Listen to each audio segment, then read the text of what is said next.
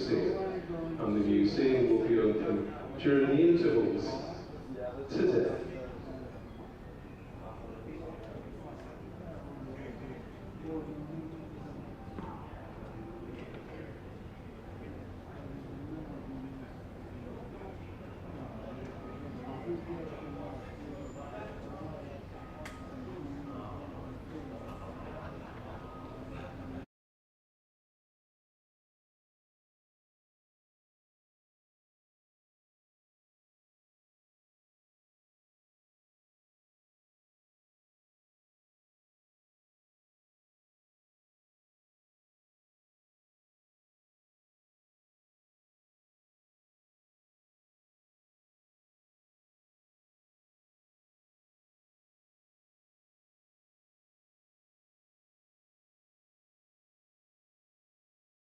Burns' first ball of the day is defended back to the bowler. Yeah, so Gus Atkinson and Ben Stokes has also been withdrawn from the Durham game. Now, I'm no detective.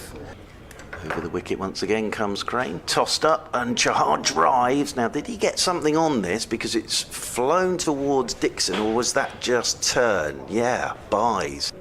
Van der Hoogten in bowls, that's on leg stump, nurdled around, it may go for 4. It does go for 4. From the Cathedral Road end, here goes Chahar, and he's picked this one up and launched it for 6 over long on. So Rahul Chahar, he enjoys his batting. Does Rahul Chahar? As Mason Crane is in. It's a quicker one, it's short, it's pulled by Chahar, and that'll be 4 more. So just dropped in by Mason Crane. And Rahul Chahar jumps onto the bat. Van der Hoogten into bowl, chopped away on the offside, and that'll run away for 4 runs once it's beaten point. And Burns moves to his half century. Goes on to 53 not out. Exactly half Surrey's. As here goes Chahar down the ground. He's got hold of this one. That's 6. Yeah. That's into the big white sheet below us. Wide with the off stump. They slammed away backward to square for 4 runs. Not a shot you'd see from. And Burns will pick this up on the full, whip it through the leg side for 4. Used his feet, picked it up on the full, and just made sure he hit the gap on this occasion. So 4 more to Burns. He moves on to. Yes, Norton. Bowls again. Short, pulled away, very Great well shot. controlled, and gets 4 runs. Or did he get? Yes, I thought it. Chahar, he's down the pitch, That's a sweeping. good shot. Great shot. That is a lovely shot. Because he's taken a couple of steps down and then swept it. He's playing well, you know. is. He's not a number. Oh, now that one. Has he got an edge? Yeah. They're going up for the court behind. He has. And Cook takes the catch. And it's a very good catch. And it's a very good bit of bowling. And he comes and bowls to him. Oh, I bowled him! Bowled is off stump. What a change of bowling, and what a huge wicket to get. 145 for 3. Dan Lawrence, as Nick was saying, 788 runs this season. Wicket comes in and bowls. This is driven for 4 runs. Lovely drive, more or less half volley, and Pope lent into it. This is in comes Hadley. Bowls. Pope gets a short ball, gets 4 more. The 2 indifferent deliveries there from Ryan Hadley. First driven for 4 and the other cut fiercely.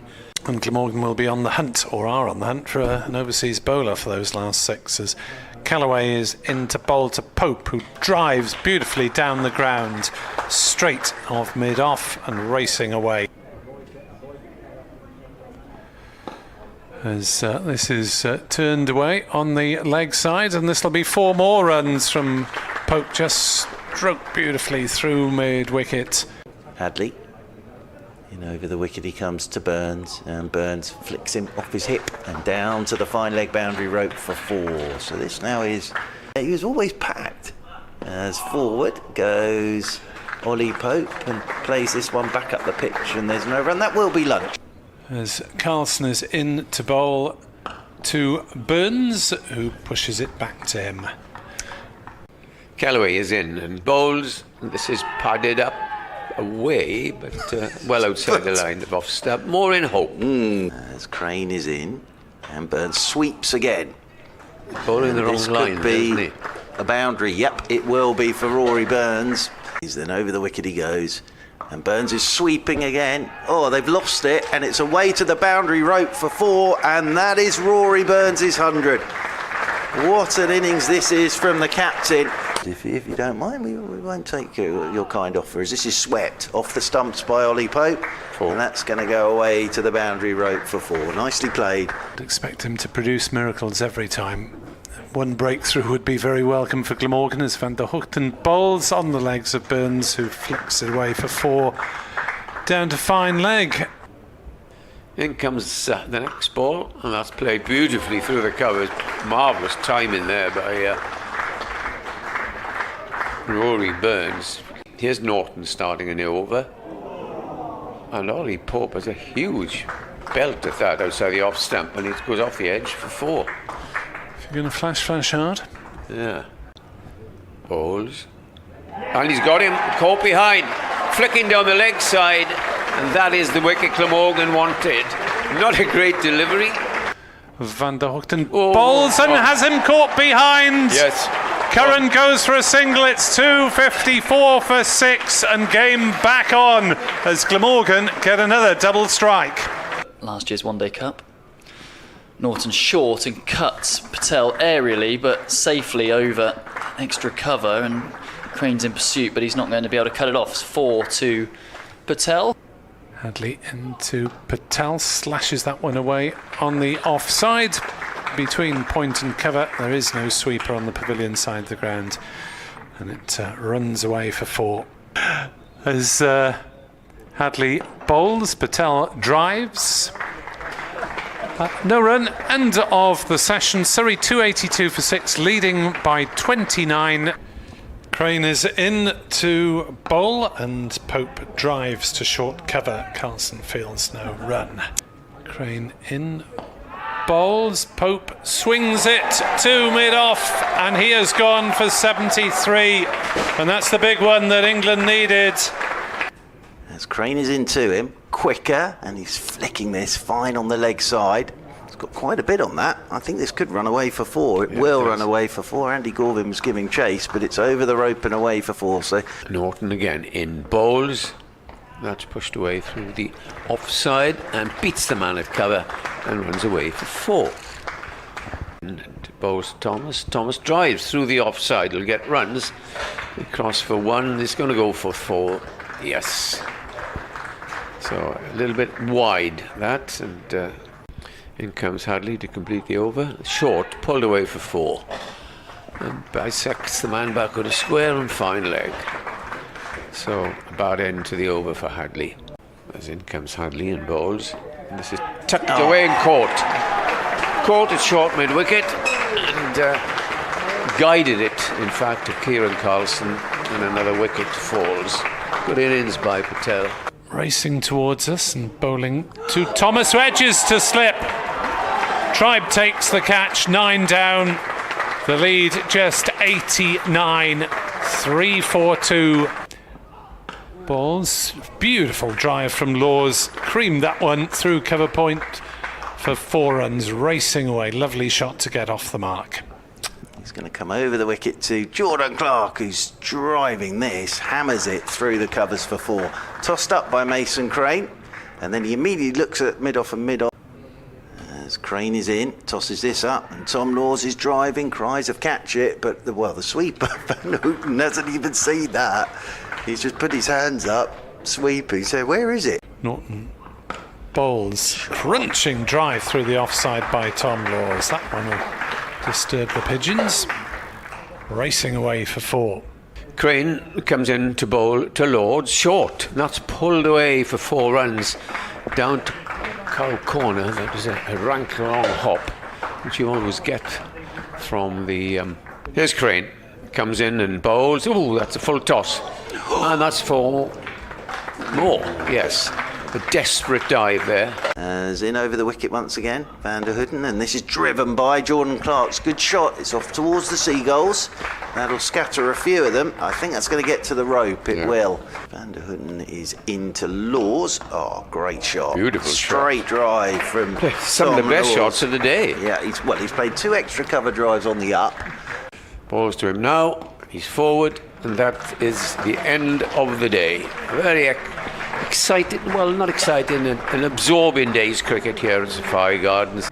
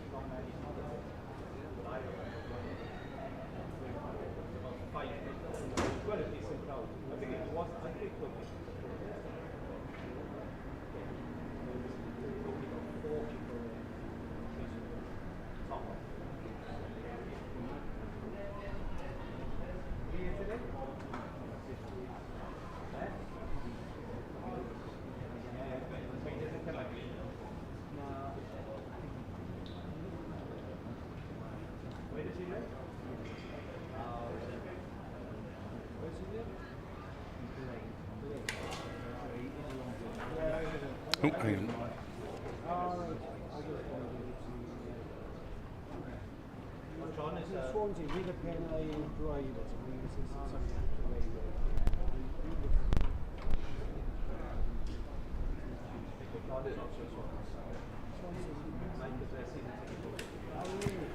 Very good morning and welcome to Sapphire Gardens for this 4th and final day of the County Championship First Division match between Glamorgan and Surrey, where a very interesting final day lies ahead of us.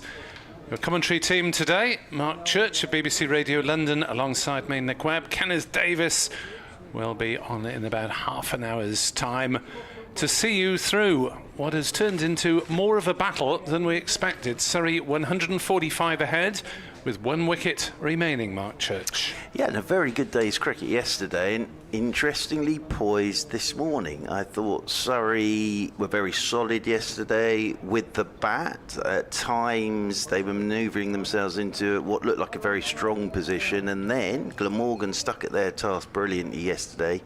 Kept picking up wickets at just the right times yesterday, Glamorgan. But then, of course, with Gus Atkinson having gone back to England, he's been released back into international cricket, Gus Atkinson.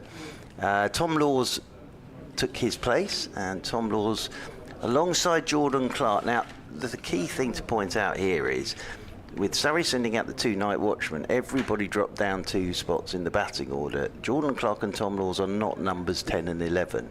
But they came in, and a very important partnership for this last wicket of 56. So it means, as you say, Mr. Webb, Surrey start this morning with a lead of 145 at 398 for 9. From a Glamorgan perspective, can we pick up this last wicket quickly this morning? From a Clark and Laws perspective, can we get through the first half hour? Then can we get through another half hour? Because if Surrey could bat for another hour this morning and add, I don't know, another 60, 70 to this, then that would make it very interesting. But still, if you were the 2 sides, you'd still rather be Glamorgan, without a shadow of a doubt. But Surrey have given themselves a chance with the way that they batted yesterday. Yeah, ask us again in an hour's time who's favourite. 398 for 9. Clark 22, Laws 31. They've already added 56 for this last wicket. And Tim van der Hoogten is preparing to lead the attack once more, as he so often does. He's bowled economically, 26 overs, 1 for 47. And when not taking wickets, he keeps things tight and puts the pressure on batters so that any other bowlers can benefit. Had a chat to Ryan Hadley last night, 3 for 69. Said he hoped cleaning up this last wicket would be his last involvement for this season. In other words, he didn't particularly want to bat. Ah, yes, but he's got previous. He has got previous, and he would quite like to be back next season if they want him. Van der Hoogten into Laws then on 31 not out, who plays that into the offside, and there's no run. Yeah, I spoke to the captain last night, Rory Burns, who made his 100, batted very well yesterday, led from the front, and he was saying that, you know, the 100's great, and to do it when it mattered is great, but it won't mean a thing if Surrey lose this game. So, but he was delighted to get back over the 100 line yesterday. Here comes Van der Hoogten, just one slip, 5 saving the single, and that's driven into the offside and fielded by Dixon at cover. The other thing to mention here is this ball now is 50 overs old. It's a bit defensive, this field. Well, I think that's because of the ball and the fact that it's gone soft and it's still a good pitch to bat on. What they do not want, Glamorgan, is Surrey getting off to a flyer with these two this morning, because every run's going to be very, very valuable.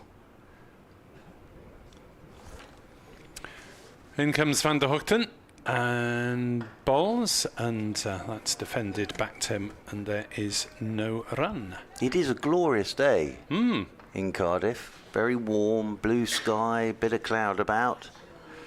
And hardly anyone in the grounds. There's a few spectators in. I suppose they might come down a bit later. Maybe it's a bit too warm to watch cricket. I don't know. It's better than it being cold. Yes, they have had this issue pointed out to them in previous seasons. Van der Hoogten bowls and Laws plays it back to him. Yes, the members always say they want cricket in midsummer. Yeah, and then it gets hot. The temperature gets up for a couple of weekends here and there, and people say it's too hot and don't turn up. Well, I'd rather it was like this and cold and drizzly. Absolutely. We had one match in April where it was so cold and windy. I'm amazed anyone sat out for more than an hour. Van der Hoogten bowls. Laws drives into the offside. Will pick up, I think, 4 runs. It's being chased around the boundary, but Callum Nichols, the subfielder, won't get there. It's run away for 4, and Surrey have their 400 up. 402 for 9, and the lead is 149. So Glamorgan will need to score at least 150 to win this match, and I think that is in itself something of a psychological landmark. Yeah, and it's a lovely shot from Tom Laws. He played a couple of those last night when he first went out there. It's on the up through the covers. Beautiful cricket shot.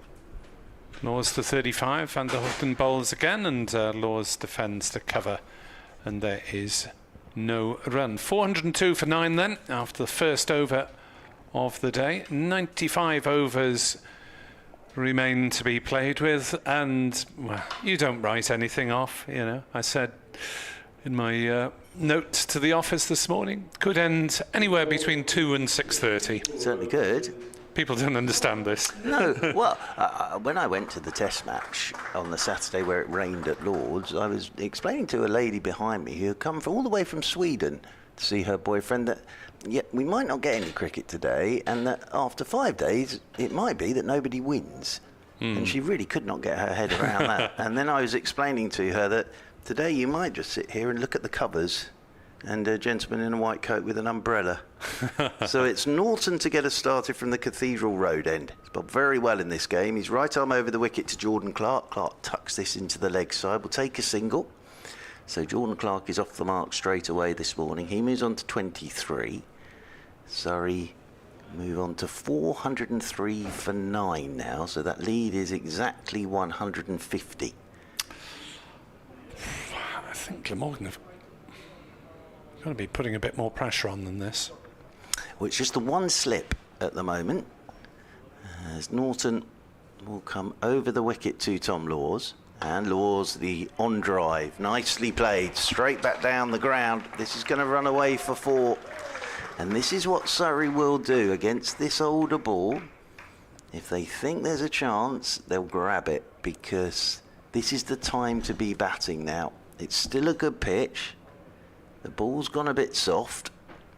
407 for 9. The lead moves on to 154. So the field at the moment is the third man, backward point cover, mid off, mid on, sweeper on the cover rope, short mid wicket, deep backward square and a long leg. As this is turned by Laws into the leg side, they'll pick up a couple. Tom Laws comes back for 2. So 2 more to Laws, 2 more to the total.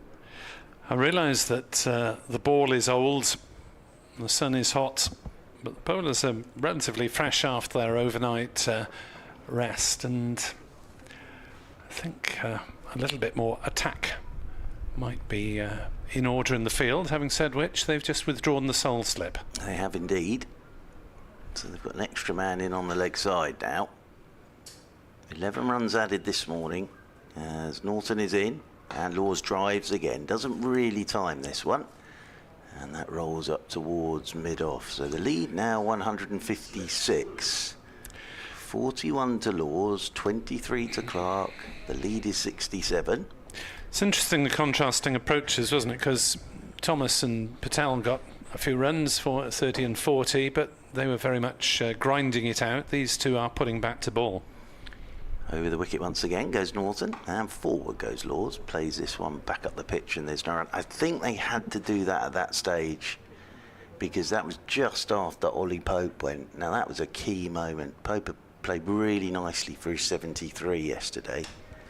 But then Mason Crane, good bit of bowling, just tossed one up above his eye line. He went for the big drive, mistimed it completely, and was caught up at mid-off. And that was a big moment as Norton is into Laws, and Laws turns this one into the leg side. Try ball pick up. End of the over. 2 gone this morning here on Sports Extra, the BBC Sport website and app. And of course, if you've got one, your smart speaker.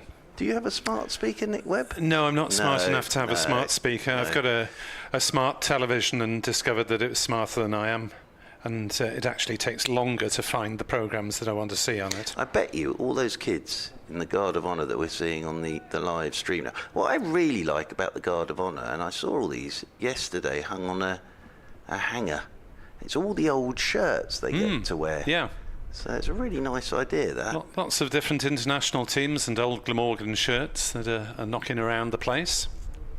I think I found a Surrey AXA Equity and Law shirt from about the year, I would say 2001. Yeah, well, the lad wearing one in the crowd. It's Yeah, I saw him. horrendous. Van der Hoogten into bowl, pushed on the offside by Clark, no run. The great thing about the shirts in those days was they didn't actually fit the players either. These days they all want to show off their muscles, so they're all fitted into these tight shirts. But back then they were enormous A lot more things. baggy, yeah. It's the same in rugby shirts. You see shirts from the 90s, and the players' shirts are probably cotton as well, and as you say, baggy. In comes Van der Hoogten, bowls, and that is poked up to mid-on. No run for Clark. Steve West, a topical joke. If we can't bowl out the tail-enders, perhaps they will resign. Wow. Yes. Who's the Prime Minister this morning? No idea. Yes, is it? Well, he's still Prime Minister, technically. Well, I think Trent Bridge will be interesting on Thursday. I think the press conferences this week will be very interesting. Van der Hoogten is in to bowl, and forward presses Clark. He's bowled very well in this second innings. Van der Hoogten, he's just given control to his captain from one end. He's just banged away at a good line and a good length. He cut his pace and had Cook up to the stumps yesterday as well. So he's really put a shift in here in this second innings. So often does. 35 years old. He's played in all the Championship and most of the T20. As Van der Hoogten bowls, that's driven away into the offside nicely. Clark will pick up a single out to Nichols, sweeping on the cover boundary. No reappearance of Colin Ingram, so as I understand the regulations, he'll have to bat 7. Yeah, I always get muddled up with the But old there are various sorts of injuries. internal and external injuries. 4:10 for 9. The lead is 157 for Surrey. As Van der Hoogten in bowls, and forward comes Laws, defending out on the offside. There's not much shade available in the ground at the moment. Even those in the Castell Howell stand in front of us are largely being baked for the time being. The sun will come over the media centre and provide a bit of shade in due course. Van der Hoogten, last ball of his over to Tom Laws, who pulls that one towards mid-wicket, slightly aerially, but it wasn't a catching chance. 4:10 for 9, lead 157. Yeah, it came off the toe end of his bat.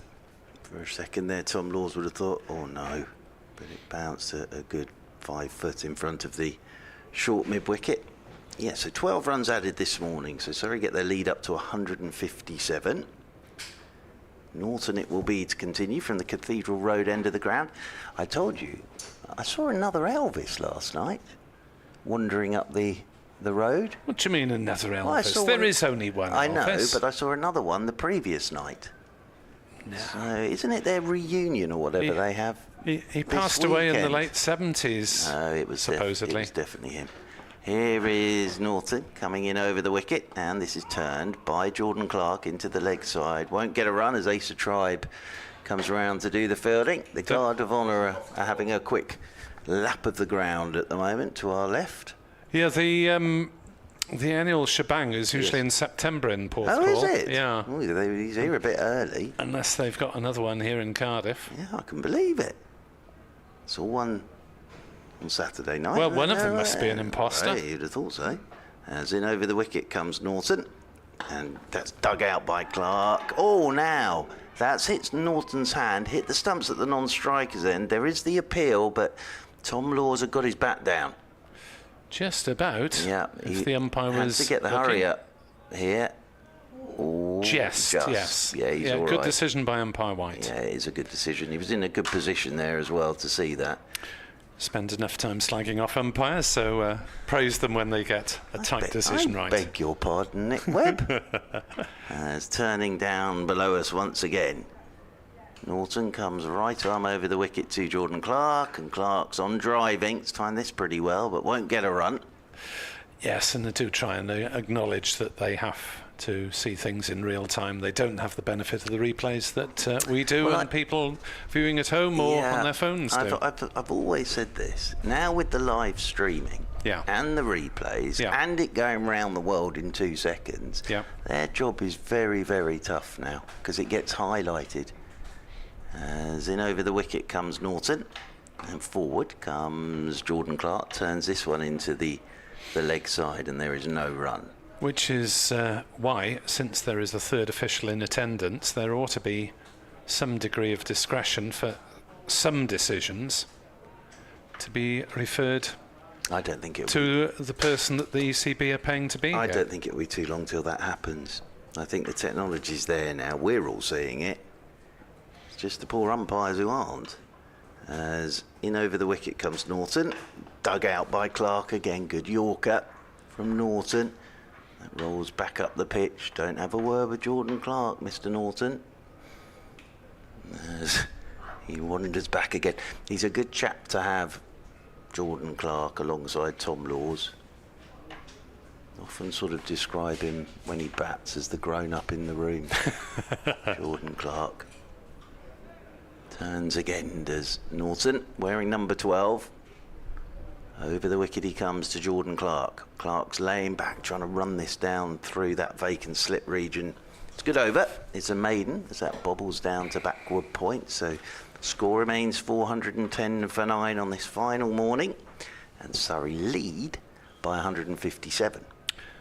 Number 12 previously sported in Glamorgan ranks by Aneurin Donald, now with Derbyshire. Indeed. And their T20 captain. He's been going all right this season. in the old T20.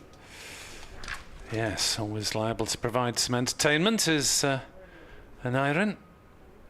Now, what's this about? Umpire Rob White's gone across to have a chat with Jordan Clark about something.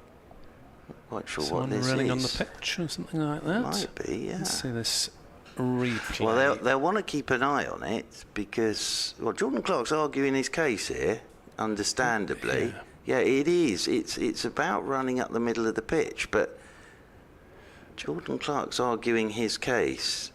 Yes, because Van der Hoogten in his follow-through had come back to just off the pitch, so he had to dodge him one way or t'other.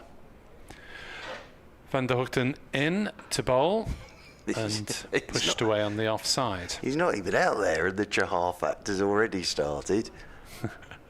He's still, the umpire Gandhi's still going on about it. I think Jordan Clark's probably a bit bored of this conversation now. So, yeah, we'll see it again, but well, that's not even the clip, I don't think. No, I think that was it is the one that well, he's umpire not running Gandhi's down the middle of the pitch. No. He's had to go to the side to avoid the bowler. Yes, quite. Van der Hoogten in bowls, worked away on the leg side, but Laws won't pick up any runs there as it's stopped by Root at mid-wicket. I'm not surprised that Jordan Clark's arguing his case there. Yeah. But this is the case of point we were just talking about. We've all seen the replay.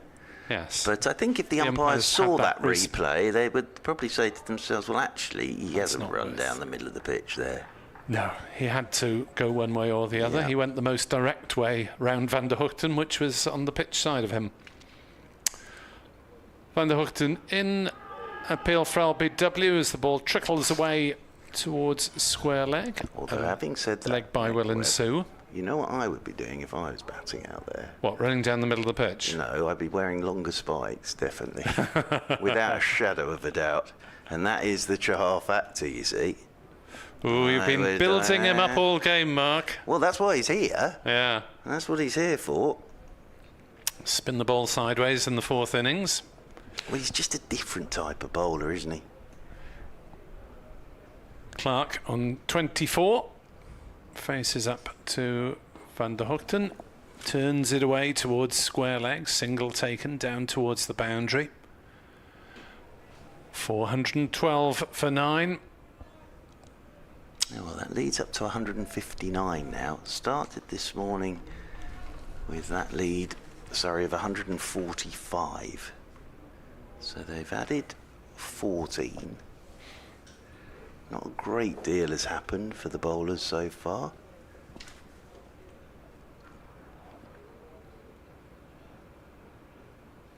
Van der Hoogten in to bowl. It's blocked on the offside. No run for Laws, who's moved on to 42 off 55 deliveries. The more aggressive of the pair is the temporary number 11.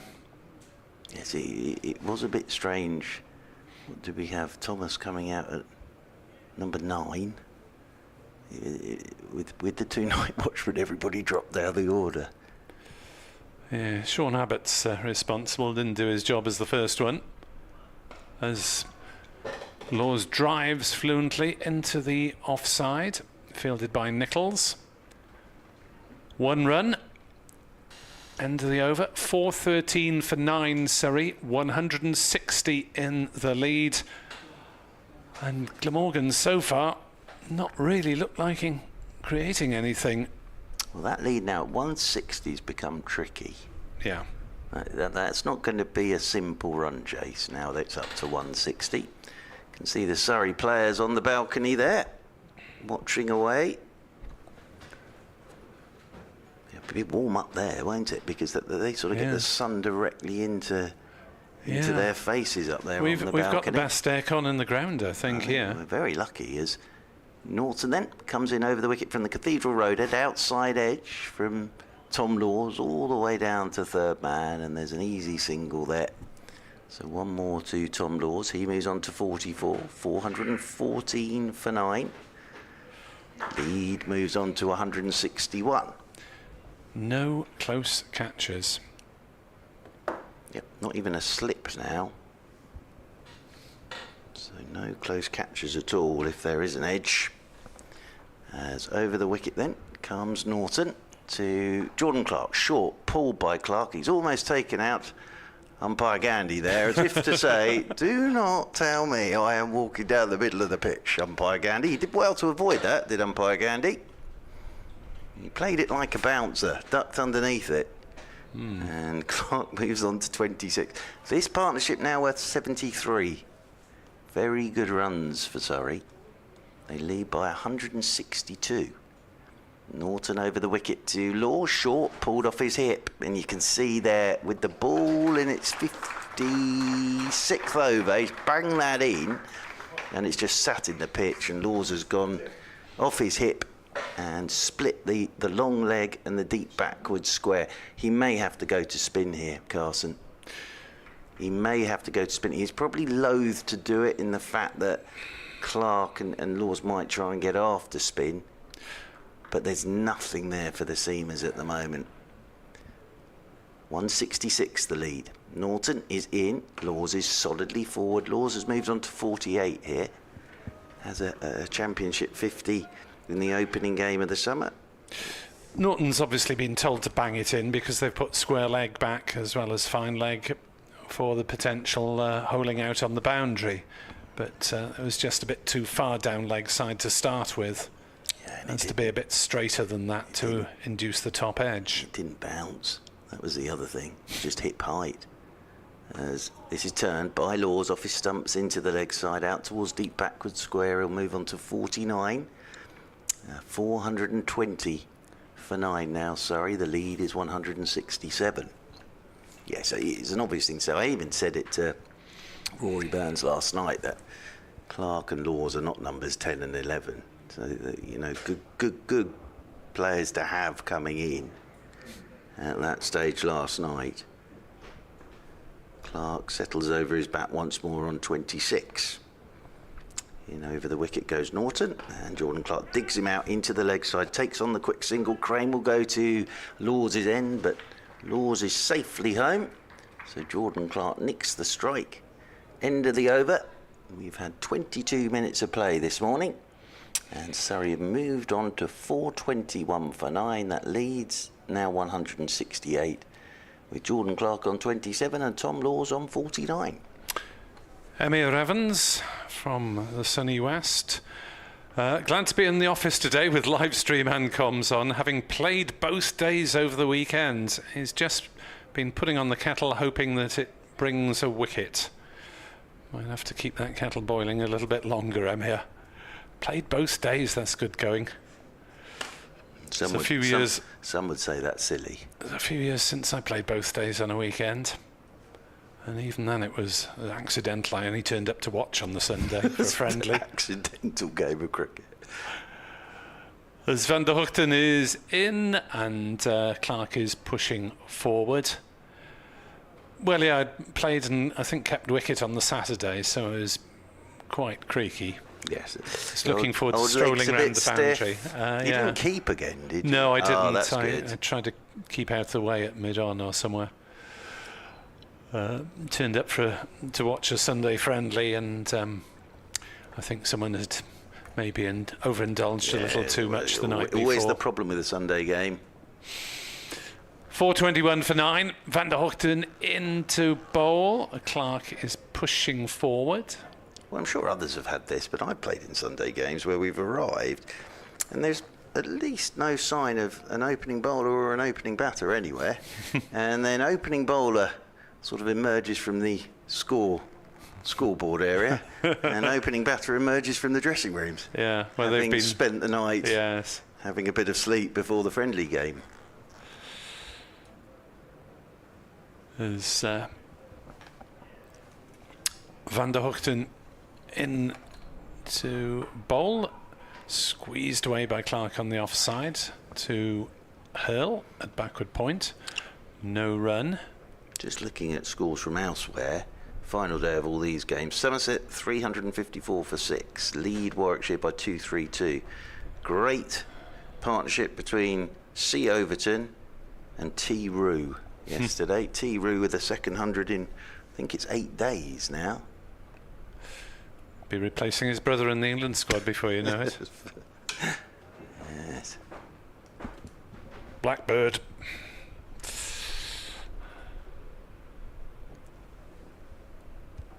Van der Hoogten on his way. And Clark defends back to the bowler. Durham and Northamptonshire in Division 2. Northamptonshire are 230 for 8, so they lead Durham by 275. Kent 246 for 9 in their second innings against Middlesex, lead by 219. Gloucestershire 72 for 1, trailing Worcestershire by 27 runs. Of course, there were some results yesterday. Van der Hoogten into Clark, who drives to mid-off. They decide against a quick single. 421 for 9. It was the first result of the day, came at the Keir Oval, as New Zealand beat England in the second Test match. Nottinghamshire beat Essex by an innings and 52 runs. Leicestershire beat Yorkshire by an innings and 39 runs. And Hampshire beat Sussex by 118 runs. Derbyshire beat Lancashire by 9 wickets. At Chesterfield, Van der Hoogten, one slip as he bowls to Clark, who defends to mid-off. No run. 421 for 9 at the end of the over. The lead is 168. Victory for Surrey women in the County Cup against Worcestershire by 74 runs. Defeat for Glamorgan as expected, really, against the professional side Hampshire Hawks by 97 runs there. Yeah, their tricky, heaviest ever runs defeat. Very tricky. 3 people in the crowd there enjoying the sun that we can see on the live stream. Yes, I believe lady on the right might be following Tom Norton with Lovely. particular interest. Excellent. Wasn't here for the hat-trick. As Norton is in and driving straight down the ground is Tom Laws to bring up his 50. It's been a super innings this from Tom Laws, and there was a little punch of the air. He's delighted with that. His second championship 50 of the summer, coming at a crucial time for Surrey. And he is 53 not out from 61 deliveries, and it means that Surrey's lead goes up to 172. 10 fours. Yeah, and in the 3 he's worked so hard on his batting over the winter months, Tom Laws, and you can see how much it's come on. He's always been able to bat, but he's looking rock solid at the moment. Plays this one back up the pitch and there's no run, because in the opening game of the season he made his career best 83 against Warwickshire when it was doing all sorts when he went out to bat. And then second game of the season 36 against Essex, and he's now 53 not out here in Cardiff. And he's a like-for-like sub for Gus Atkinson. Well, Disgraceful. Well, Gus Atkinson does have a Test match 100. As in over the wicket comes Norton, punched by Laws, back up the ground, and there's no run. I think that he is a like-for-like in the fact that he can bat a bit and he bowls a bit. Only winding you up, Mark. Oh no! Well, I was going to add to that. I'm pleased it's actually, for once, it is a like for like, because this season with the old injury ones, well, it's been frankly ridiculous at times. Then we found out that some players weren't allowed to play because they were too experienced. As over the wicket once again comes Norton, short, pulled by Laws for 4, banged in again by Norton. But the problem he's got now is this ball's soft. And it's just sitting up for Laws here. Very good batting from Laws and Clark. They've grabbed it by the scruff of the neck this morning, and the partnership's now worth 87, and that Surrey lead has moved on to 176. If Carlson were listening, I'd suggest double off spin with himself and Kellaway to make the batters do the work. Get down there, Nick Webb. Get down there. Get a message on. Get a message on. I think Richard Dawson's a bit closer and a bit more experienced than me. Norton is in over the wicket, and that's a full toss. This will be driven away by Laws down towards third man. They'll come back for 2 more. Laws moves on to 59, 431 for 9. We can't make bowling changes, but we can make commentary changes. I'm off. Or was it you? Do you want to be off? No, I'll be back in half an hour. Okay, my friend. So Mr. Webb's going to have a break. As Norton turns down below us once again. Over the wicket he comes to Laws, and Laws on drives again. Good looking shot, but hits the fielder stood up at mid-on. So Surrey are through the first half hour this morning. And what's been impressive by Clark and Tom Laws is they defended the good balls, but if they've had an opportunity to score, they've taken it with both hands, and they've actually added 33 this morning. So they're ticking along at the moment. Kenneth, good morning, sir. Good morning. Welcome back. Thank you. Welcome back. Did you enjoy Mr. Bevan's company yesterday? I did. It was an absolute joy. It always is, isn't it? And it's always an experience. Oh no, I love Edward, and he was in cracking form yesterday. We were reminiscing about many games we've both been at over the years. It was lovely to see him. This is Tim van der Hoogten with Glamorgan, desperately needing some inspiration from somewhere, but the wicket seems docile. There is a slip in for Tim van der Hoogten. There's been a lack of close catches, and as Nick was suggesting, Kieran Carlson may think about turning to spin quite quickly. Van der Hoogten coming in, the lead 178. That's driven into the offside by Clark, who moves to 28. Yeah, I was saying yesterday, Clark and Laws are not numbers 10 and 11. No. So well, Clark was 20 not out. Yeah, you've got two two good players here doing this at the moment, and I think what we're seeing again is when that ball goes soft, this is a good pitch to bat on. Yes, there's not much to aid the bowlers here. Mid-off, mid-on. It is a conventional field. Man sweeping on the offside, deep backward square. Van der Hoogten coming in. That's stabbed and mid-wicket comes round. There's no run. 432 for 9. He's just tried the slower ball again there, Van der Hoogten, but I think Carlson has to turn to spin now. Yeah, he's got to make these two do the work on the ball rather than using the quicker men to do the work for them. This scenario reminds me of a bit of the Somerset game where the tail enders probably got 50 more than Glamorgan would have desired. In the end, it was irrelevant as Van der Hoogten comes in. That just jagged back, and it was aerial for a while, just dribbles into the offside. Irrelevant because of Mr. Hadley's heroics. Well, if we get anything like that again today, God dear. Yeah. But this lead now is getting to that stage where it was awkward anyway, but just frustrating from a Glamorgan perspective. As Van der Hoogten comes in from the taff end of the ground, that's played, but there's no run. It's fielded at mid-on. Yeah, I think what Glamorgan will have to contend with is the new ball, obviously. And we've seen wickets go to the new ball in this game. And then it's the Chahar factor. And even though the pitch isn't doing a huge amount, he's such a different type of leg spinner. We saw him, he's got lots of different varieties. He'll bowl quicker balls. So it'll be fascinating. And Surrey want to stay out there, because the other thing is this pitch is getting baked again, as it did all day yesterday. It is very warm out there as Van der Hoogten comes in, bowls, and that's off this edge, inside edge, into the onside end of the over. 433 for 9. The lead is now 180. Yep, very, very warm. I was in the Tavoil Festival. Lovely. How was it? Very good, but there were some very red faces around yesterday. I bet there were. But thousands descended on the castle. Very successful event.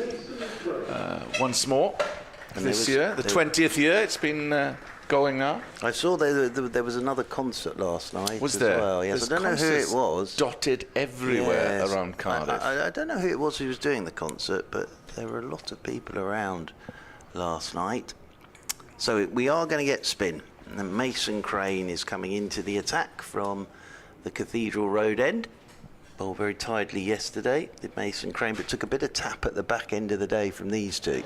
But picked up that big wicket of Ollie Pope yesterday for 73. It was a terrific day yesterday because Surrey battled away to bat all day, but Glamorgan stuck in there with the ball as well. So Mason Crane is in to Tom Laws, who's solidly forward, playing this one back up the pitch. And there is no run. And just as you felt Surrey might just be getting on top yesterday, they'd pick up a wicket and Surrey would have to build again.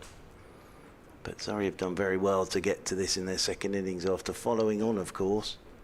And they lead now by 180 as Crane tosses this one up, and it's driven by Laws into the offside. Carson tumbles across to his right to do the fielding, and there is no run. Yeah, good stop by Carlson. Trying to G the troops here. As Crane is in once again. Forward. Oh, goes Laws. Plays round that front pad. There's half a shout from Crane and Cook. Umpire White keeps the hands down in front of it. Thank you to John Surtees. That might be why I saw Elvis last night. There was wrestling on in Cardiff last night as well. Wow. I wish I'd known about that. I quite Where like a bit of the was old that then? wrestling. Might have been at the festival. You never know, dependent on how the Wrestling day had of a gone for different everybody. kind. Everybody had a good day. As in over the wicket once again. Crane, that's short. Oh, and well, Laws has looked to whip it leg side, got a leading edge, and that wasn't too far away from going back to Mason Crane. Tom Laws has just gone for a little walk towards square leg and just used his bat to tap himself on the pad, as if to say, don't try anything too clever. Crane is in again. Forward goes Laws, pushes this one down towards backward point, and there's no run. See, that might be why I saw Elvis for the second night in succession. Yeah. May have been at the wrestling. Might have even been wrestling, I don't know. Laws settles himself down once again. Final ball of the Crane over. Tosses this one up. Laws is driving. That goes off a thick edge down to backward point. So straight away with Crane into the attack, it looks a little tougher. Yeah, and trying to draw a false shot off Laws.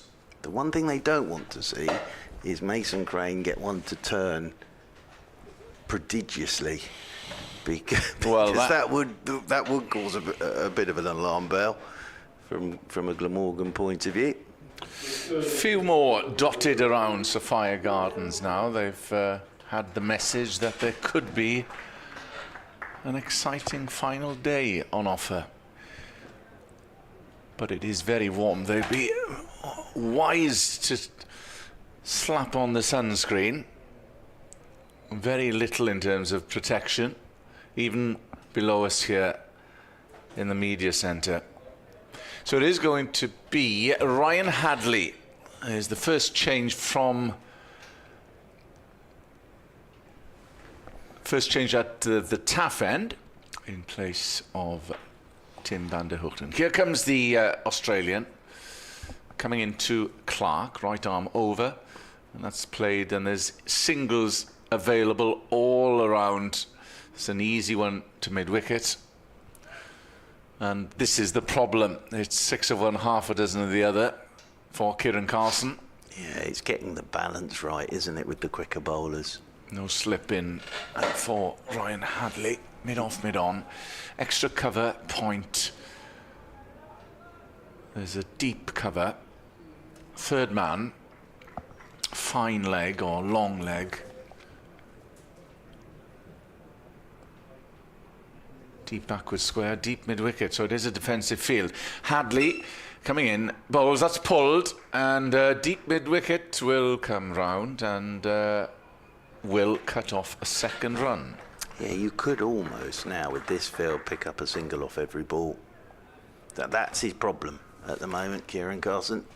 He needs to protect his boundaries, but also they're just picking up singles now as well. And there doesn't feel to be any pressure on these two at the moment. Henry Hurl goes over to mid-wicket now. And there is... point is back on the offside boundary. Hadley bowls. Oh, that's just got too quick on Clark, who tried to pull and ended up on the offside. They take a single anyway. Yeah, got a little bit of bat on that. To pad. Jordan Clark.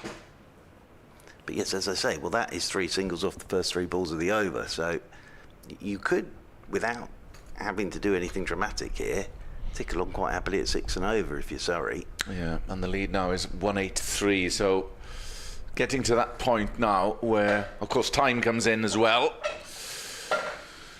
Yeah, the one thing I don't think we'll have today is a draw. No. Unless these two batted till lunch or something, I suppose.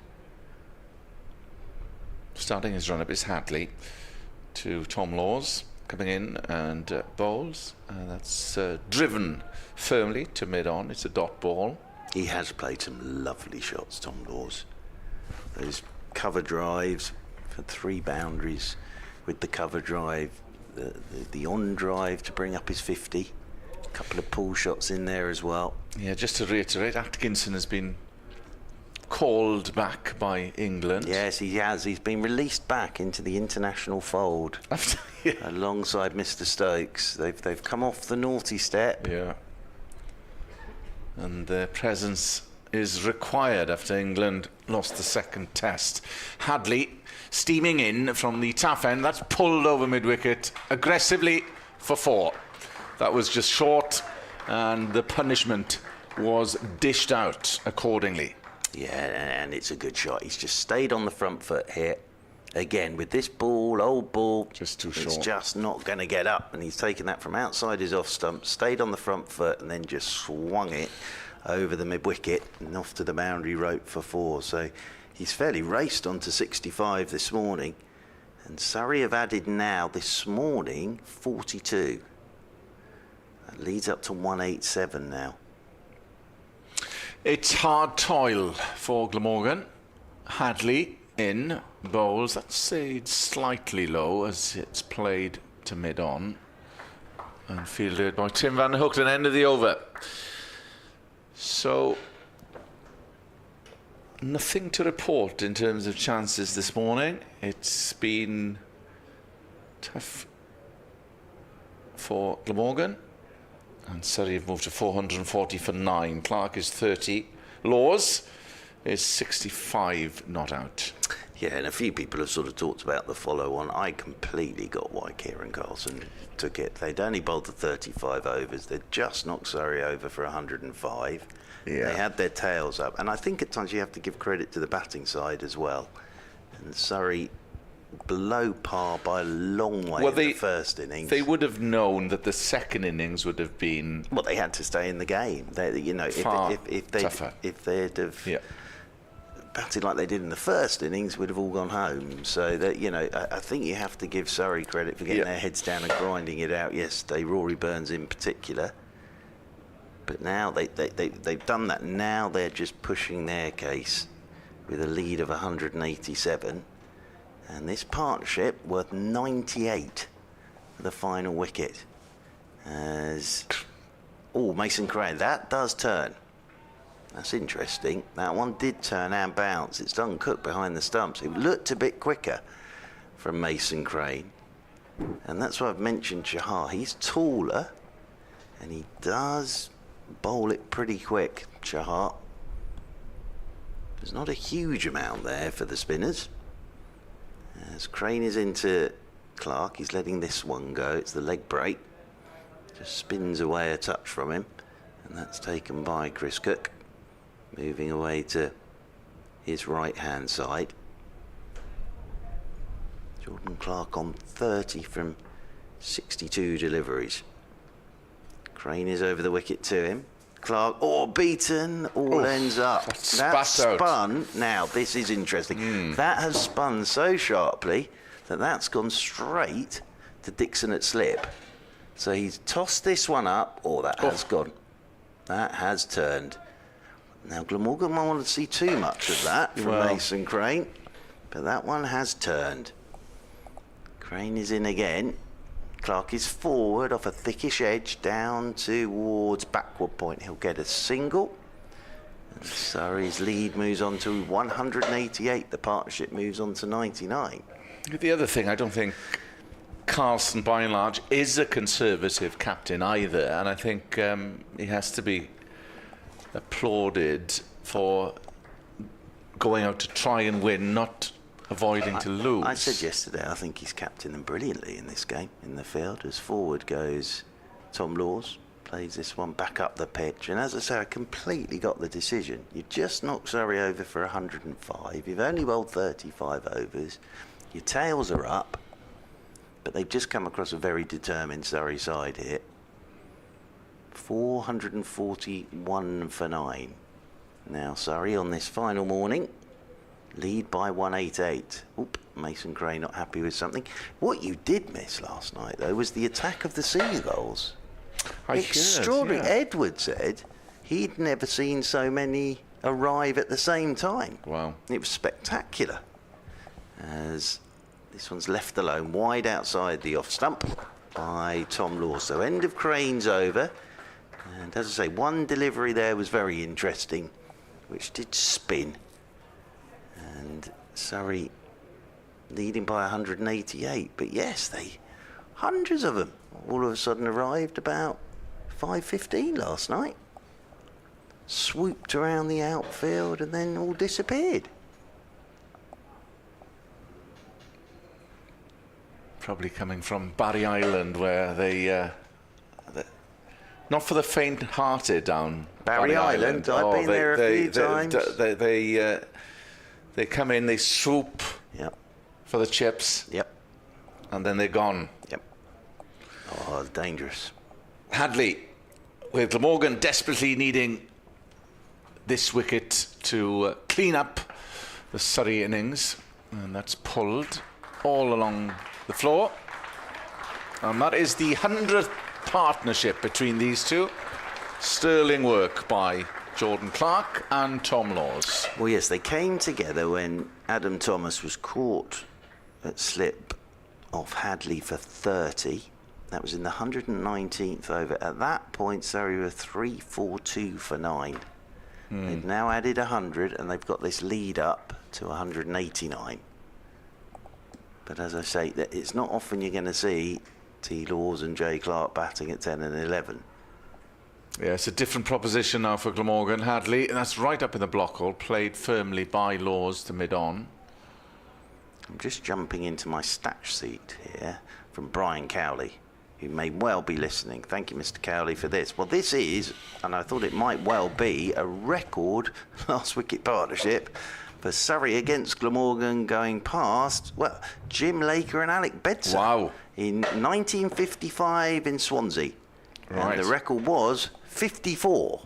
So they've smashed. They have. So we have had a record. We almost had a Glamorgan record. Did, yes. In their first innings. Hadley coming in. That's played into the offside. Just a single. What I always like about that is we all get very excited about it. And but if you mention that to either Laws or Clark, they'd have no idea what you were talking about. They would have absolutely no idea. Well, I remember saying to Adam Thomas, congratulations, you're the youngest ever centurion in Championship cricket for Surrey on your debut. Am I? Didn't bat an eyelid. Yeah, no. It's quite an obscure one, that though, isn't it? 1955, but two good names, Bedser and Laker, Very to good go names. past. Yeah, they're now out the history. Legends. They're now out the history books for Laws and Clark. Hadley charging in from the taff end to Clark, pulled, and it's gone fine, and it's a boundary. I think it was that toe end of the bat, possibly. It wasn't where he was aiming, which is more mid-wicket, but pulled round. Yeah, I think it was top edgy, wasn't it? Yeah. It went very fine. Glamorgan have got to be a bit careful here. Well, we're approaching the 200 lead. Of course, there's no Gus Atkinson to contend with. He'll be resting. Be resting at the moment, resting. Of course. Hadley, right arm over. And that's pulled again, but it's going to be caught by Chris Cook, and that is the end of the Surrey innings. So they've been valuable runs. They could potentially be winning runs. They've frustrated Glamorgan, have Clark and Laws, but Hadley has taken his 4th wicket, and it's been caught Chris Cook. So the end of the Surrey second innings, all out 447. Yeah, and it sets it up very nicely. They've done a great job there of Laws and Clark. They batted 50 minutes this morning. They've got that lead up to 194. So that means that I think it'll be 195 off 81 overs. So it'll be either 80 or 81 overs in the day. So it sets it up very nicely. But now sort of attention turns to Surrey with the new ball. And if Glamorgan need to get off to a solid start, if a couple of wickets went early, that would send a bit of a wobble. So the Glamorgan top order just have to sort of knuckle down against the new ball, because as we've seen throughout this game, the new ball's been the time that damage has been done. If they can get through that, then we've seen it gets much easier as the innings progresses. But yeah, 195 I would say is a nasty target on the last day, because Surrey started this morning with the lead of 145. So they've done a good job there, have Laws and Jordan Clark, but I would say 195 is a nasty old target to be looking to knock down to win the game. Perfectly doable on this surface, but yes, I think this will be fascinating now. I really do. Chahar will come into it at some point as well, but we're all set for a very enjoyable afternoon, I think. We are indeed. So the credit goes to Clark and Laws, a partnership of 105. Clark still was 36, Laws 66. So the situation at Sophia Gardens is an interesting one. On the final day, Surrey 447 all out in the second innings, which means that Glamorgan need 195 to win. We will take a short break before Glamorgan start their chase. Tom Laws was unbeaten on 66 down with 23 extras comprising 13 byes, 4 net byes, 2 wides and 4 no balls. Here are the Glamorgan bowling figures. Tim van der Gooten, 31 overs, 10 maidens, 1 for 57.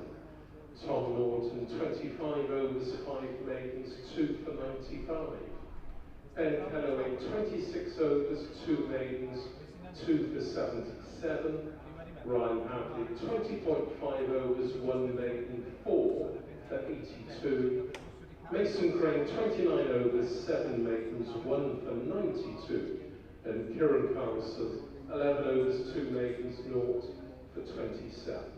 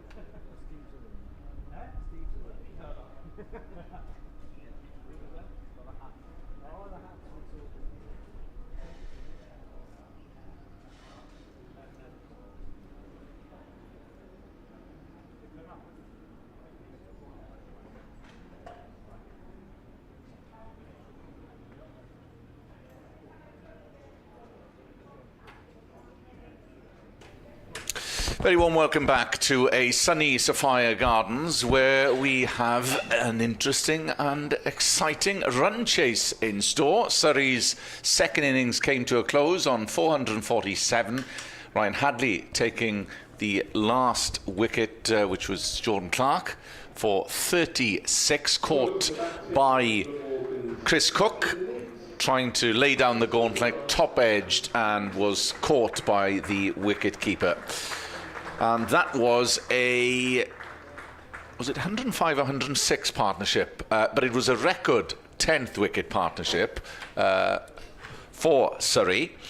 105. And they added 49 to their overnight tally. 49 frustrating runs from a Glamorgan perspective, because it just puts a bit of pressure. That target of 195 to win is not going to be a full-gone conclusion, Mark Church, by any sense of the imagination. It set it up beautifully.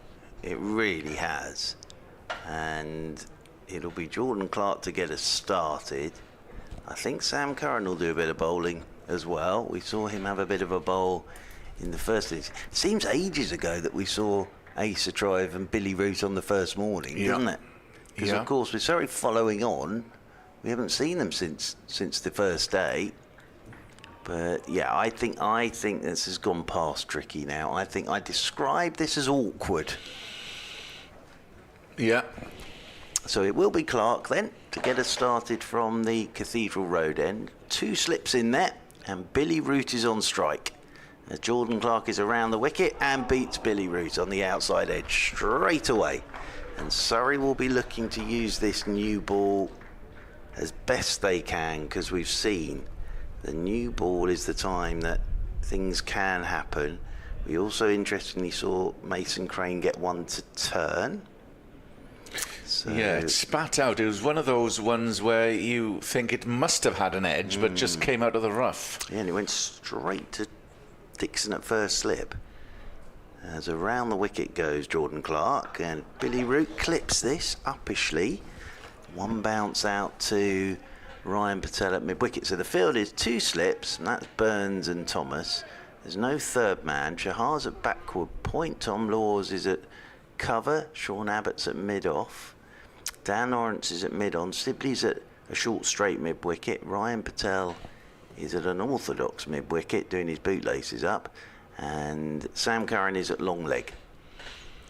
As Jordan Clark is in to Root, and Root is solidly forward and plays this one back up the pitch. Jordan Clark does the fielding off his own bowling. It'll be very interesting to see who takes the new ball at the River Taff end. I just wonder whether they might sling it to Sam Curran and just see if they can get 5 overs of Sam Curran with a new ball. Yeah, well, he was very economical in the first innings, and that was He hasn't bowled for a while, of course. Well, the other thing, of course, is from left arm over. So across his stumps goes Root, hits the thigh guard. It'll be the first runs away. It's a horrible mix-up. They're at the same end. Has gone on? Oh, and they have ended up at the same end, looking at each other. And the throw comes in from Ollie Pope. And it was Jordan Clark who sprinted up and has whipped off the bails, and Billy Root is run out. Unbelievable. And they are 0 for 1 Glamorgan. Well, I can scarcely believe what I've seen. That is a horrible, horrible way to start. Ollie Pope got the shock of his life there, because he slung the ball back. And Jordan Clark spotted what was happening, but Tribe started and then stopped. And that's horrible. I think there was a run there. Oh, definitely, because the first throw went past the stumps because Ollie Pope was trying to hit the stumps. The backing up was done by Laws. By that time, Jordan Clark was up to the stumps. The throw came in, and he whips off the bails, and poor old Billy Root Well, and Tribe sort of false started, was going to go, then thought otherwise, and it was absolute pandemonium. Well, it was, because look at Ollie Pope. Ollie Pope's fallen over, having missed the stumps. Then he's put his head in his hands. Then he's looked up and seen, actually, they're still stood at the same end. Jordan Clark's taken the throw from Tom Laws, who was backing up. And then Jordan Clark removes the bails, and, well, Tribe and Root. Well. Right old mix up there. So, all of a sudden, Surrey have a wicket in the first over. That's an absolute gimme for Surrey. And, well, you speak about finding new ways to get out. That was certainly one of them. And it's the worst possible start. Comedy of errors. And Glamorgan are not for one. Well, there you go, eh? That really was a horrendous bit of running. And you don't often see two batters stood looking at each other at the same end.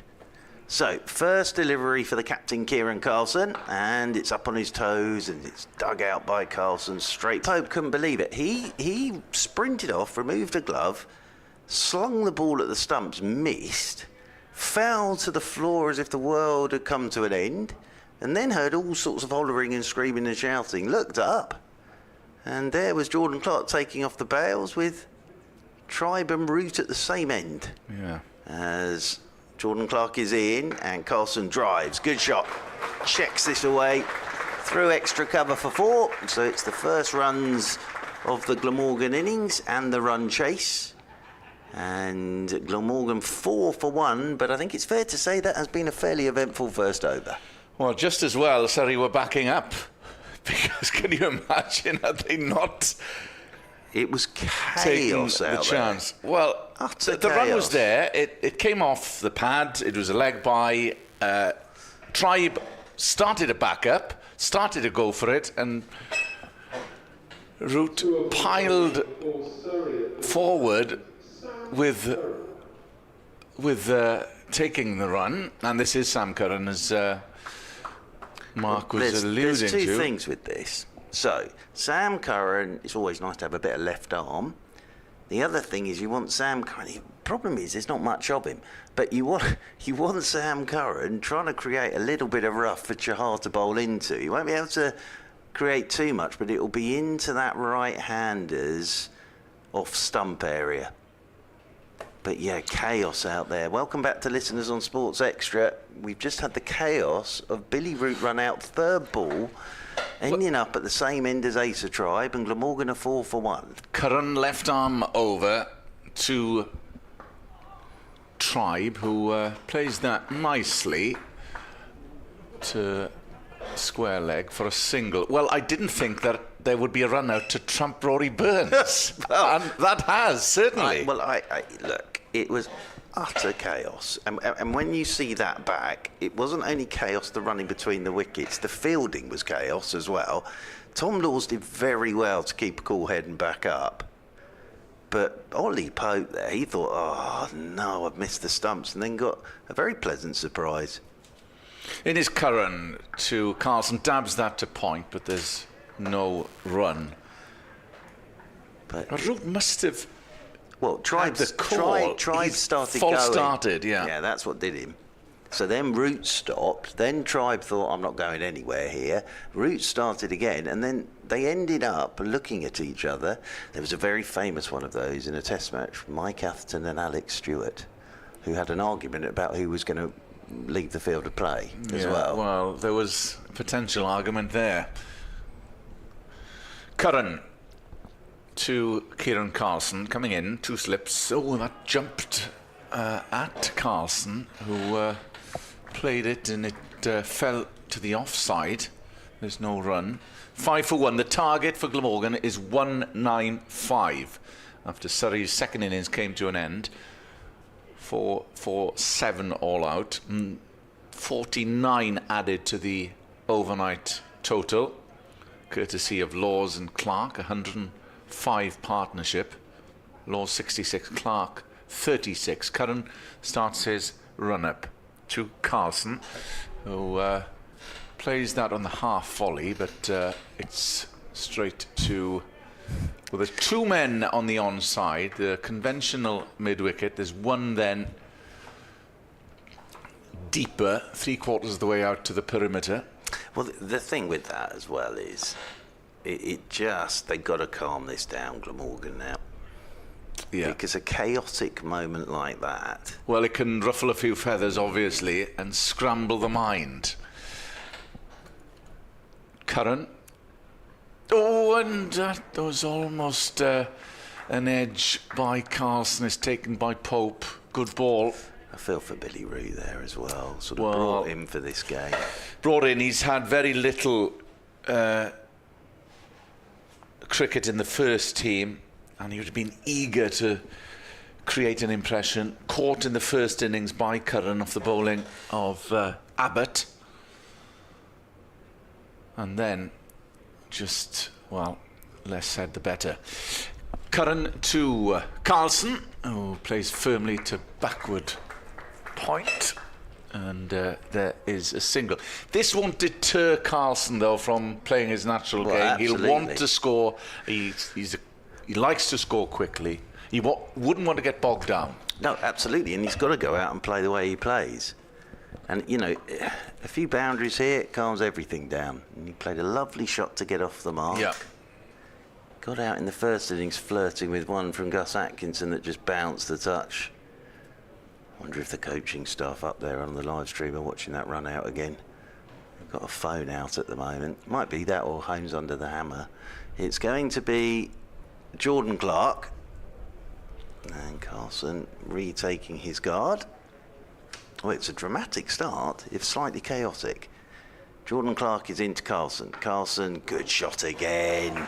Just punch drives this through the covers for 4. It's a lovely bit of batting from Kieran Carlson. Everything right about that shot. And captain's come out. He's looking like he's going to take this by the scruff of the neck. Just had that poise and the follow through. Lovely shot. Held as a golfer, admiring a drive. Yeah, beautiful shot that from Kieran Carlson's played a couple of those now. Jordan Clark is over the wicket to him. Oh, now Carlson's gone after a wider delivery down on one knee here. That goes past the outside edge. It's taken by Ollie Pope, moving away to his right-hand side. That was quite a Caribbean shot from Kieran Carlson, down on one knee a la Gordon Greenwich. Yes, and fine if you're playing T20, not so if you're in this scenario. Yeah. Well, they're going to stick a sweeper out on that cover point boundary road. That may be as much a catching position as anything with that shot that Carlson's just played. Because if he gets underneath that, that could fly all the way out to that sweeper. Here is Jordan Clark once more to the right-handed Carlson. And Carlson, nicely played, just opens the face, dabs it down to backward point. Tom Laws gets round to do the fielding. And they come through for a single, they do. which was on for Root and Tribe. Yeah, but it's been a pretty frenetic start, this. I think they've just got to psychologically tell themselves it's still a good pitch. Yeah. There are runs there. Absolutely. If they Pick can the get bad through ball. the new ball, that's Yeah. the key thing. The first 20 to 25 overs here is going to be critical to this game. And I'm pretty sure as well, in the back of Rory Burns' mind, he'll want to give Chahar the ball when it's still hard. See if he can get some bounce. I like the Sam Curran move. Going left arm over, and the problem with him though is he's so light on his feet. You need sort of Keith Barker here. You need to be signing Keith Barker on loan to sort of rough it all up outside the right-hander's off stump. Settling himself down over his bat then is Asa Tribe. Oh no, Asa Tribe's not ready. He's walked away just as Jordan Clark was letting the ball go. So Asa Tribe wanders off towards square leg. It's all happening Jordan here. Clark wouldn't have been happy with that. Not Like he at wasn't all. happy with the umpire this morning. No. Well, it's all happening out there. There's a bit of tension. And Well, that was right at the last it moment really as well. was, yeah. It really was. Yeah. You don't want to fire Jordan Clark up too much. The old nightclub bouncer out there at the moment, Jay Clark. Someone must have moved really late by the side screen. 11 for 1. As Clark is into Tribe. Tribe is forward. They'll be working on that front pad of Ace of Tribe again. Trying to blow his front pad off because he does like to go through that mid-wicket area. He does. He's coming down to do a bit of gardening. So 11 for 1 Glamorgan on this final day, needing a further 173 runs. 83. 83. As in over the wicket once more goes Clark, and up on his toes goes Ace of Tribe, pushes this one down to backward point. Tom Laws comes round to his left to do the fielding. And there's no run. I will vacate at the end of this over. Mr. Nick Webb is back.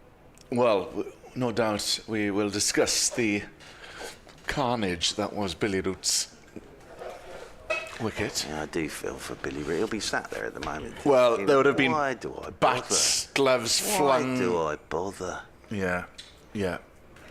When your luck's out. Yeah, it really is. As Jordan Clark is into Tribe, and Tribe forward, that just hopped at him a touch. He plays it down to backward point. End of the over from Jordan Clark, 5 off it, and Glamorgan 11 for 1, needing another 183 for victory. Thanks, Mark. Mark will be back in about half an hour's time. As Nick Webb rejoins, having missed that chaotic run out. Did you witness it, Nick? I did witness it from the Scarcely believable. popular bank underneath us. Yes.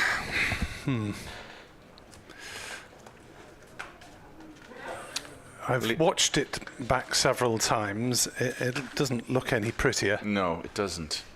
It doesn't. As Curran, left arm over, starts his run up to Carlson, who just dabs that and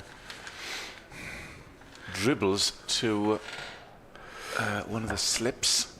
But without the sound on those replays, you can't hear the call, who called when, Well, and Tribe definitely started to go, he went a couple of metres, yeah. and then false started, and it triggered Now, the run that... Did he shout no loudly enough when he stopped? Curran coming in to Carlson, who drives, and it's fielded at extra cover. Yeah, I mean, given that it was the wicketkeeper who fielded it, there probably was just about a run there, but at this stage of the game, maybe not. Could Root have turned and at least made an effort to get back because the initial throw missed and had to be picked up? I mean, if you look at the scoreboard, there are 3 people credited with the run out: Pope, Yes. Sibley and Clark. Curran coming in. Oh, that was dabbed out. I think deliberately tried to run that down to third man, but it was fielded at second slip. Yes, he was looking to play in that area, but possibly with a little bit more bat. It did drop short of Thomas at second slip. Pope couldn't believe, because he flung it, Yeah. missed the stumps, and they had a second bite at the cherry. Yep. Disastrous, and you particularly feel for Root on a, under the spotlight, first game of the season. Curran to Carlson, that whizzes past the outside edge. Curran bowling well. He had a good spell in the first innings. He's not bowled for a while because of calf problems. Very good ball. That one's kept fairly low. It's a difficult take for Ollie Pope, and it has not bounced at all. That's gone through shin high, past the batter, and almost hit the keeper on the boots. So testing period for Glamorgan, 11 for 1. They trail by 183. Curran coming in to Carlson, who dabs down towards the third man area. They take a single. Yeah, it's probably the shot he was looking for the ball before as well. Yes, of all the scenarios, you wouldn't have predicted that run out. Yeah, I suppose they won't have batted together that often, Tribe and Root as well, so they're not maybe quite on the same page where you can just look and go. And Root, well, desperate to make his mark. Unfortunately for him, it hasn't been. Out for 6 and then naught. Curran coming in to... And there's a big shout! A big shout from Curran. Not so enthusiastic from the slip cordon. Again, for video stream viewers, the replay shows that was not a bad shout, actually. Whether it's just pitched outside leg, just a bit too much going on, possibly. But umpire Gandhi was unmoved. As Ollie Pope asking him maybe what was wrong with it. Just had a little word as they went back through their respective places for Jordan Clark's third over. 12 for 1. Remember, we have to add 1 to the figure on the board. Trail by 182. In other words, 183 still to win. As Clark is in to bowl to Carlson, who plays that rather uncertainly to mid-wicket, was looking to play straight, but ran out to Sibley at mid-wicket, no run. He has started in positive mood, though, Carlson. He's hit 2 boundaries into the offside. And he'll still try and score. He won't want to get bogged down by Clark and Curran. As Gareth Hill is claiming the last wicket to fall for Surrey, says he'd made a pilgrimage to the gentleman's rest room and Hadley struck. Carlson drives nicely into the offside, but Surrey have a sweeper out on the point boundary in the form of Patel, and it's just a single.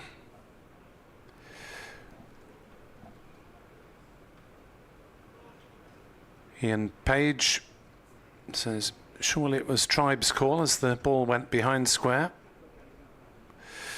Ace had better stay out there and carry his bat. Yeah, would naturally have been Tribe's call, you would have thought. As Clark bowls and Tribe fiddles at that one outside off stump and is beaten. Yeah, well, there was definitely a run there, without question. But it's Tribe's right to say no. Didn't say no quickly or loudly enough, one of the two. And, well, no side likes to see 2 batters waiting at the same end, because that puts no pressure at all on the fielding side to get the bails off. Indeed, the first throw had to be backed up and then returned again. As Tribe defends that one back down the pitch.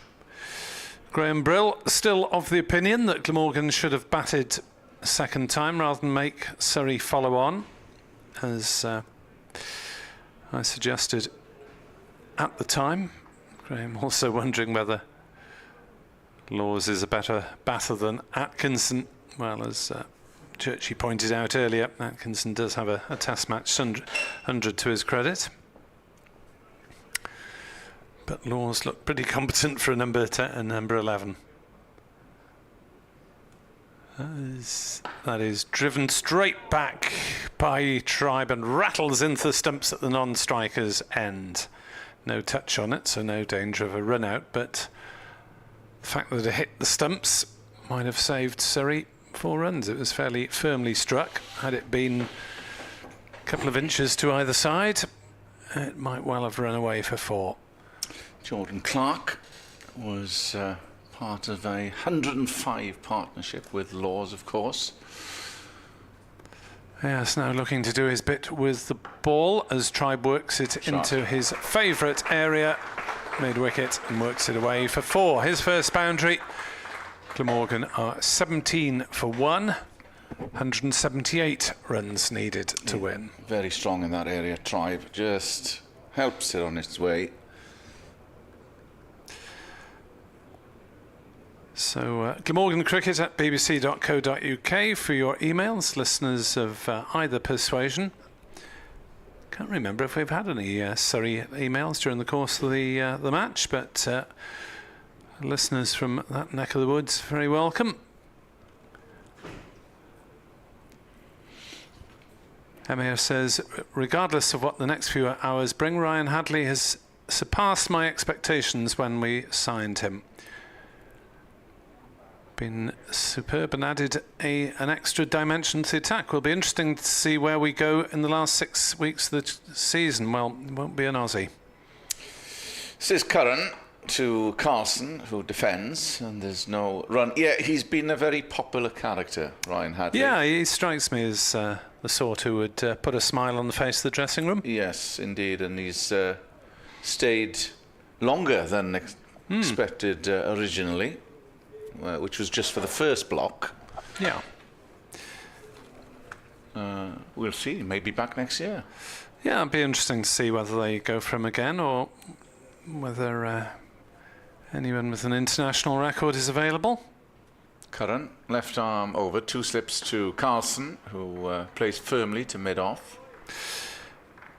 In the meantime, I'm sure Mark Wallace and co are busy putting irons in the fire for that final block of the season starting back half of August. 6 games in pretty quick succession, so someone who's got a good fitness record would be welcome.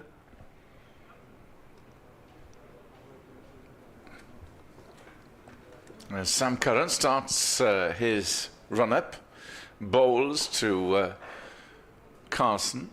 It's right up in the block, plays it firmly to one of the fielders, one of the 2 in the mid-wicket area. There's one conventional mid-wicket and one to the right.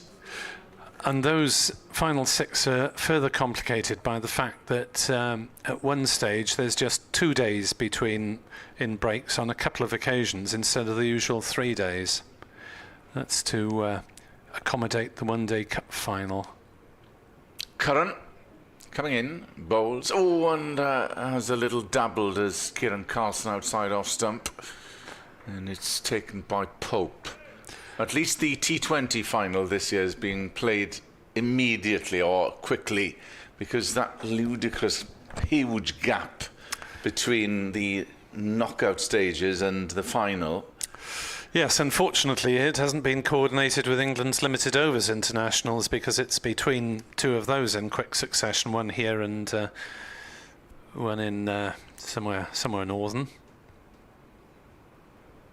Curran to Carson, who strictly drives, not where he was intending. It's ended up going down to 3rd man. I think he was aiming for the cover boundary, but they take a single. I mean, surely, since that's meant to be the pinnacle of the county season, the county white ball season, it wouldn't be beyond the wit of schedules. Well, it obviously is to leave, 3 or 4 days between that and an England international, so players can be available for both. Yeah. Last ball of very good over by Curran. That's off the legs on the onside of Ace to try, very strong on the onside, and they take another single. And Glamorgan move to 19 for 1. Interesting point made by the Sussex coach Paul Farbrace on our commentary last Sunday when you talk about the counties signing off schedules. Yeah, he said that basically you'll get 3 different viewpoints. A, from the director of cricket or whoever's in charge of the playing side. B, from the chief executive, who gets the stick from members if things aren't organised how they want. And C, from the club treasurer, who wants the most lucrative fixtures in the best spots where they'll make enough money. So he said you can get 3 different points of view on a schedule from one club. Clark bowls and Tribe is forward, which I hadn't thought of, to be fair. Therein lies the problem then. Well, Camel is a horse designed by a committee. And when you get the ECB and the England management chucking their sixpenneth in, it's no wonder we end up with a dog's dinner. It never quite makes sense for anyone. I thought the dog's dinner remark was reserved for the rugby structure, but I think it's quite apt for cricket as well. As up on his toes goes Tribe and defends to cover. Yeah, the rugby schedule likewise for Welsh sides anyway, with even more inputs into the so-called domestic league, which seems to somehow involve South Africa as well. Yeah, it's a bizarre concept, isn't it? Yeah. We will agree on that for anybody. Yes, when I'm elected Prime Minister, I'll have a say in all this. Well, there's a job going. Clark in, bowls, worked on the leg side by Tribe. Single taken out to deep mid-wicket. 20 for 1.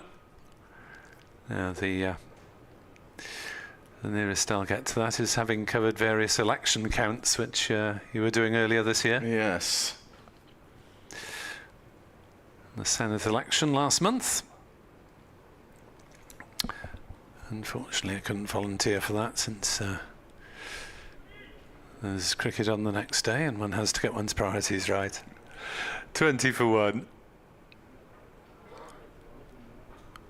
On his way in is Jordan Clark, and that's nicely driven, but Carlson will pick out the sweeper on the offside. Patel in front of the pavilion.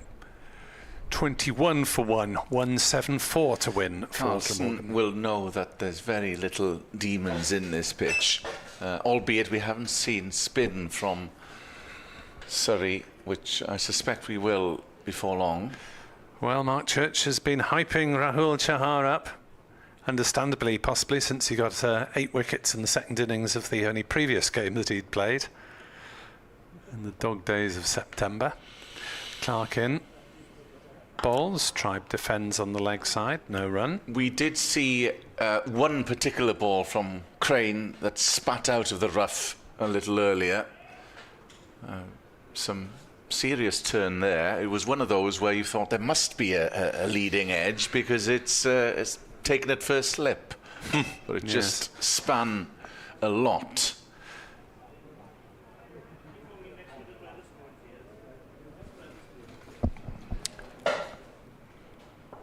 As Clark runs away from us. Ball short outside off stump. Tribe cuts and misses through to Pope. No run. End the over. 21 for 1. 174 to win. Gary Jones on Blue Sky has messaged Tynick and all the team. As usual, love the commentary. Going to be tough, I feel, today here. Hoping for another glorious Glammy win. I'm not quite sure whether my nerves could take anything as nerve-jangling as the Somerset affair. We've been through a few nervy games in both competitions. Yes.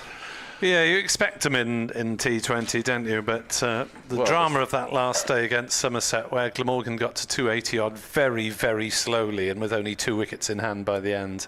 Yeah. With lots of playing and missing along the way. Yes.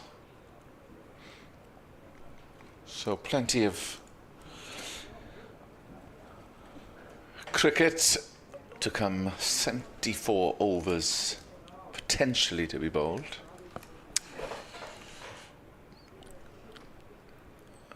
This is Curran coming around to Carson, who plays and missed. Outside off stump, taken by Pope. Yeah, that one was coming back in, wasn't it, with the angle of the left-hander. Carlson didn't need to play it, but he thinks there's a run-scoring opportunity, so he played at it. Trying to run it down towards third man. There isn't a third man, there's a deep point. Deep backward point.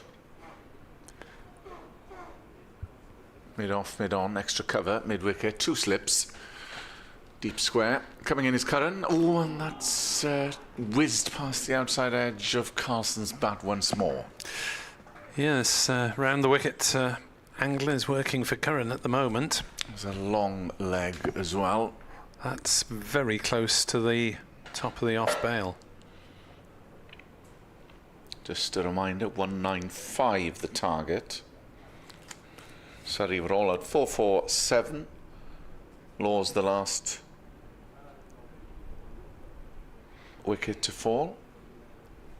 He made 66, Clark unbeaten on 36. In is Curran. It's right up in the block hole. This is very good bowling by Sam Curran, who's on the comeback trail in terms of his bowling, that is.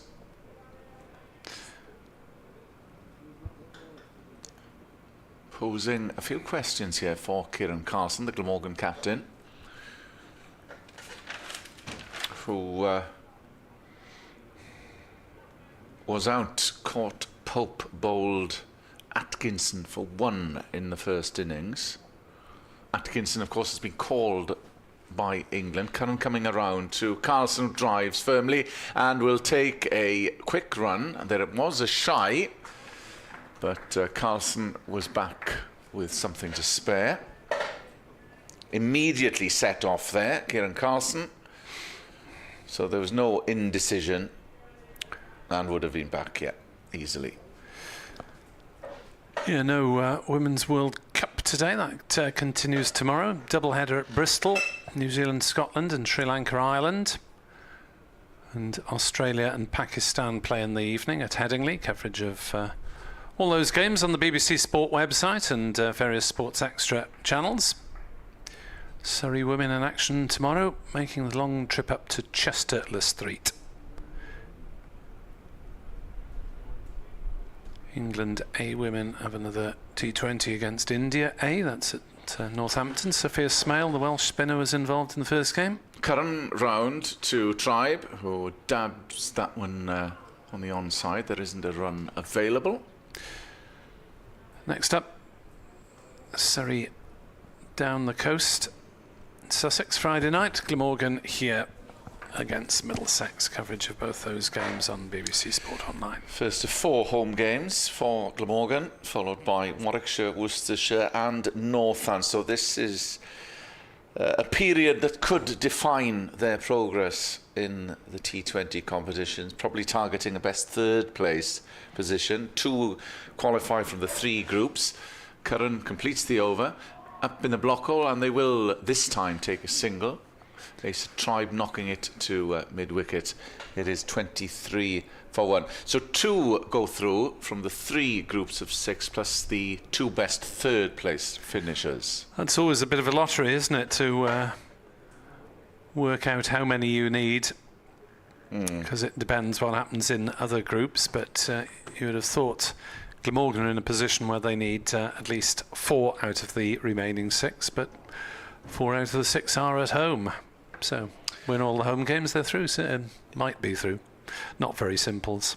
Warwickshire is away. What's the other away one? Gloucestershire. Bristol, yes. Yeah, on the final match of the group weekend, which also coincides with the women's Tier 2 finals day, which is here. And Glamorgan, albeit they lost rather disappointingly to Kent last time in that comp, should get through, you'd have thought, as one of the best 3 sides to finals day. Yeah, here's Mark's spin. desire. Rahul Chahar, who had 1 for 58 in the first innings, but we'll be hoping that the pitch is now a bit more conducive for his leg spin, and he'll be bowling conventional over the wicket rather than his bizarre over the wicket starting round and coming in front of the umpire, which has flabbergasted me anyway. He's got a short leg, he's got a slip as Chahar bowls his first delivery of the second innings, and it's flat-blatted away through the offside by Tribe for a couple of runs out to the deep cover boundary. Well, intent straight away from Ace of Tribe there. Yes, so not going to let Chahar to settle in. Not going to die wondering.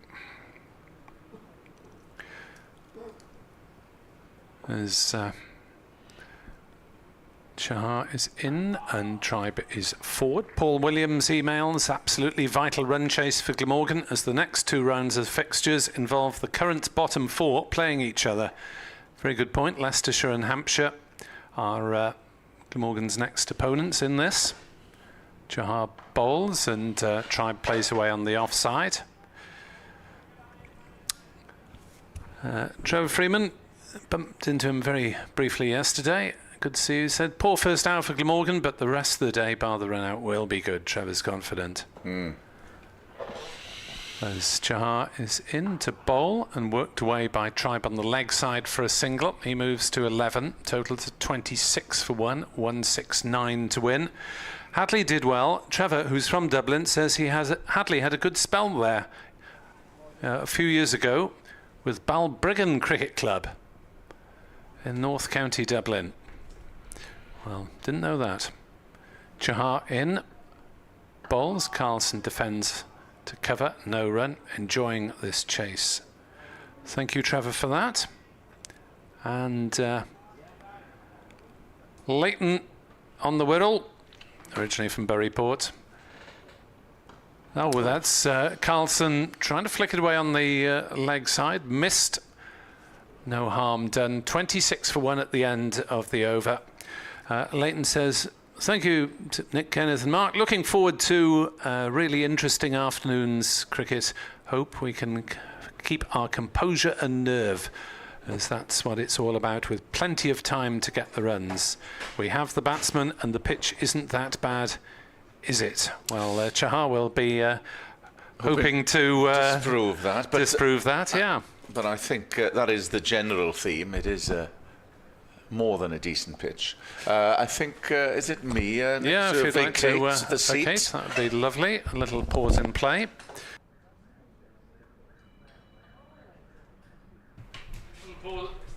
Little pause in play if I switch on the right microphone while Asa Tribe and Kieran Carlson take a little breather with the 12thers.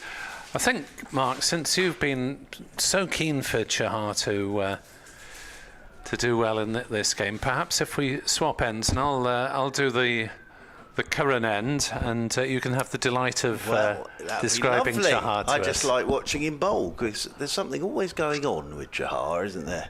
There we are. At least he's not bowling over round the wicket or round over the wicket. Here comes Curran back over the wicket, bowls, and Tribe nearly plays on. Look to play the pull shot. The ball just dribbled back towards the stumps. Not quite quickly enough to get there, and Tribe was alert to the danger, saw where it had pitched, and then got his bat back in the way of it. Yeah, I would describe the start to this Glamorgan run chase as frenetic. Well, the first over was frenetic. Terribly calm. Carlson's played a couple of shots where he's been flirting outside his off stump again. So it they just need to calm down a little bit here, I think. Curran in, bowls a short pitch ball that Tribe does not take on, and it's called wide since it was well over Tribe's helmet. Yeah, and I think we're seeing again there's enough going on out there to keep Surrey interested at the moment, but they've got all day to get these runs. What is it, another 168? They've got all day. But if they get bogged down, runs. they're going to want them to score them at more than 2 and over. Curran bowls, Tribe flicks it away to fine leg for a single. He goes to 12, 28 for 1, 167 needed for victory by Glamorgan, 9 wickets needed for victory by Surrey.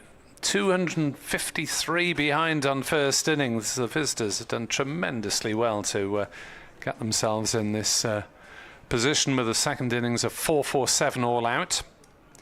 Another 49 were added for the last wicket this morning. Yes, and it was a record last wicket partnership for Surrey against Glamorgan. Curran tries his luck from around the wicket, and Carlson was cramped up there a little bit, dug it out, played it to mid-off. Yeah, good job he got a bit of bat on that. Otherwise, I think there would have been an inquiry towards umpire Gand. He's bowled nicely here, Sam Curran. Into his 5th over, none for 9. He's gone past the edge a couple of times. But it's set it up for a fascinating afternoon. Hasn't it just? 2 slips. Mid-wicket is coming in almost to a catching position. There's Curran bowls to Carlson, who chops it down deliberately wide of the 2 slips. Third man was absent, moved round a backward point, so it's 4 runs for Carlson, but you get the feeling he's going to get those slips interested. Well, that's a better shot. Where he gets himself into trouble is where he flicks at it off the back foot outside his off stump. Yeah. That one he just let come to him and then just opened the face and guided it down to the third man boundary rope. But it's when his hands go after the ball, and it was the way he went in the first innings to Gus Atkinson, just having a flick outside the off stump without much foot movement. Here comes Curran.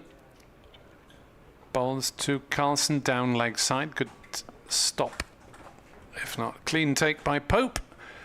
Well, the options that Rory Burns has got, he's got Sean Abbott, Tom Laws, he could have a bit of Dan Lawrence as well. But I would have thought he'd like Chahar just to wheel away from one end. We used 8 bowlers in the first innings. You could have a bit of Thomas, I suppose, a bit of Patel.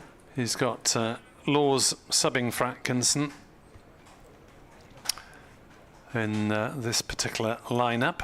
Obviously not quite the same quality, but we'll add that seam attack as Curran bowls outside off stump. Carlson plays what was shaped up to be the Labuschagne leave, which is a better shot than my pull shot. There's a sort of Zorro-esque flick of the bat.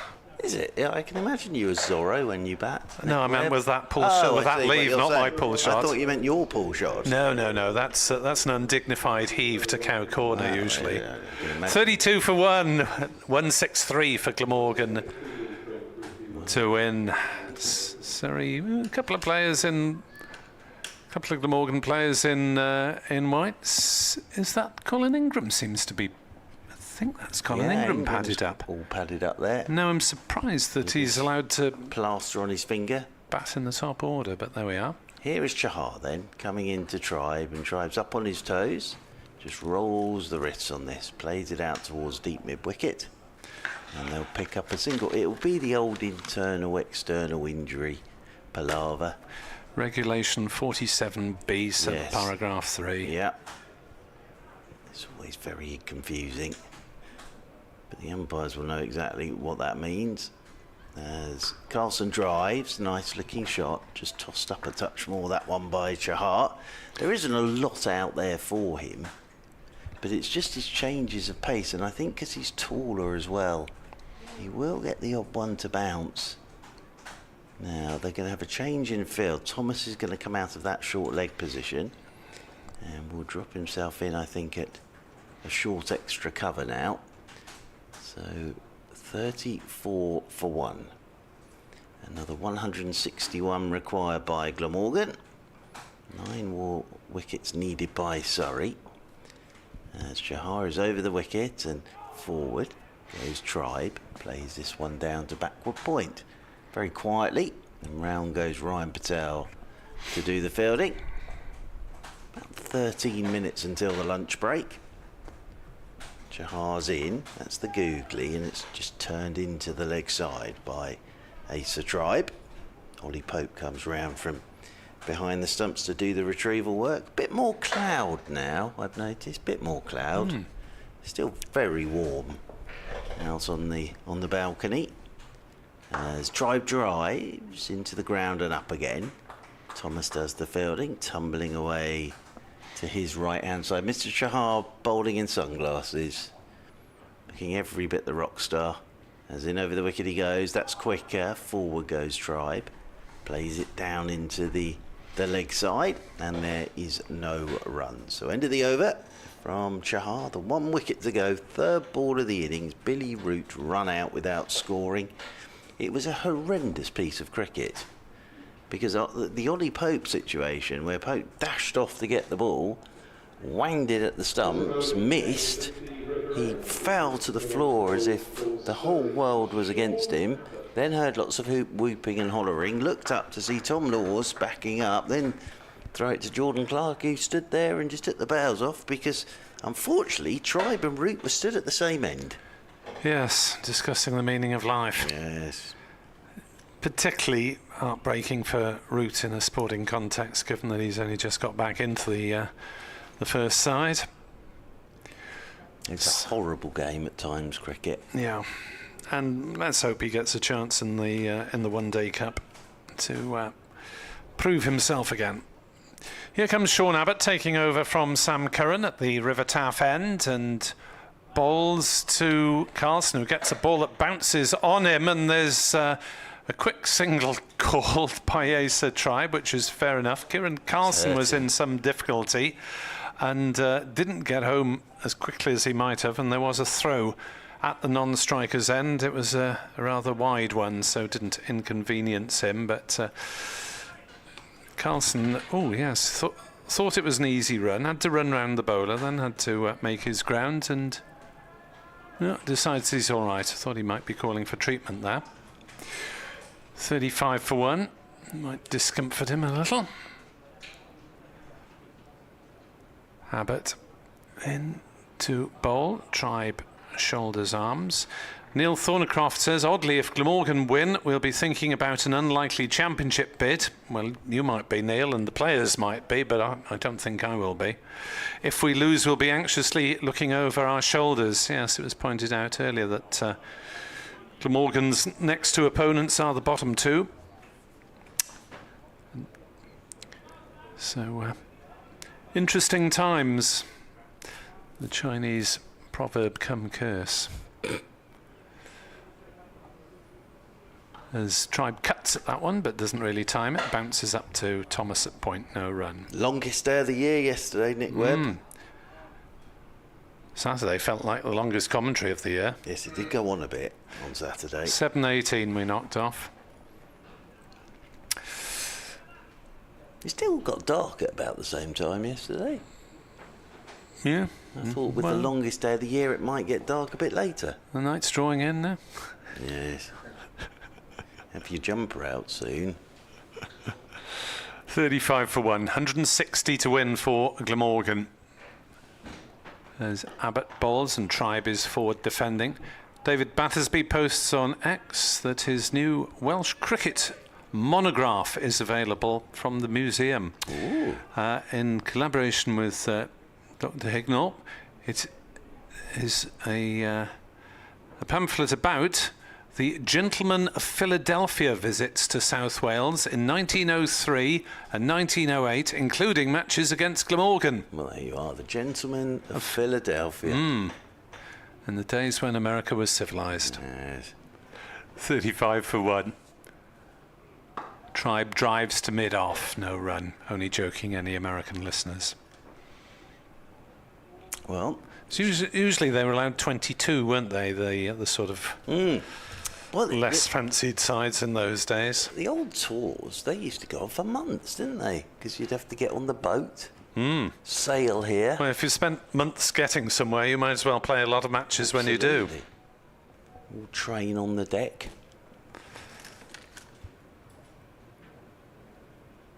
Yes, here's Abbott, right arm over, bowls to Tribe, who plays to mid-on, and there's no run. The first Australian side to tour here in the 19th century, I think, was an Aboriginal touring party, I believe. It was. So it'll be Rahul Chahar to continue from the Cathedral Road end. Wouldn't be like that on the old cruise ships now, would it? With all the entertainment. Trying to have a net on the deck. What England used to do on Ashes tours, though. Do all their prep and fitness on the deck. Yeah. In the mornings, you come down for your coffee, and there they'd be, having a net session. Yes, only got me out because the ship rolled a bit. Yes. Well, I can remember going on a Surrey pre-season tour to Cape Town. Lucky man. A lovely hotel, gorgeous hotel it was. And everybody who was staying there were having a lovely peaceful time until 25 professional cricketers turned up. made a right old racket in the mornings. As Chahar is in and sweeping is Carson. It's a good shot. Behind square on the leg side, he'll get a couple here. Dom Sibley goes round to do the fielding, and they'll pick up 2, and Carson moves on to 23. Furthest I've been in pre-season is Oxford, I think. Some lovely parts. As in comes Chahar. That's short. Carson waits on the back foot, then chops it away out towards the sweeper on the cover boundary rope. In the days when they used to play a county championship warm-up against Oxford or Cambridge, that was pretty parky at the parks, I can tell you. It's quite open, isn't it? As driving his tribe, toe end of the bat. I believe Steve James and the late Hugh Morris both got centuries on that day. Yeah, Not with huge velocity in their scoring rate. over the wicket goes Chahar. Tribes forward. Plays it away into the offside. Well, they've got the whiff of the lunch interval in their nostrils now, it seems, haven't they? Yes, quite right too. Get to lunch one down. Have a look at it from that. Chahar is in, and Tribe goes onto the back foot, skips onto him. He was a bit late on that, was Ace of Tribe, but got bat on it, gets a single. Chahar ended up with his hands on his head. Yes, notice that was one of Carlson's demonstrative inquiries with the hands wide open. Do you want to run? Do you want to run? Are you coming? Well, I don't blame him. After what we saw with Billy Root.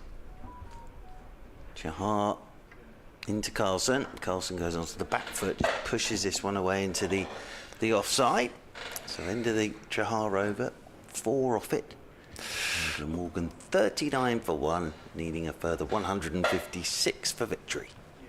Yes, one pre-season down in Taunton, I remember, I had the experience of opening up the BBC commentary box for the new season.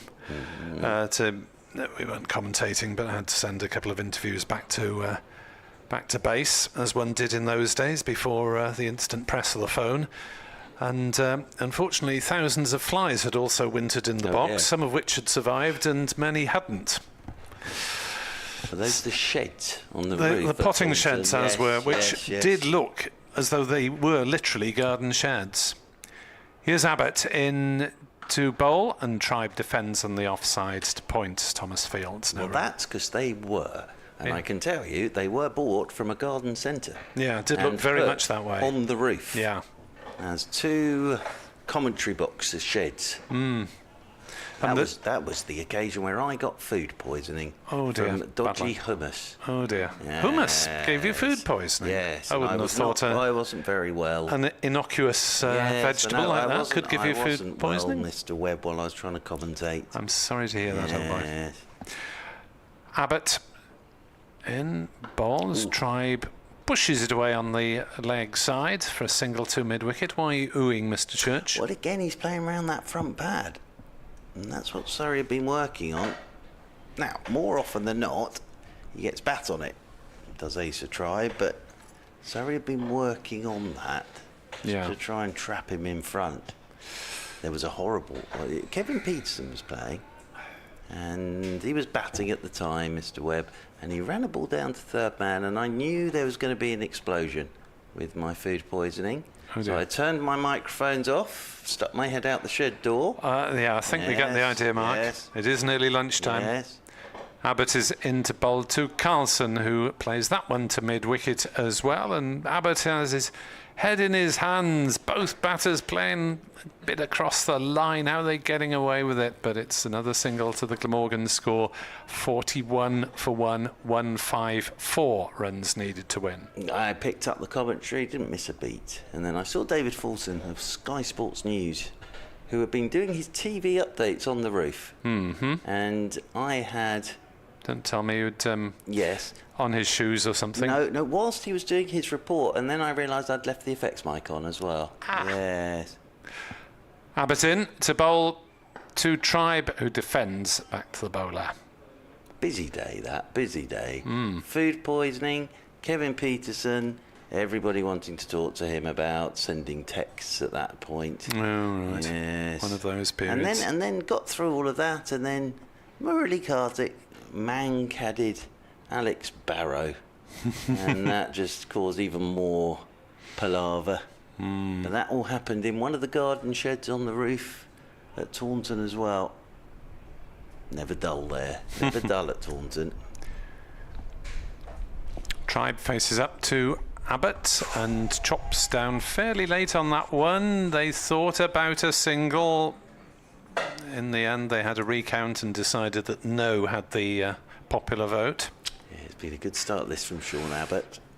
Random female, Sarah. Messages on Blue Sky. Why am I feeling nervous? Surrey still need 9 wickets. Hope I haven't tempted fate. Do you enjoy the old Blue Sky, Nick Webb? Well, I try and service listeners there as well. As Tribe takes a single on the leg side out to mid-wicket. 42 for 1, 153 needed. It's very similar in setup to X, but Nicer. Nicer, yes. In terms of Mr. Kevin Howes has taken to the Blue Sky. the timbre of political debates. No, I mean you can operate X and ignore all the political stuff if you stick to people that you are following and don't entertain the more wild-eyed members of that particular social media community. Well, Mr. Kevin Howes has been on the old Blue Sky for a couple of seasons now. I think he quite enjoys it. Yes. So we're getting a change in bowling. Chahar's come out the attack. We're going to get an over of Dan Lawrence with his off breaks before lunch. And it'll be Tribe on strike. And Carson and Tribe here have done a good job. It was all quite frantic after the run out of Billy Root. But since then they've added 42. And it's another 153 required by Glamorgan. So he'll have a leg slip and a short leg. Will Dan Lawrence, and he'll come in all arms and legs over the wicket to ace the Tribe and tries forward to the first ball, tucks it into the leg side. Carson's pleading with him to take a run, but Tribe wasn't going anywhere. Carson was almost halfway down the pitch with his hand out, saying, do you want a single? But Tribe wasn't going to go anywhere there. Lawrence is in. Tribe, well, I think he was thinking about sweeping there to start off with. In the end, just pokes it down into the leg side. And there'll be no run as Tom Laws comes around to do the fielding. So just that run out of Billy Root has been the only casualty so far of this Glamorgan run chase on this final day in Cardiff. Lawrence over the wicket he comes. Tribe's onto the back foot, nicely played, just tucks it away out towards deep backward square. Again, lots of oohs and ahs out there in the middle. Yeah, Thomas going flying backwards. I'm not sure whether the ball glanced him on the way through, but no damage done. It looked as if it went between his legs. Adam Thomas there at short leg. So Carlson waits for Dan Lawrence, who's into him, and Carson's onto the back foot this time, playing this one away into the offside. So a couple of balls to go till luncheon on this final day. Key thing is that Tribe and Carson are there at lunchtime, and it won't have been too bad a session that for Glamorgan. Lawrence is in, Tribe is forward. Lays it down into the leg side and there's no run. Yeah, Surrey added another 49 runs. Wonder whether Glamorgan would have settled for that before the start. Yeah, I suppose that what they would have said to themselves is, ideally we get rid of one of these two very early on. That wasn't the case. I think they batted for about 55 minutes this morning. Lawrence comes in over the wicket to Carson, and Carson's on the back foot, turning this one out towards deep mid-wicket. They'll take the single, and that will be lunch. So other than the calamitous run-out of Billy Root, Carson and Tribe have done a pretty good job there, because Glamorgan will go to lunch 44 for 1, needing a further 151 for victory. Commentary resumes at 1:40 here on BBC Sport Online.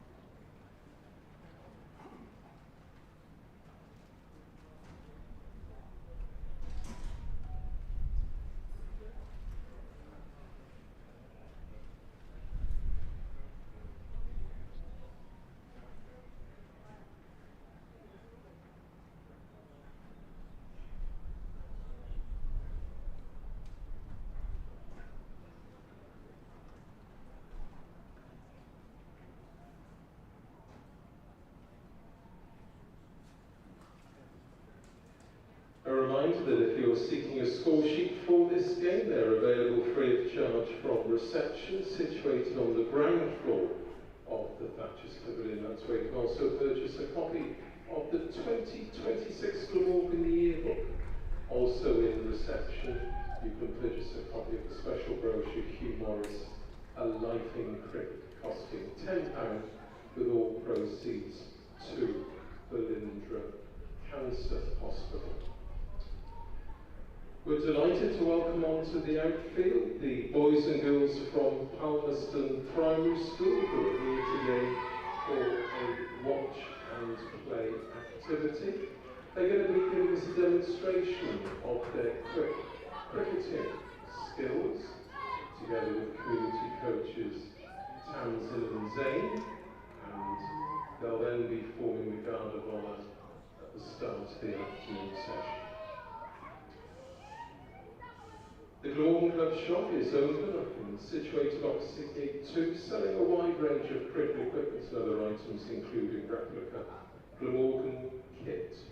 Now, as far as refreshments are concerned, a full range of food and drink can be purchased in the Pyramid Cafe, situated on the ground floor of the Thatcher's Pavilion. Don't forget, there's a 10% discount there on food sales for all Glamorgan members and season ticket holders. You can also purchase hot and cold drinks and snacks from the mobile unit in as a towel stand at the Cathedral Road end of the stadium. Snacks can also be purchased from the vending machines situated at the rear of the Hugh Morris National Cricket Centre. Now, with very high temperatures again for the rest of the day, please remember to hydrate. You can use the free of charge water refill points at various locations around the stadium. And if you are feeling the effects of the heat, there are medical staff on site, so if you're feeling unwell, please contact your nearest steward.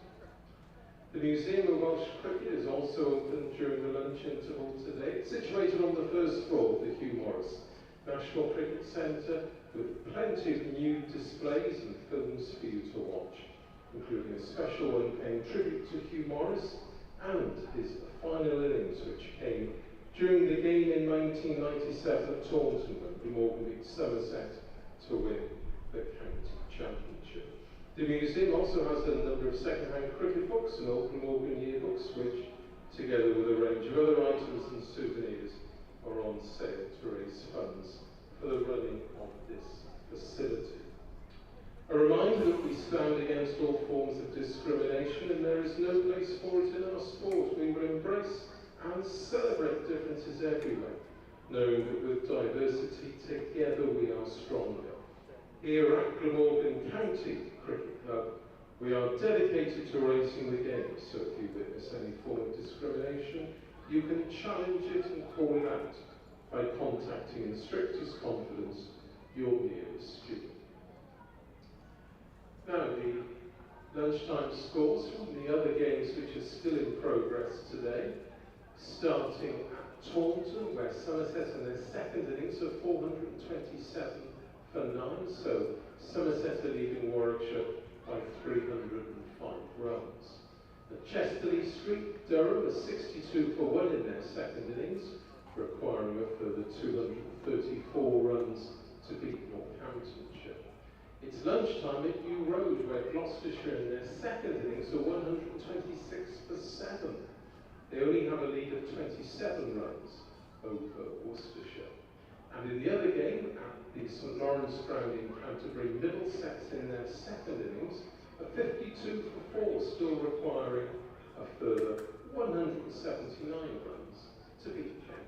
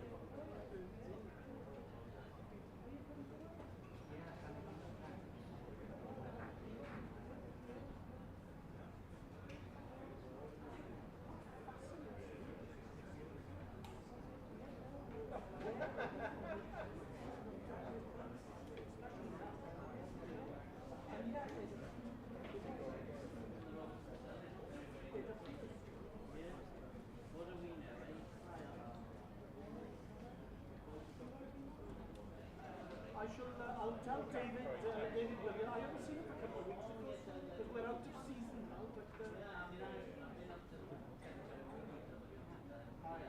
no, he's away at the moment, of course, as you know. In fact, I think he might be away now. I will. But I can't remember. I can't remember anything.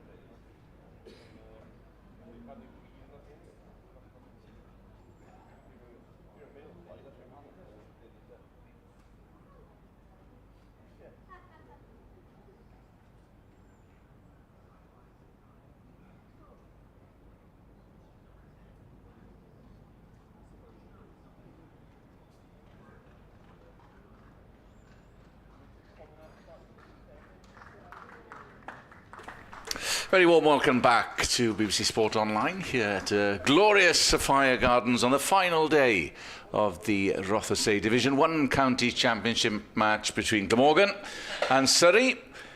And the situation is that Glamorgan need another 151 for victory. They're currently 44 for 1. That in reply to Surrey's 447 all out. Earlier on today, the last wicket fell. A record 10th wicket partnership for Surrey. 105 between himself and Jordan Clark. I'm just wondering whether I'm too old to be in the Guard of Honour. I'd love to do that. I think it's so nice that the kids get to do it after lunch as well. Yeah, I don't know. Kieran Carlson was fist pumping them all there as he went out.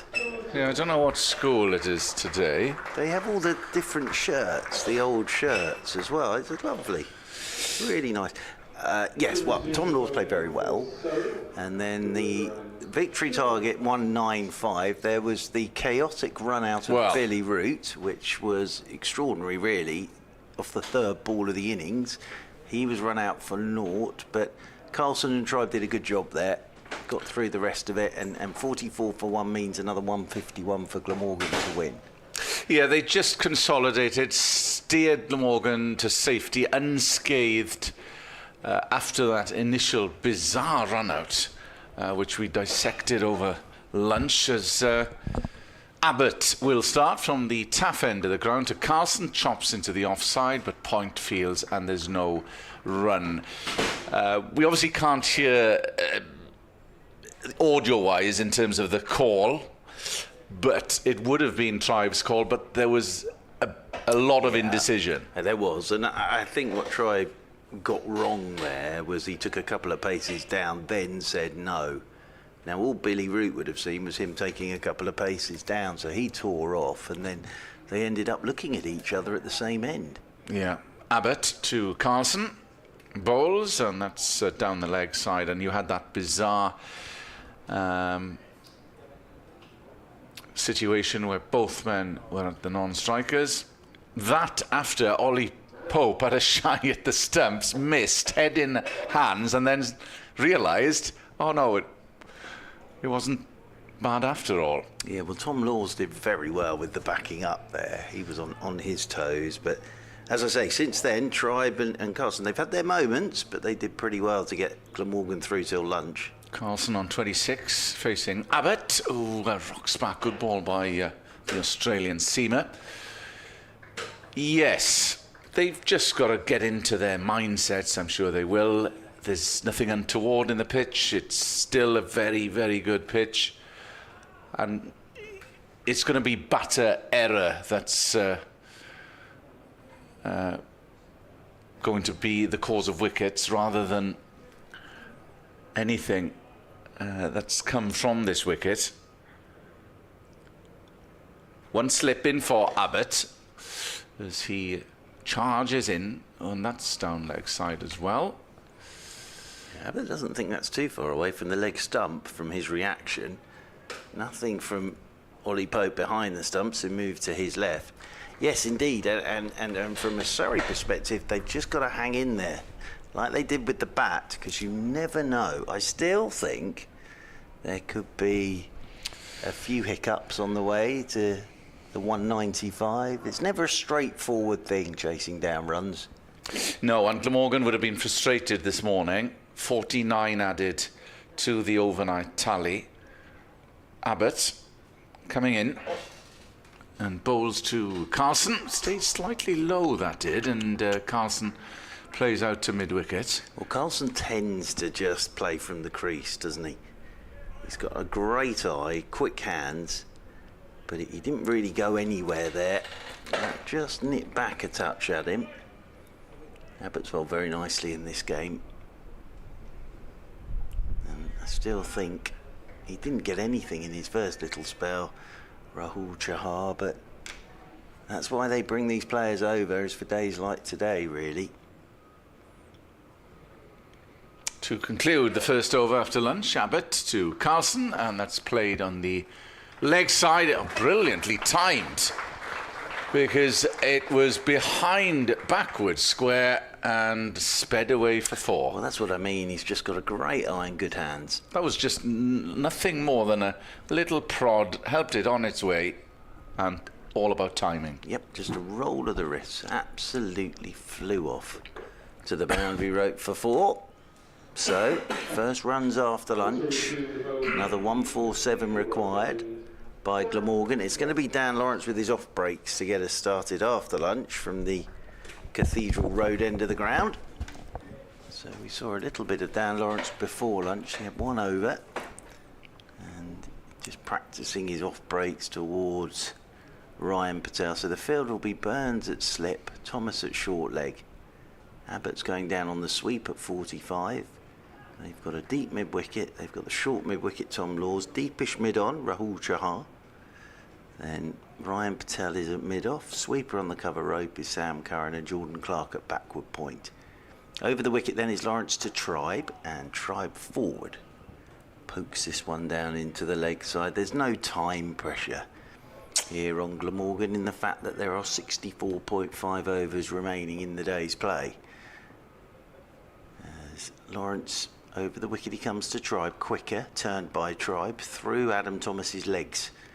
At short leg, they'll pick up a single as round goes Sean Abbott to do the fielding. Tribe has seemed to be back in the groove and has managed to forget about the unfortunate incident which could have affected him. Yes, well, you saw it with Emilio Gay in the test match where he barbecued Ben Duckett. As over the wicket goes Lawrence, up on his toes goes Carlson, punches off the back foot, and as you would expect, each run getting warmly applauded here at Cardiff, and that is the 50 up for Glamorgan. So Glamorgan 50 for 1, another 145 required by Glamorgan. It's a horrible feeling though, when you know it's your fault and you've run someone out. Horrible feeling. As in comes Lawrence, and forward goes Tribe. He's flicked that and it's just hit Adam Thomas at short leg. Now that's one of those that you can't really call it a chance to Thomas at short leg, but it's one of those that could have ricocheted back towards Ollie Pope off the body of Thomas, because it was firmly struck by Tribe, but it's just hit his knee as he was moving to his left hand side, Adam Thomas. As Dan Lawrence is over the wicket to Carson. Carson is sweeping, and the bails are whipped off by Ollie Pope. Nicely bowled by Dan Lawrence. Lovely bit of work from Ollie Pope behind the stumps as well. Had those bails off in a flash. But yes, if you run someone out, the one thing it does sometimes do is focus you up for your batting, because you don't want to go back in. No, that is true. You know you're going to get a right old telling off. So you try as hard as you can to stay out there in the middle till it all calms down. As in comes Lawrence to Carson. Carson's forward. Little bit of turn there for Dan Lawrence. He does give it a good old rip. Does Dan Lawrence. End of the over. 51 for 1 then Glamorgan on this final day. He's still cross with himself, Adam Thomas, isn't he? That was a very difficult chance, but as you say, Mark, sometimes they ricochet off something and balloon up. Yes, we were talking about this the other day. So Michael Slater once in a test match, he went up his jumper. Yeah. And he was wearing a big baggy jumper, and it went straight up his jumper. I seem to remember the great David Boone as well. Yes, he used to always be at short leg. Brilliant. He was brilliant in there. David Boone. There was something about moustaches in that side. Yeah, Boone. Big Merv. Merv, yeah. Alan Border, of course. Well, Sean Abbott's been sporting a moustache, but he's got rid of it for this game. Bit of a dialogue going on between bowler and captain. He is orchestrating things, rejigging the field. So yeah, I think Abbott wants a leg slip in here. Yeah, for Tribe. It's going to be Adam Thomas. Yeah, so he'll bring his third man is going up to 45. Yeah, so he's got no third man. So there, yeah. Mid off, mid on. Mid wicket is in place. There is a deep square as Abbott comes in to Tribe. Oh, and that almost. We saw one prior to lunch where he almost played on, did Ace of Tribe, but quickly got in the way of the back spinning ball. It's good bowling from Abbott. Just hurried him up a touch there. Got it to nip and bounce at Ace of Tribe. Yeah, from a bowling perspective here, you just need someone to slip into a purple patch with a spell.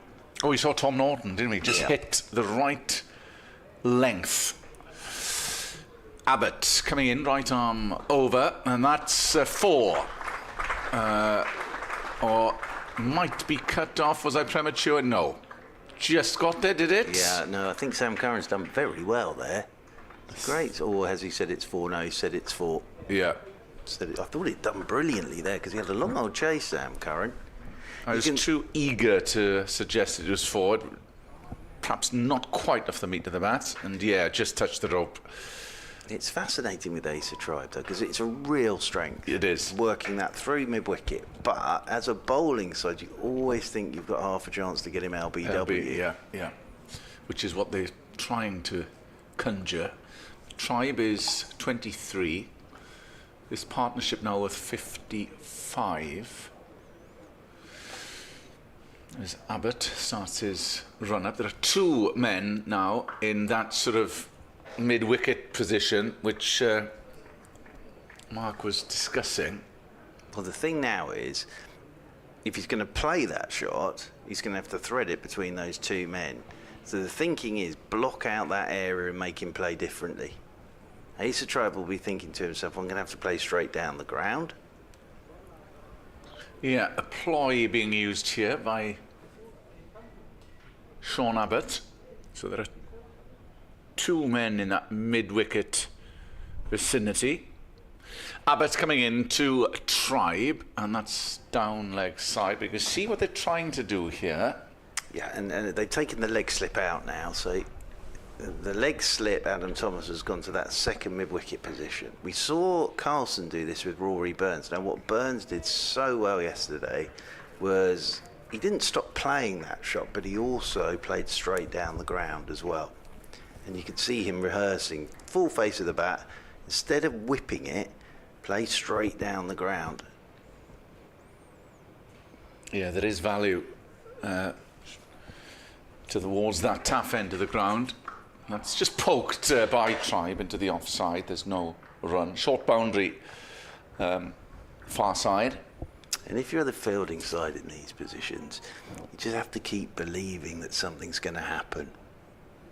Because there's that old adage that one can bring 2. Indeed. And Jeffrey always used to say, so Jeffrey had 2 to the score in the wickets column. yeah, and a bit of a pressure when it's a score that you would suggest that they should get. That brings added pressure as well.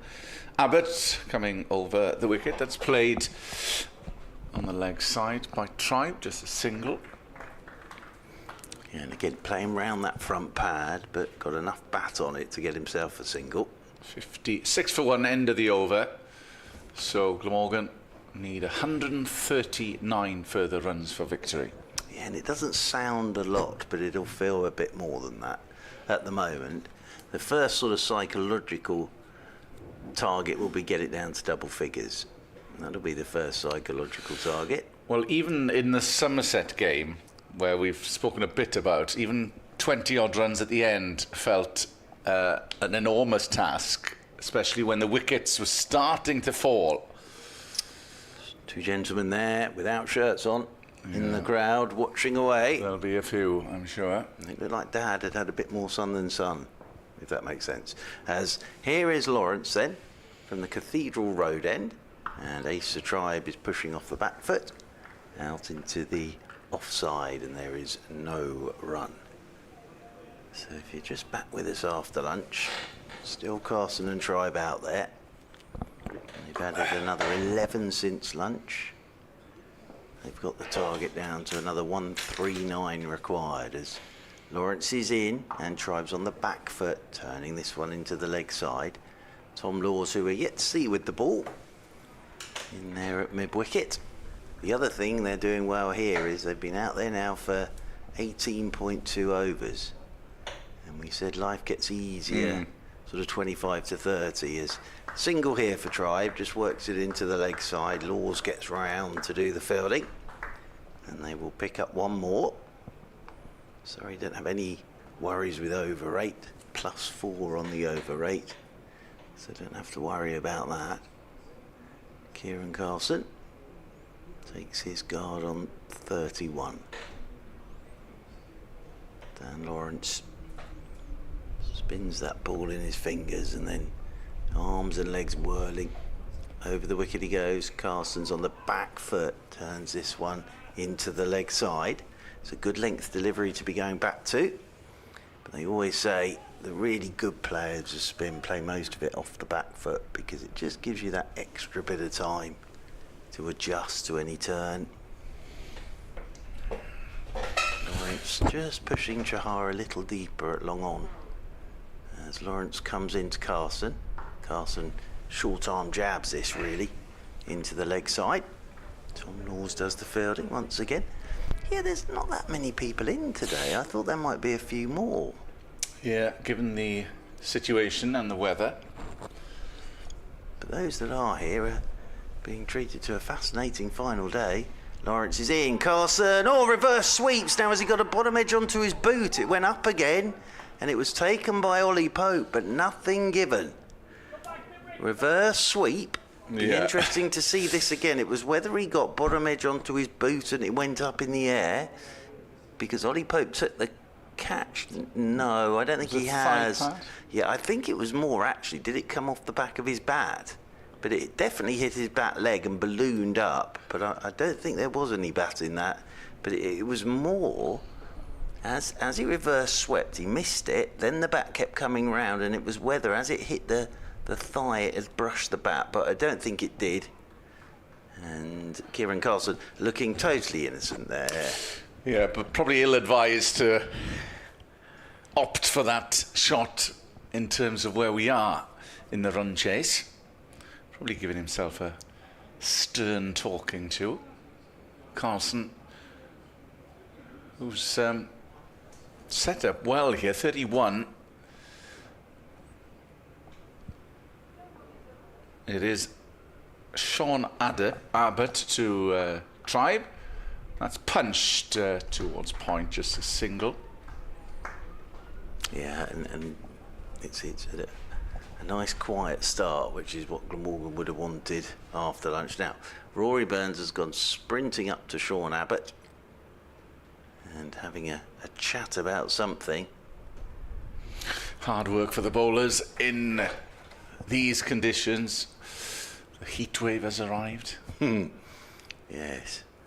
I think it's meant to be here all week. I think so, Excellent. yeah. Weather warnings. Fantastic. Well, no, I don't mean weather warnings are fantastic. What I mean is good weather. It's nice to have warm weather again. It is supposed to be the summer. It is, I'm told. But yes, Abbott's coming in and bowls. Oh, and Carlson almost played on. And just living life slightly dangerously at the moment is Mr. Carlson. Those feet don't move. Tried to cut this, and he almost dragged on you. The pad got in the way. He's played one nice shot like that down to the third man boundary, but he also at times just tends to flick at it outside his off stump. It was the way that Gus Atkinson got him in the first innings. Just with one that bounced a bit more and his hands went towards it. That one he almost dropped it straight back onto his stumps. Abbott coming in to Carson, that's full, and he'll get off the strike as they take a single down to deep square. Well, if you'd said to Glamorgan before the game started, how do you fancy chasing 195 on the final day, they'd have said, yes please, we'll take that. But when you're actually in it, it always, that 136 required will still seem a bit of a way off at the moment. And that's why these need to stay in as Tribe is on strike. It's a single as well. There are easy singles to be had. Tribe moves to 27. And I think we've all done cricket for a long time now, and we've all been at games where it's looked like one-sided cruising, and then all of a sudden something spectacular happens. But I think it's going to need an inspirational spell from someone from a Surrey perspective. They've done so well to even wrestle themselves back into the game after being dismissed for 105 in their first innings. Yeah, great effort in the second innings, 447. Abbott to Kieran Carlson. Just nudges that. Tribe did think about coming down, thought better of it, as it was fielded at point. 60 for 1. And Glamorgan need 135 to win what would be their third victory of the county championship season. Usually you'd think 3 wins and a handful of draws is enough for survival. Abbott to Kieran Carlson, and that is worked down to third man, and they do come through for another single. 61 for 1 at the end of the over. Yeah, nicely played by Carlson on that occasion. Just let the ball come to him and then guided it down to third man for a single. So with Dan Lawrence continuing from the Cathedral Road end of the ground. Carlson and Tribe get together for a bit of a natter about all of this. Carlson has 33. Tribe has 27. Two shirtless men. Bare-chested. Look at them. Look at those fine figures of mandem. They're watching away at the moment. One gentleman's got his binoculars out as well. And it's going to be Lawrence to continue. I must admit, I would no more take my shirt off in public than fly these days. As with one bow clearing the ground, as Lawrence is in over the wicket to Carlson, and that's brilliant from. Oh, I thought Thomas had got something on it. Actually, no, Carlson's worked it past him for a single, but flung himself to his left at short leg. Did Adam Thomas? Just a bit too short that from Dan Lawrence. Easy pickings for Carlson. He moves on to 34. 62 for 1 for the 133 required by Glamorgan. Now Jordan Clark's being brought across to the leg side. He's going to go catching at a short square leg. So he's got a short leg and a short square leg catching. Well, he's gone to orthodox square leg now as Jordan Clark for Ace of Tribe. Tribe 27 not out. Lawrence over the wicket to him, and Tribe again jumps onto the back foot, then tries to work this into the leg side. Doesn't really time it. Quietly rolls out towards Tom Laws in there at short mid wicket. Lawrence shining the ball up. Rory Burns just wandered down and had a chat with Rahul Chahar as Lawrence is in, and this is whipped down the ground for a single by Carlson. Apologies, Tribe. One more to Ace of Tribe. He moves on to 28. Carlson comes back onto strike on 36. A few Surrey spectators here again today. Still here, they? Who've made the trip to Cardiff for the weekend. Probably had a very nice time, I would have thought. May have even popped into the festival. Yeah, possibly. See what was going on there. In comes Lawrence. Carson's playing it off the back foot once again. Yeah, well, they would have been amongst the 20,000 that Was there came. 20,000? Yeah, it has grown, and I was listening to the organisers say they may have to look at other locations in Butte Park behind the castle the last few years. Of course, there are numerous gigs being happening on Black Weir. Well, there's music every night. There is. Carson's reversing again. And again, he doesn't actually play it terribly well, and it potters away into the offside, and there's no run. End of the over from Dan Lawrence. 63 for 1 then Glamorgan. Carlson 34, Tribe 28. They need a further 1-3-2 for victory.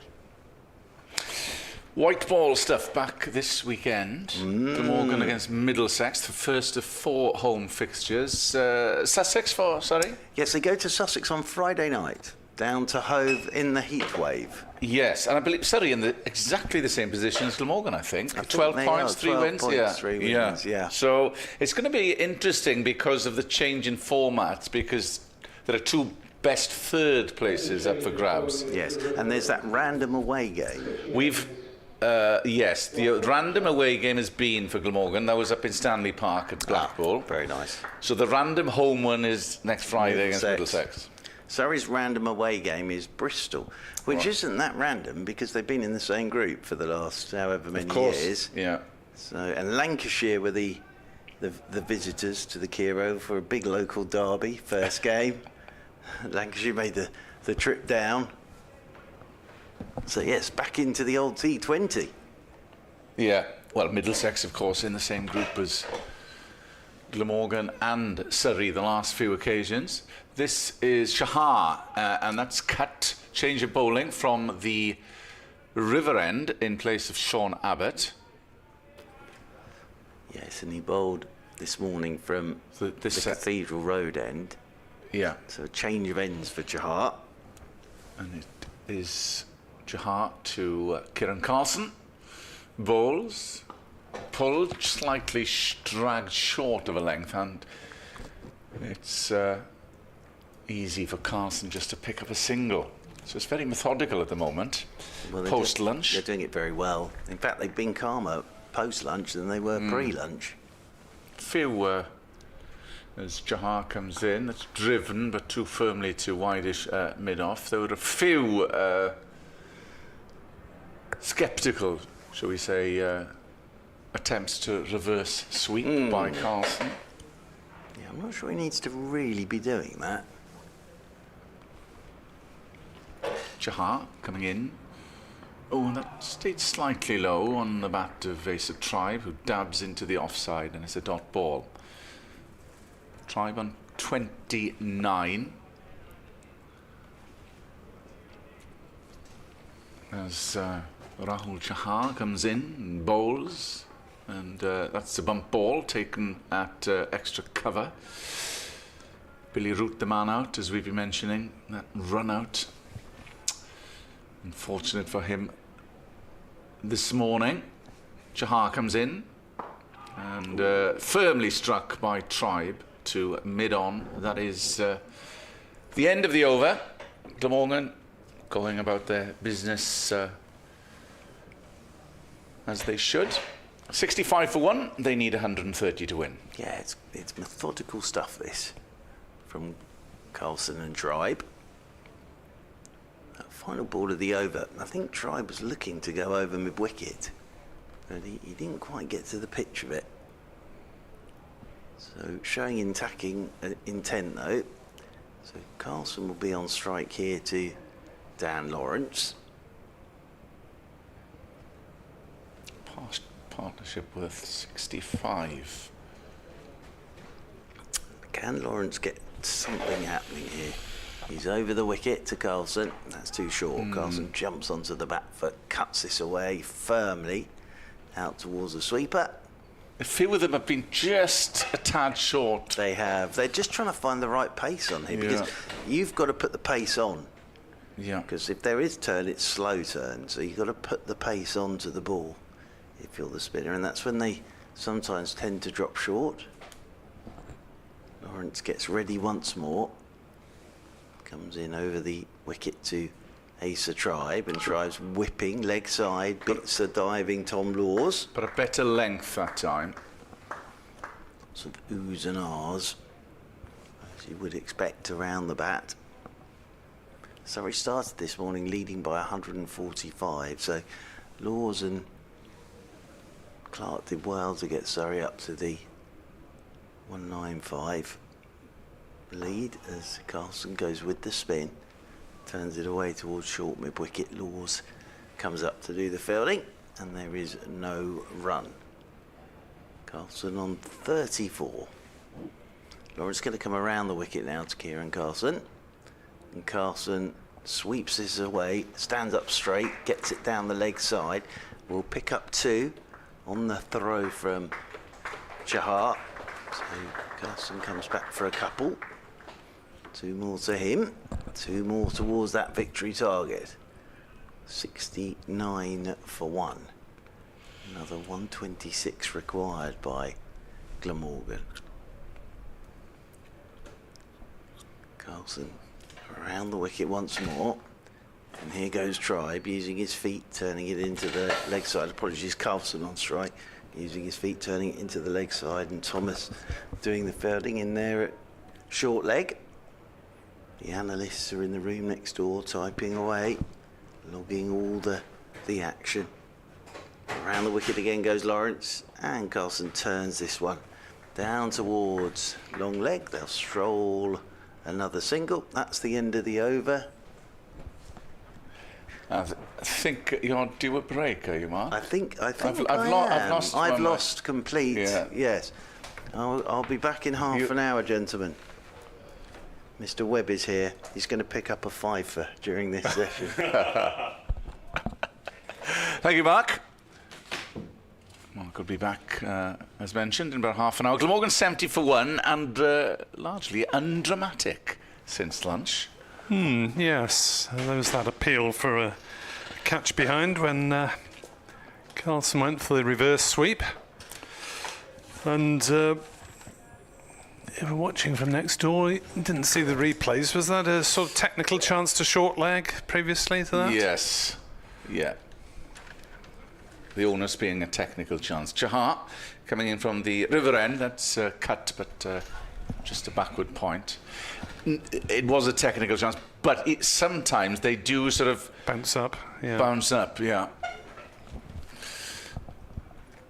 Chahar to Carlson on the full, and that's out to deep cover. And this is all that Glamorgan really need to be doing, because they don't need to chase anything really in terms of they have time on their hands. Carlson moves to 40. Tribe, and Tribe has been given. Caught behind. Off Chahar. Well, there has been nothing in terms of chances after lunch, and we were just saying how easy it looked for both batters. A feather from Asa Tribe, and the dreaded finger went up. Tribe is back in the hatch, and that is the breakthrough straight immediately that Surrey required. Glamorgan 71 for 2. Commentator's curse there, Kenneth. And Mr. Gandhi has got the slowest way of raising the digit of doom that I've ever seen, I think. Looks as though it's in slow motion. So Tribe making his way up the pavilion steps. He's gone for 30, the slightly less aggressive partner. And yeah, that is a clear edge, as the slow-mo replay shows to video stream viewers. And interesting celebration from Rahul Chahar, as he mock bowed to his teammates. Yeah, at first thought, I thought it was less of an edge. Now this is interesting, because Ingram, who retired hurt and came back in the first innings, didn't appear to in the field at all, and he's gone up a place ahead of Ben Callaway. So whether this is the need maybe to get a right-left combination a little bit earlier, or indeed the need to use Ingram's experience as possibly as early as possible in this potentially difficult run chase. 124 still needed to win, 8 wickets needed to win for Surrey. You get the feeling that one more half-century partnership should just about do it for Glamorgan in terms of easing those nerves, but It's 195 has still got to be scored. Yeah, and nerves and Glamorgan this season have gone hand in hand, certainly in T20 competition. And in the win over Somerset. And yeah, indeed. Chahar to Ingram, first ball. It's played to mid-off. So can Ingram and Carlson steer Glamorgan to a third county championship victory? Chahar coming in from the river end, and that's played. Ingram's off the mark as it's played on the leg side towards deep backward square.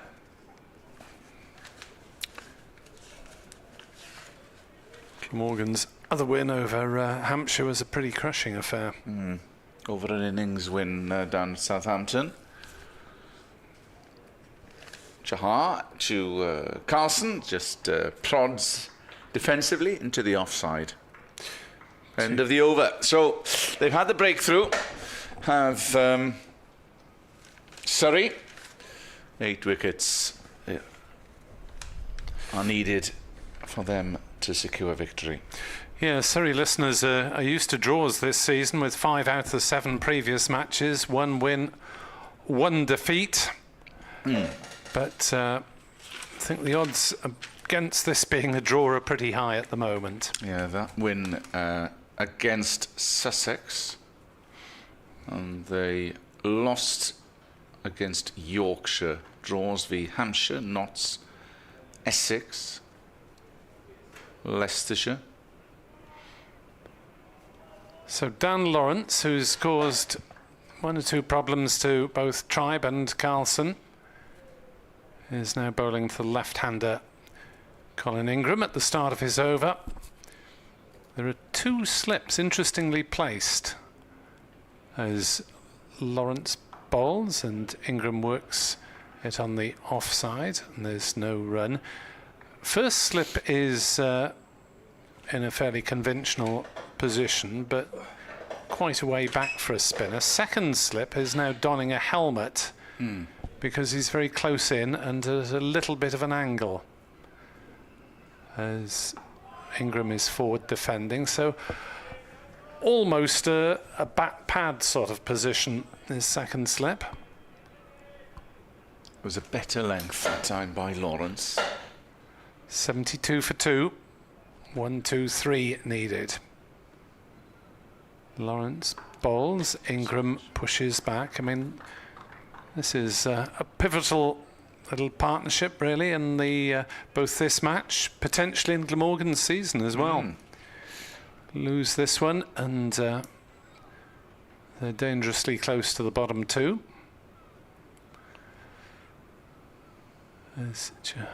As Lawrence bowls and Ingram pushing forward, defending. Yeah, the nature of championship cricket, win. And, well, you'd think then that... Be on the way to safety. Yeah. In comes Lawrence. Ingram sweeps and gets this one away. It should go all the way for 4. Clark just jogging after it to collect rather than pursue. And Ingram nailed that one as Lawrence just drifted a little outside leg stump. It was a low-risk shot unless he'd got a top edge. First boundary for a while, maybe the first after lunch. I think it may be, yeah. 76 for 2. Ingram on 5. Lawrence bowls. Ingram plays. Oh, he's off for a single and is sent back steady on by Kieran Carlson.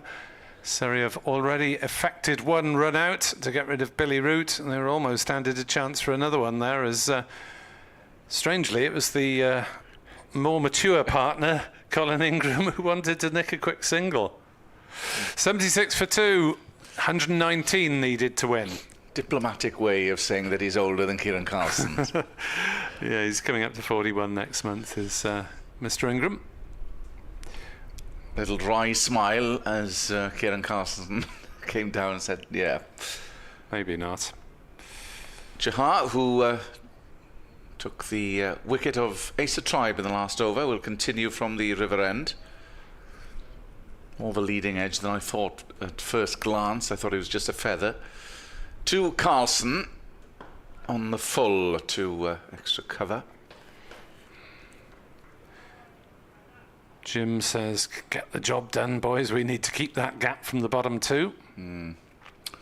Jahar in to Carlson, and they do. Oh gosh, there was a dive by Ingram, and it was too close for comfort. That was. Yes, that had Surrey fancying their chances again there, didn't it? Carlson turning it on the leg side. Ingram set off slightly late. He was just home if the ball had hit the stumps. Which it didn't. The umpire would have been thinking hard about it. 77 for 2. Jahar coming around to the left-hander, Ingram. It's cut. But there's a man sweeping in the deep.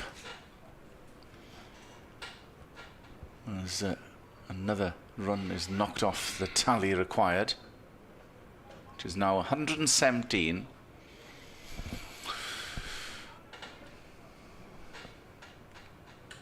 Jahar on the full out to the offside boundary. There is a man there. Yeah, Carlson reaching for that one, but I suppose it was there to be hit. Still glorious conditions in the Welsh capital, as it will be throughout the week. Jahar to Ingram, who just nudges to backward point, but there is no run. I thought there may have been a few more in Sapphire Gardens today. Yeah, crowds aren't usually great on Monday, but no, given what's at stake and the weather. Yeah. Jahar to Ingram. Oh, and that was played dead bat, and I think it dribbled behind to Ollie Pope. Yeah, close to playing on. End of the over, 79 for 2. Glamorgan need 116. Yes, supporters in April can be forgiven for saying it's too cold. In June, it's too hot. The nature of the British weather. Yes, there is a bit of shade down beneath us now. Yeah, for those in the Castell Howell stand. Few are braving it opposite. Yes. You need to be careful over there. Even on a windy day, or you can. Yes, it's more roasty than toasty today. Here's Lawrence then, bowling his off-spin over the wicket to Carlson, who steps back and plays it into a gap on the offside, and there is a comfortable single on this occasion. 80 for 2, 115 needed. Yeah, there are gaps. Many gaps for the single. Well, sorry, you've got to attack to some extent. They're close catches, though just down to the one slip, having had 2 in the last over from Lawrence to Ingram. 6 saving the single, 2 out as Ingram dabs that into a gap on the offside. Scampering back goes Laws, but a comfortable single. Well, Glamorgan had that conundrum this morning, really, and for a while they were reticent to put in any close catches. Yeah, I mean, Surrey may be looking to frustrate Glamorgan's batters, but the required run rate's barely over 2 now as a short leg does go in, and Lawrence bowls to Carlson, who reverse sweeps and will get runs down towards third man. Just the one. Yeah, I think. Thought there might be a second there. It was hit firmly towards that man, which probably meant there wasn't a second run. 82 for 2. Yeah, Carlson probably needed to get that one a little bit finer to beat the man at backward point, stroke wide, third man. 113 needed, 8 wickets needed. Lawrence around the wicket to Ingram. It's floated up, but Ingram is not tempted, defending to cover, no run. We're having lost Root without score and Tribe for 30. And Surrey just repositioning short fine leg as Lawrence bowls. Ingram back on his stumps again, playing it into that just a little gap on the offside and taking the single. 83 for 2. One of Ingram's many virtues is that he's a good placer of the ball. Sensible cricket. He can see a gap and direct the ball towards it. 83 for 2.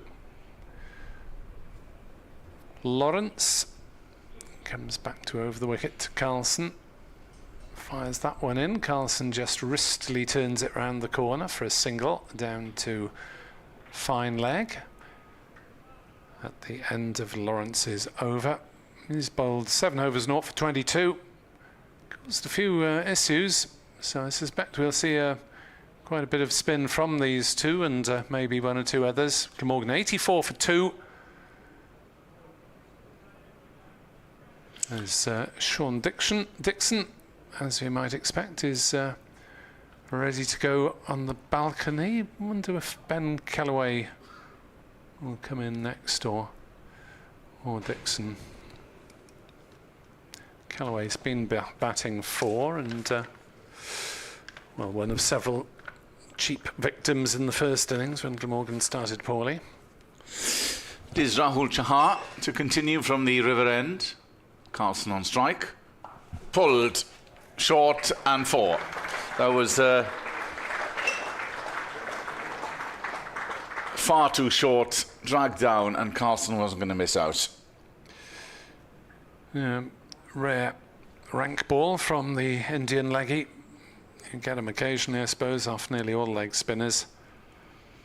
And Carlson was able to launch into the pull with little risk. Of course, more of an uphill task for Surrey. Chahar is in on the full. Carlson drives. They can't call upon Gus Atkinson, of course, who has been called back by England, which meant that Laws came in and did very well with the bat. Carlson nudges it into the offside, and again that's another 50 for Glamorgan's captain, Kieran Carlson. Hasn't yet steered them to victory, but is on course, and if Glamorgan are going to get there, much will depend on Kieran Carlson. 5th time he's passed a half century. He's turned one of them into 100. Chahar to Ingram, nudges, and again that placement we have spoken about by both batters, and it just rotates the strike. 90 for 2 now, 105 required. Chahar to Carlson on the full toe end of the bat, and it just evades point, and that's all that's needed. The run rate now is dipped under 2.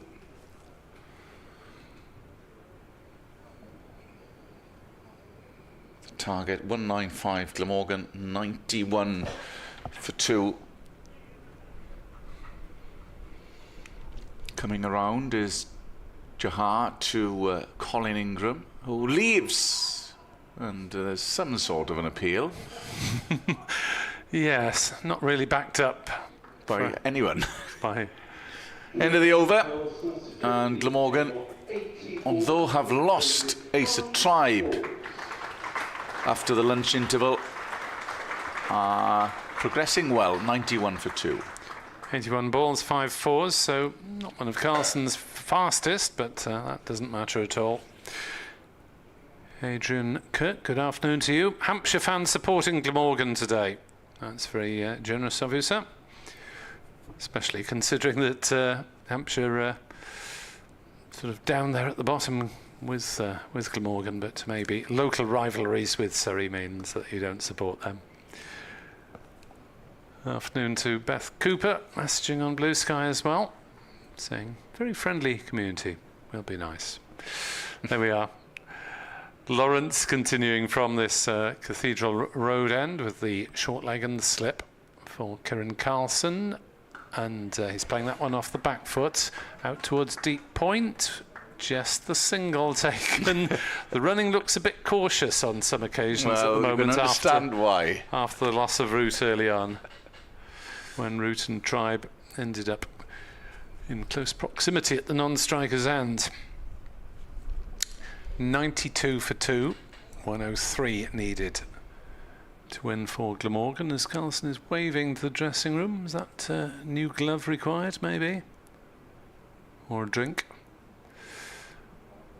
Lawrence just bringing another player to cut out that offside gap where It's Colin been Ingram's very back playing. profitable there, hasn't it? Yes, he's been pushing to point, but now there is a point fielder more or less square with the wicket as Ingram is forward defending to Laws at cover. Does mean there's a huge gap on the leg side.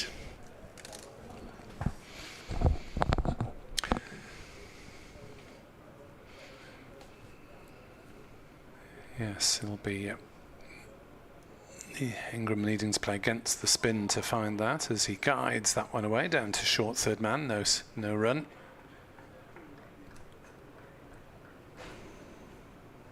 So looks as though we're going to go into the final session of this match, I would suggest, with just under an hour and 10 minutes to go till the tea interval, as Ingram meets that one on the full but drives it straight back to Lawrence, unless we're within a handful of runs and the umpires aren't in particular hurry for their afternoon cuppa. Lawrence in bowls, a swing and a miss by Ingram there. Reaching for that one wide of off stump, didn't make contact.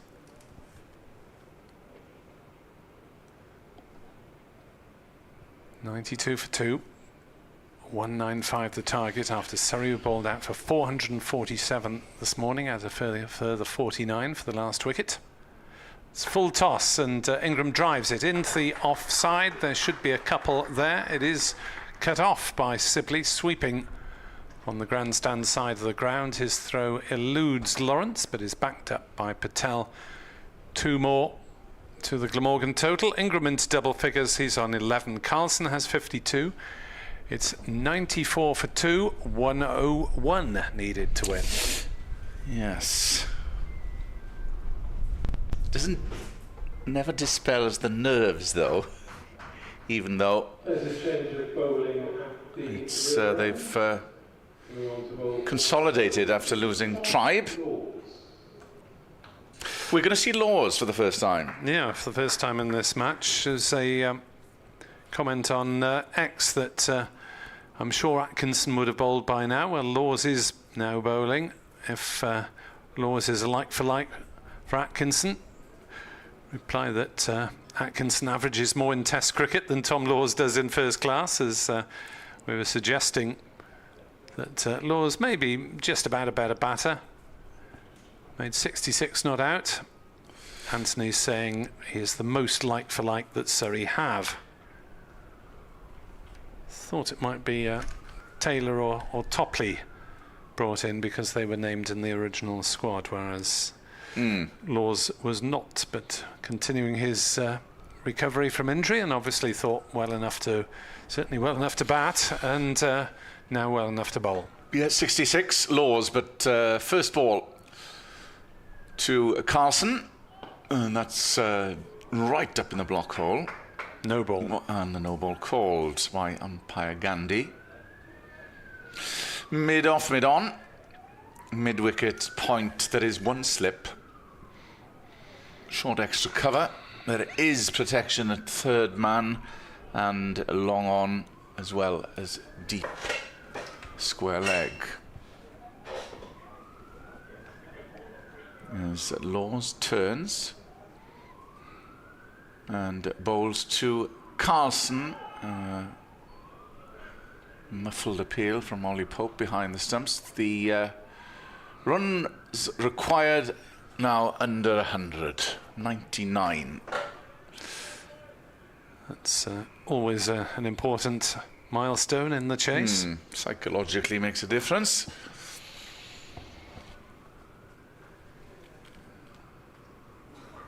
Laws goes back to his mark. He's the last man out this morning, caught by Cook. 7 wickets in his 3 first-class matches. Laws 2. Carlson, who chops and through the covers for 4. Just a push, really, by Kieran Carlson, and it sped away to the cover boundary. Yeah, not much follow-through, but a very firm jab from Carlson. Timed it sweetly. And the 100 is up for Glamorgan. 95 runs needed to win. Another psychological milestone in the chase.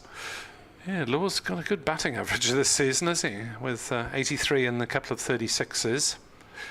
So say 7 wickets in the 3 first class that he'd played before this game.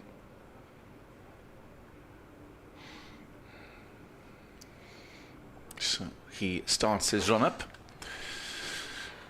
Right arm over to Carlson, and that's just played, didn't time on the onside. Asking for some repairs is Kieran Carlson. Gloves, I think. There is 3 to go in this over.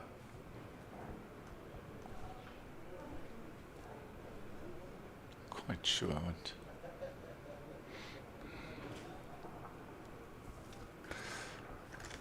Right, what's this hold up for? Is it a ball check? Umpire Gandhi waving the ball, so I presume that's what's required. God, they look like traffic cops these days, don't they, with the video monitor on the front, umpire cam. It's a shame we can't use that on the stream straight away. And the walkie-talkies behind. Is it going to be a drinks break? I think it is. At that break. juncture. What are we, 57 minutes after lunch? Yeah, nearly halfway through the afternoon session. But you can understand the umpires and the players wanting a drinks break. As the umpires wander over. Anyone got some squash for the umpires? Given the break, shall I... Why not? Why not? I'll just have a look. Exit stage left, as they say. I'll have a little look at the scores in other matches while we are temporarily halted here. And it makes it more likely again that we will get into the last session of the game, which looked fairly unlikely at various stages in the match. As we see the replay of Carlson possibly being hit on the hand, and he is having a little bit more attention now, I think. So elsewhere in Division 1. Oh, we've already flashed up as a delay in this match. It's listed on the screen as an injury, but I think it's would probably be a drinks break anyway. Somerset against Warwickshire. Somerset were eventually dismissed for 435 in their second innings, coming from behind. Warwickshire are 32 for 1, needing another 282 runs to win, so that's quite a demanding run chase potentially over the water at Taunton. Up at Durham. Durham are 101 for 2 in their second innings, needing a further 195 runs to win. So that again is potentially a good finish. Kent are on top against Middlesex. Middlesex are 89 for 6 in their second innings, needing still 142 runs to win. And Milnes has got 3 wickets and Dudgeon 2 for Kent there. And that's your lot in terms of county cricket at the moment, with a lot of teams or matches finishing yesterday. Carlson's had a bit of treatment, everyone's had a bit of a drink. And Glamorgan resume at 100 for 2. Yeah, that did hit him quite hard on the hand. He almost punched that away, did Kieran Carlson. So, yes, that's given him a chance to have his finger repaired and everybody else to have a drink. Also, for Tom Laws to change a boot. He had one boot off there during the drinks break, did Tom Laws.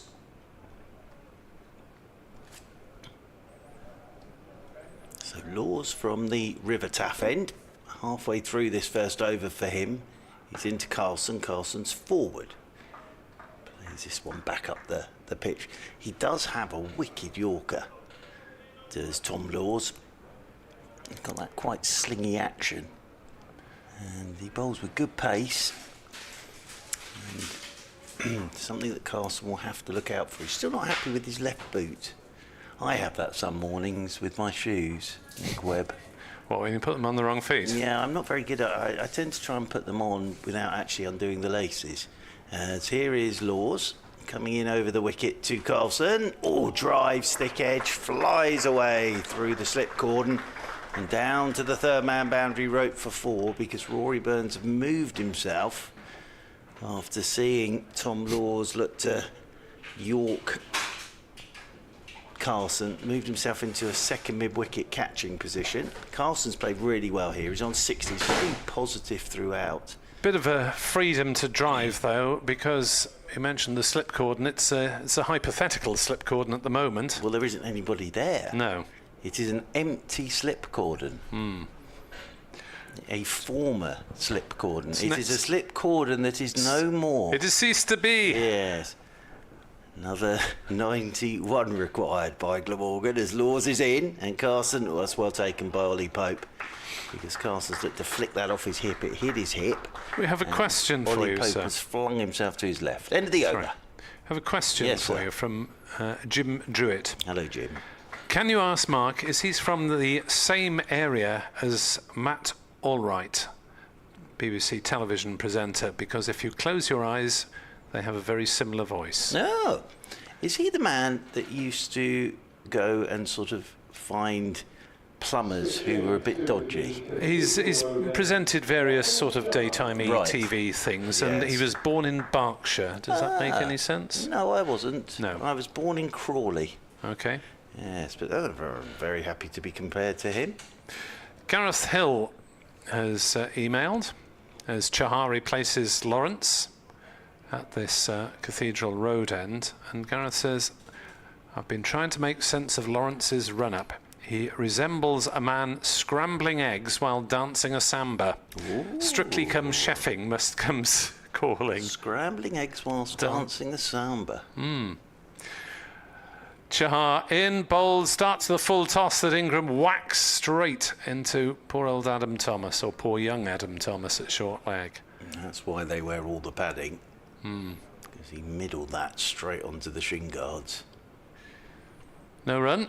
Chahar in, bowls, Ingram sweeps again. This time it doesn't strike Thomas, and it is picked up by deep square leg. It is just a single. So there we are. If you have an idle moment with Dan Lawrence, scrambling eggs while dancing a samba. Yes, that's a lovely description, that. Thank you. I would say he's all arms and legs, Dan Lawrence. There's a lot going on. Chahar, there's often a lot going on, but not quite in the same way. At least he's not bowling over round the wicket this time. As Carlson drives into the offside, single out to deep point. He might do in a minute, just to mix it up a bit. Yes, if you missed it in the first innings, he starts from one side of the wicket, crosses in front of the umpire as if he were bowling left arm, but then bowls right arm from very tight to the stumps, twisting round. He's genuinely around the wicket now, and the reverse sweep comes out from Colin Ingram as well, and he's got that one away down to the third man boundary for 4 runs. Yeah, nicely played by Colin Ingram. He's got a lot of sweeps in his bag, and that time he's pulled out the reverse. Played it very nicely, got on top of it. That finger looks all right now. And I think he can bat where he is in the order because of this internal external injury thing. Always get slightly muddled up with it. Well, given that there was a bit of blood there and it was presumably bruised as well, it could count as either. It could do. Don't overcomplicate it, Mr. Webb. Jar round the wicket, shorter. Ingram just dots it into the offside and ambles through for a single out to deep point. The pressure on Glamorgan starting to ease at 111 for 2. 84 runs needed to win. Surrey need at least a couple of wickets very quickly. As Chahar bowls, that's short. Filth and Carlson's pulled it round for 4. It's that not wasn't been the best over to start back in this new spell from Chahar. It's cost him 12 runs, 115 for 2. Carlson has 65, 80 are needed to win. Yeah, and he pulls his white sun hat over his head. There it is, Chahar. Yeah, it's looking a bit easier now from a Glamorgan perspective. 80 more required. And Rory Burns is stood with Jordan Clark at the moment, trying to come up with something. He's waiting for Tom Laws.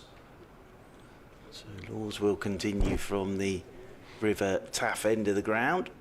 Ingram will be the man on strike with 17 to his name. Carlson's on 65. Surrey are all out this morning for 447. So that was the lead. And they'd added a few on, but they've knocked it down to just 80 required now. It was a lead of 194 from Surrey, who got themselves back into the game after being dismissed in their first innings, of course, for just 105 and having to follow on. Here is Tom Laws then coming around the wicket to Ingram, and Ingram's covering up, playing this one into the leg side. Chahar comes round from mid-wicket to do the fielding. So the field is Rory Burns at slip, Ryan Patel at backward point, Sam Curran sweeps on the cover rope. There's the extra cover, which is Adam Thomas. Jordan Clark at mid-off. There's the mid-on, which is Dan Lawrence. Mid-wicket, which is Rahul Chahar. And then Dominic Sibley is out at deep mid-wicket with Sean Abbott at long leg. As around the wicket goes Laws, and Ingram's in behind this, the left-hander. Plays it solidly straight back up the pitch. Ingram goes for a little wander towards square leg. Bit more cloud cover now, but it's very pleasant. Outside there's a breeze as well, a cooling breeze going across the ground. Tom Laws gets the ball in his hands once more. Comes in around the wicket to Ingram, and Ingram's turning it off his pads out towards deep backward square. There's Dominic Sibley to do the fielding, and they will pick up another single. If Glamorgan do get this, which at the moment looks very likely because they're playing it very, very well, it'll be the first time they've beaten Surrey in the Championship in Cardiff. At this ground? At this ground. Yes. Extraordinary statistic, that really is.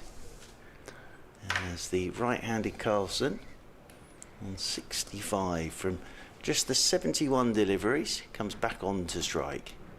In comes Laws to Carlson, who's opening the face, guiding this past a diving Rory Burns at backward point. And they will pick up another single as Sibley comes up to do the fielding. Carlson on to 66. I'm brought glad tidings. Oh, yes. The lift is now functioning. Oh, I might take it when I leave. Well, Just no, to we'll get, leave for the just to next get match. the experience of the lift. That's good work from the lift operators. Yes. They were in very early this morning. Well done, everyone. Well done, the lift men. As Laws will come around the wicket to Ingram. And Ingram, that's down the leg side. It's well taken by Ollie Pope. That's a brilliant take. It is, because he's got nothing on that. Ingram looking to flick it down to fine leg, and Ollie Pope's flung himself to his right and got a glove to it. Again, he's looking for that Yorker, is Tom Laws, but that one just going down the leg side. 78 more needed by Glamorgan. 117 for 2 they are. As here is Laws around the wicket to Ingram, and Ingram's just opening the face, guiding this off towards the third man boundary rope, and that is away for 4. And it's what we said. What over are we in now? 32 we've had, so life is getting easier for Glamorgan now as this ball gets softer, and this pitch is still playing very, very well. And 74 more needed. Glamorgan 121 for 2. Ingram at his best has the ball on a string and places it exactly where he wants to and where the fielders don't want it. Just bisecting the gaps. You see the cover's quite thickly populated when Ingram's in driving mood, and he can still quite often thread the ball between them, no matter how many fielders they stick there. 121 for 2. 74 runs needed. 8 wickets still needed for Surrey. Chahar has got one, and there's been a run out, which was like some sort of super group. Pope, Sibley and Clark all getting credit on the scoreboard. Smashing. Their third album is a bit progressive for me. Yes. Well, you wait until they go into their folk stage. Is that the one with the dragon on the sleeve? Yes. Chahar then to have another twirl. This last over was a little bit ropey for a man of his standard, as he bowls to Carlson, who's driving into the offside, picks out the sweeper on the cover boundary. Single taken. 122 for 2. Well, it's a proper captain's knock, this. We saw it from Rory Burns yesterday, and Carlson here just manoeuvring his side towards victory at the moment. As Ingram waits to see where the field are. Short leg, no slip. That's pulled by Ingram, muscled away over mid-wicket. Chahar dropping short. It's gone all the way for half a dozen. And Colin Ingram wanting to get on with things. Chahar dropped short. Ingram was onto it like a flash, fetched it from outside off stump, pulled it over wide long on. Yeah, that's a horrible delivery from Rahul Chahar. Came out completely wrong, and Ingram has just jumped on the back foot and launched it for 6. Chahar in, bowls. Oh, that's a full toss down leg side, and Ingram just knocks that gently away towards the boundary. It is being chased, but it's not being caught. 10 off 2 balls, and Chahar is not at his best at the moment. 132 for 2. He looks someone who is a bit short of bowling to me. This is his first game, of course. He only had one game in the IPL, didn't he? So he just looks a bit rusty at the moment. He's in been the second innings. Carrying the drinks, as that's again overpitched, and Ingram knocks it into the offside for a single. Applauding everything down beneath us now. Yes, indeed. And why not? Well, it's going to take something pretty spectacular to stop Glamorgan here now. 62 to win. Chahar trying to produce that, maybe trying a bit too hard. Oh, as he's bowled. Round the legs. Round the legs. Carlson can't believe it. As Chahar gets his second, Carlson goes for 67, but is it enough? Is it in time to put the game back in the mix? Chahar 2 for 46, Carlson 67 off 94 balls. And that spun a long way out of the rough. It did, and Carlson sort of swept straight over the top of it, but it's hit a rough patch by his feet and come back and hit the top of the middle stump. But he's played very well there, Carlson. Now, Surrey will say to themselves, you never know. Bang, bang. Well, I think it's just to start a bit of a wobble, because Carlson and Ingram were looking so comfy there. Carlson's really annoyed as he makes his way up the steps. He's played very well there, but they were cruising that. As Carlson up the steps he goes. Yeah. It did turn a long way, but it probably went past him on the full, so it was there to be hit. Yeah, I think he's just played over the top of it, and then it's spun in the rough where the right arm over bowler's been hitting the crease. So here's Sean Dixon making his way out to the middle to join Colin Ingram. So Ben Callaway sliding down the batting order. Whether he's indisposed in any way, we're not sure, and check after the game, but he has been batting 4. Well, I often say in these situations it could be something as simple as he's in the toilet and then Dixon's had to come out ahead of him. Has been known in the past. Yeah, that. but Ingram was promoted ahead of him as well, so it may be that. Well, he would have been in the toilet a very long time then. Yeah, I think, yes.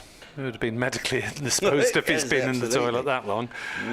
For 9 overs, during which the third wicket pair added 6.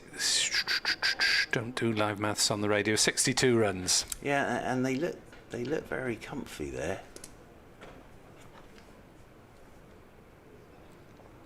Now Chahar's going to do his tricks here. He's going to come in between the umpire and the stumps, but bowl over the wicket. And they're getting 3 close catches in for Sean Dixon. How he does this, I do not know. Must have the strongest hips. And he comes and bowls to Dixon, who blocks it. It's an extraordinary delivery style, isn't it? Well, it is. If you think about it, you're coming in between the umpire and the stumps, but then you're jumping your whole body round to still bowl over the wicket. Makes your back hurt just thinking about it. So a wicket for Rahul Chahar in that over. 62 required by Glamorgan. 3 down, 133 for 3. Colin Ingram and Sean Dixon have a bit of a chat, and then it's the old punch of gloves.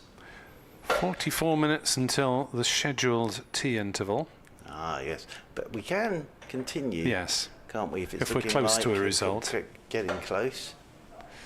So, Tom Laws it will be to continue from the taff end of the ground.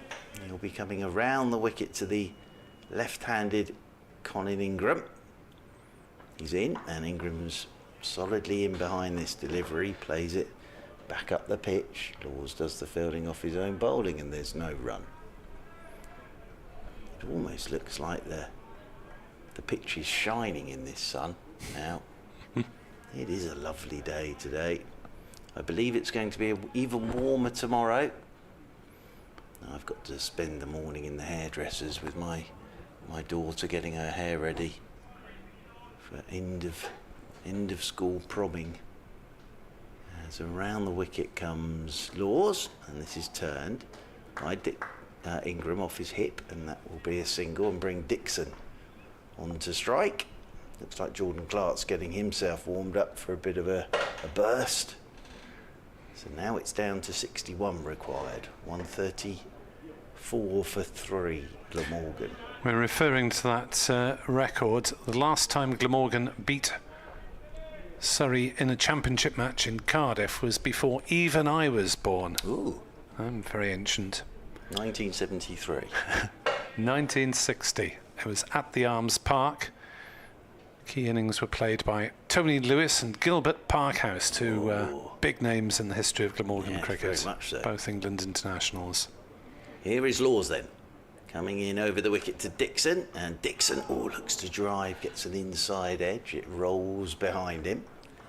Picked up by Ollie Pope behind the stumps, and there is no run. I grew up with Tony Lewis introducing the test match coverage on the BBC. And on Sunday afternoons as well. Peter West as well.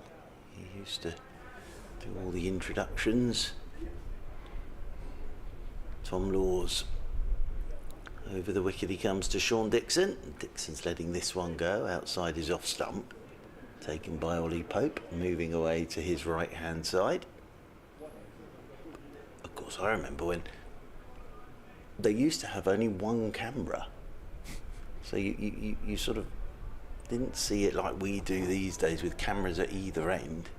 But it was tremendous. Peer through the wicket-keeper at one end and over the umpire's hat at the other. It was tremendous.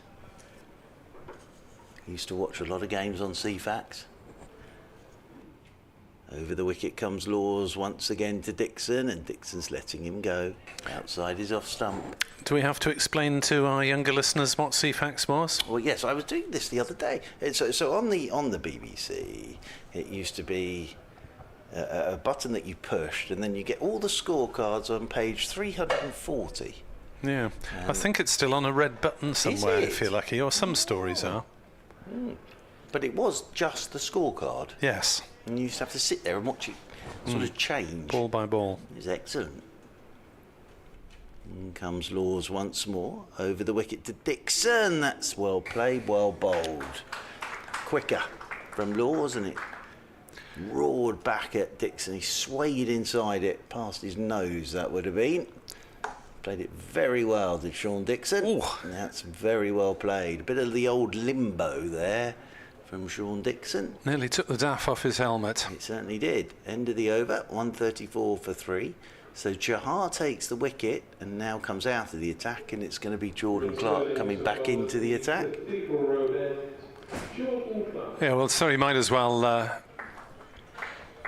juggle things round. Having Chahar, I suppose he's taken the two wickets to fall to bowlers. Yeah, he But has. they've whipped him off, although he's bowled a few bad balls Yeah, as well. he's been a bit expensive, and it may be the thought process. If they could knock over another one, they could always come back with 2 new batters at the crease. It'll be Colin Ingram waiting for Jordan Clark. Yeah, so if you imagine sort of watching, following a game via just the scorecard, obviously it is done on phones these days, but imagine you don't have any video stream, any radio commentary, etc., etc. You You used to get just a have the report update. as well, Yeah. didn't you? Clark bustling in then to bowl a full-length ball that's outside off stump. Ingram misses it. It comes back a bit and goes through to Pope, who takes going to his right. Again, no slip. 5 saving the single, so they're assuming that Ingram can be tempted into going for big shots. They're 4 out on the boundary. Really? At this stage? Yeah, I think I sort of understand that bit. Clark in, bowls, Ingram on the defensive. I'm sorry if listeners get bored with me placing the field from up here, because I know it's a lot easier game to try and run from the commentary box than it is in the middle. Yeah, I think probably the thinking is, you've just taken a wicket. Can you slow all this down? Can you? Because there were a lot of boundaries all of a sudden. So just try and slow it all down. Clark bowling round the wicket to the left-hander. In Ingram driving pleasantly, but straight to mid-off where the sun-hatted Abbott fields, and there is no run. Yes, it was page 340, the cricket page.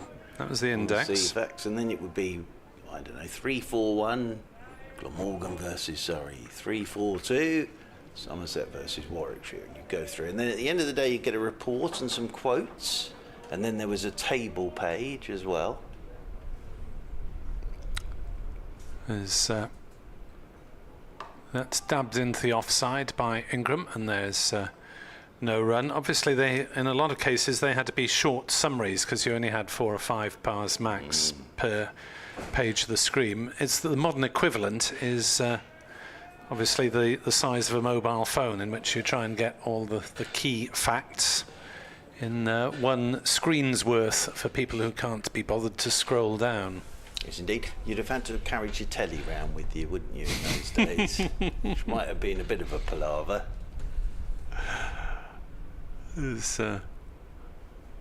In comes the next delivery that Ingram slashes at, reaching for it wide outside off stump. Luckily for him, makes no contact.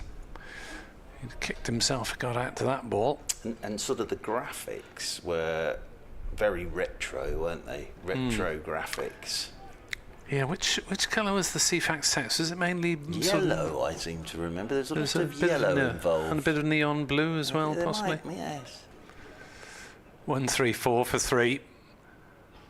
As Clark bowls, Ingram pushes this one just wide of point, dashes through for the single. He knew exactly where he was playing that ball, as the sunglassed and creamed up Sibley did the fielding.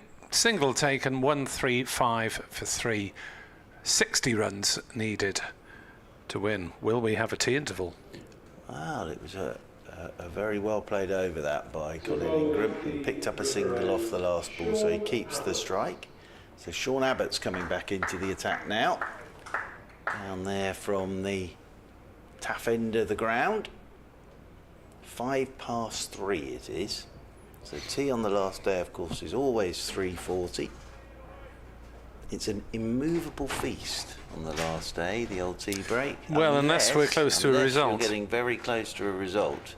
Oh, there's 2 people in the grandstand. They've got the entire grandstand to themselves. So here is Abbott coming around the wicket to Ingram, and Ingram just turns this one off his hip, and we'll get a single. Sibley comes up to do the fielding. 1 more to the total.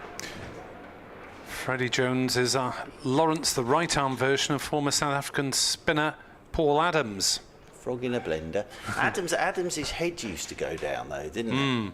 He was sort of looking at his feet. Yeah. It must have been. I always thought when you face Paul Adams, it must have been like facing a headless bowler. Yes. Because he was always looking at his feet. Where's the ball coming from? Here is Abbott then, getting ready to come over the wicket to Sean Dixon, who's yet to get off the mark. Sean Dixon. Abbott's in. Dixon lets this one go outside his off stump. Freddie Jones asks, was Ul Hassan rested in inverted commas for this, or is he carrying an injury? According to the Glamorgan website, he picked up some sort of injury down at Hove.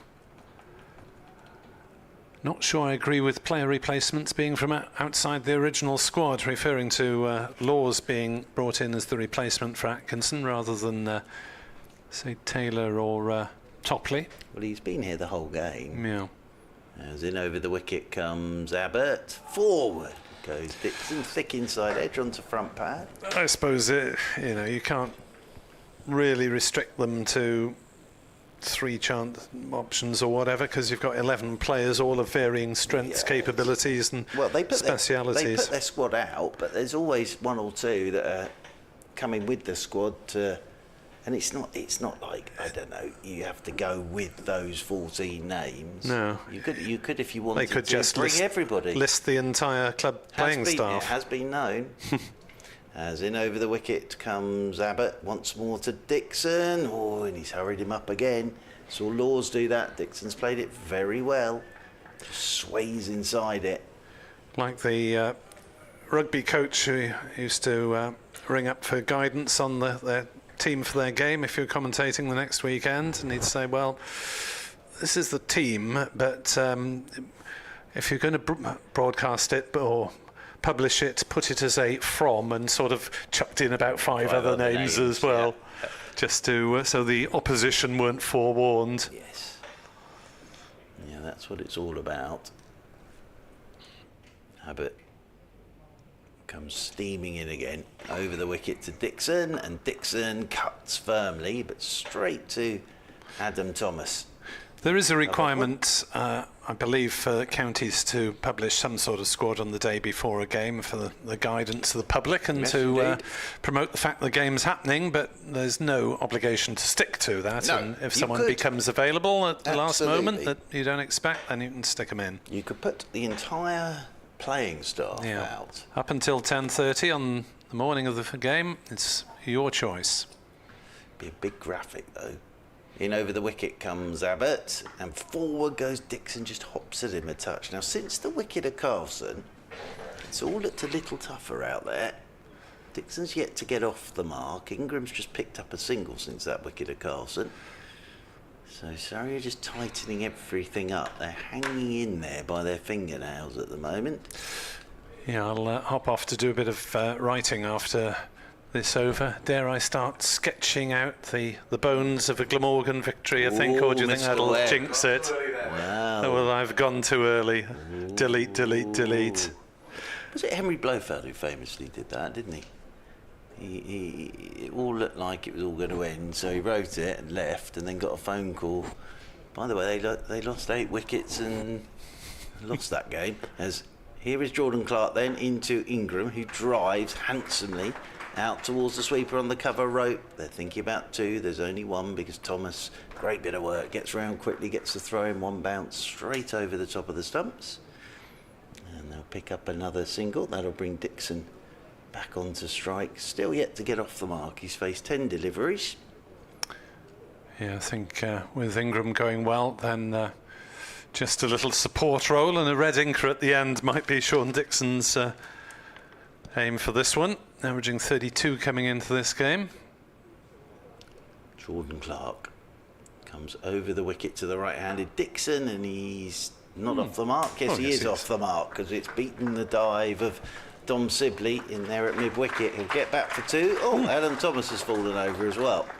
Well, there strange. You are. There's players lying prostrate everywhere at the moment. Not sure why he went base over apex there. Just got a bit of a hobble on after that, as Adam Thomas. His fielding in his shin pads, to be fair. Sibley nearly got to it, so you could tell why they turned down the run initially. Well, here it is on the replay as Thomas gets round. Yeah, he's done well to field the ball. He's just lost his footing. Yes, something's gone from underneath him. As this one's on the pads of Dixon, and that'll be flicked away for 4. So Dixon moves on to 6. And now it's down to 52 required by Glamorgan. So Mr. Webb is heading towards his laptop. Kenneth is coming back, having been watching all this from the back of the box.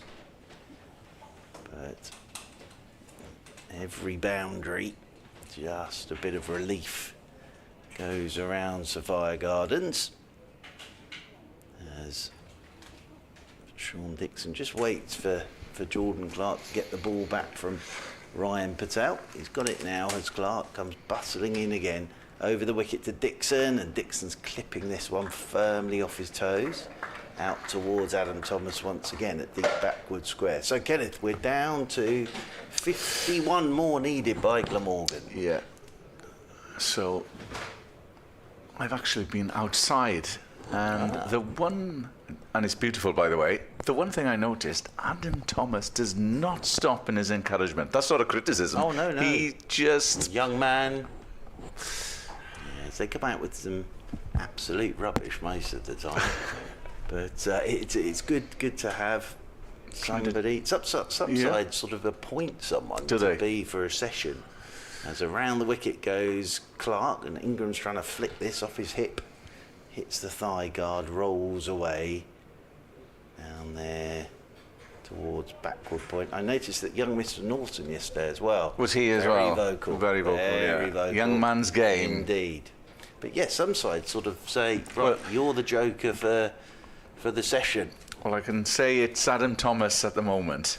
He's a long way away. Yeah, but he's still very vocal. Yeah, Ingram's just sort of... Well, it's all the experience. All the experience, yeah. As Clark's in 2, Ingram, good-looking drive again, just a single. Just wondered, though, Kellaway didn't bowl this morning, wasn't required, hasn't come in.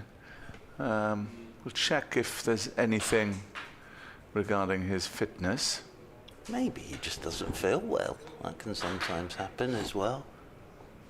End of the over, 145 for 3, so 50 exactly now required by Glamorgan. Could be that, it could just be a bit under the weather, poor lad. And Ingram obviously is the prime candidate if you wanted someone just to steer the ship, so to speak. And he's done so. Well, as I say, he's so much experience. Yeah. 38. Ingram is on now, and it will be Abbott from the river end coming in to Colin Ingram. Pulls. There is protection out in the deep, so just a single. There are so many gaps as well, so it's a difficult one for Surrey. And Ingram is a master at just nudging, rotating the strike.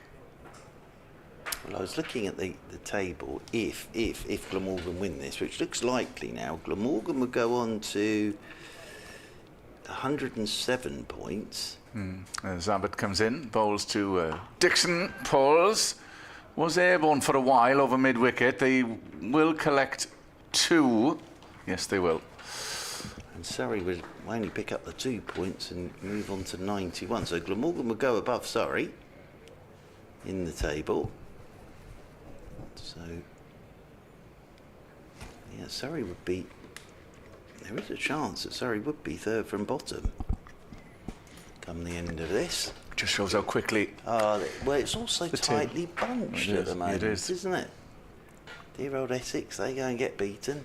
Yeah. Sussex go and get beaten. Abbott coming into Sean Dixon.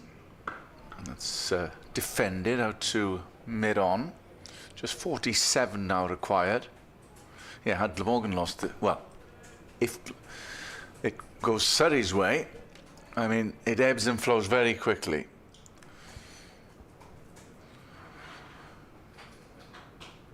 Yeah, I would say that Surrey fought very hard yesterday to keep themselves in the game, but the major issue is if you're knocked over for 105 in reply to 358, you are so behind in the game. Yeah.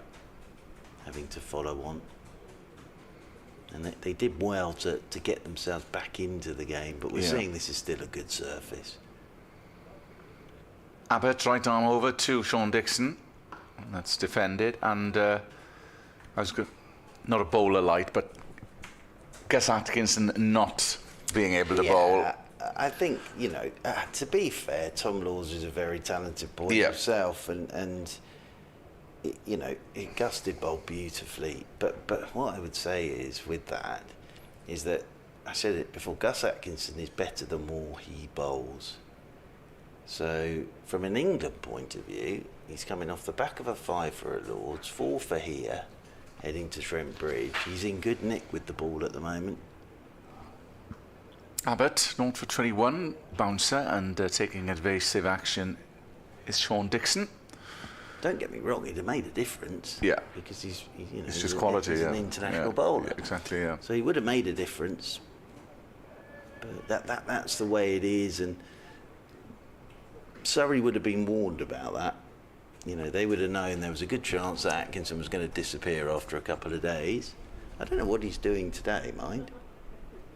Maybe he's reacquainting himself, having had a week in the international wilderness, being banished for being naughty. Well, thank goodness. All I can say is, I was going to say something ridiculous, which isn't. I was going to say we might not have as much column inches, but we will, and everyone will be. They'll be forensically dissecting every word from press conferences, won't they? Yes. It does all get a bit boring after a while, really. Adam Thomas goes into short leg as Abbott. And there's another short bouncer, and the end of the over. So Glamorgan edging ever closer, 47 needed now, with Ingram still looking strong, unbeaten on 39. Yeah, he's played very nicely. Well, Surrey need a miracle here now. They need something like a hat trick, or 2 in an over. Well, we've seen one here this year. Mr. Norton, of course. But there's the Glamorgan balcony with Kieran Carlson and his magnificent moustache, having made a very fine 67 to guide his side almost to victory. And now Colin Ingram doing that alongside Sean Dixon. Dan Lawrence is coming back into the attack. So the off spin of Dan Lawrence back into the attack, and Colin Ingram will be the man on strike. Lawrence comes around the wicket to Ingram, and Ingram's forward. Nick ferociously typing in the back, so he has gone early. He's gone very early here.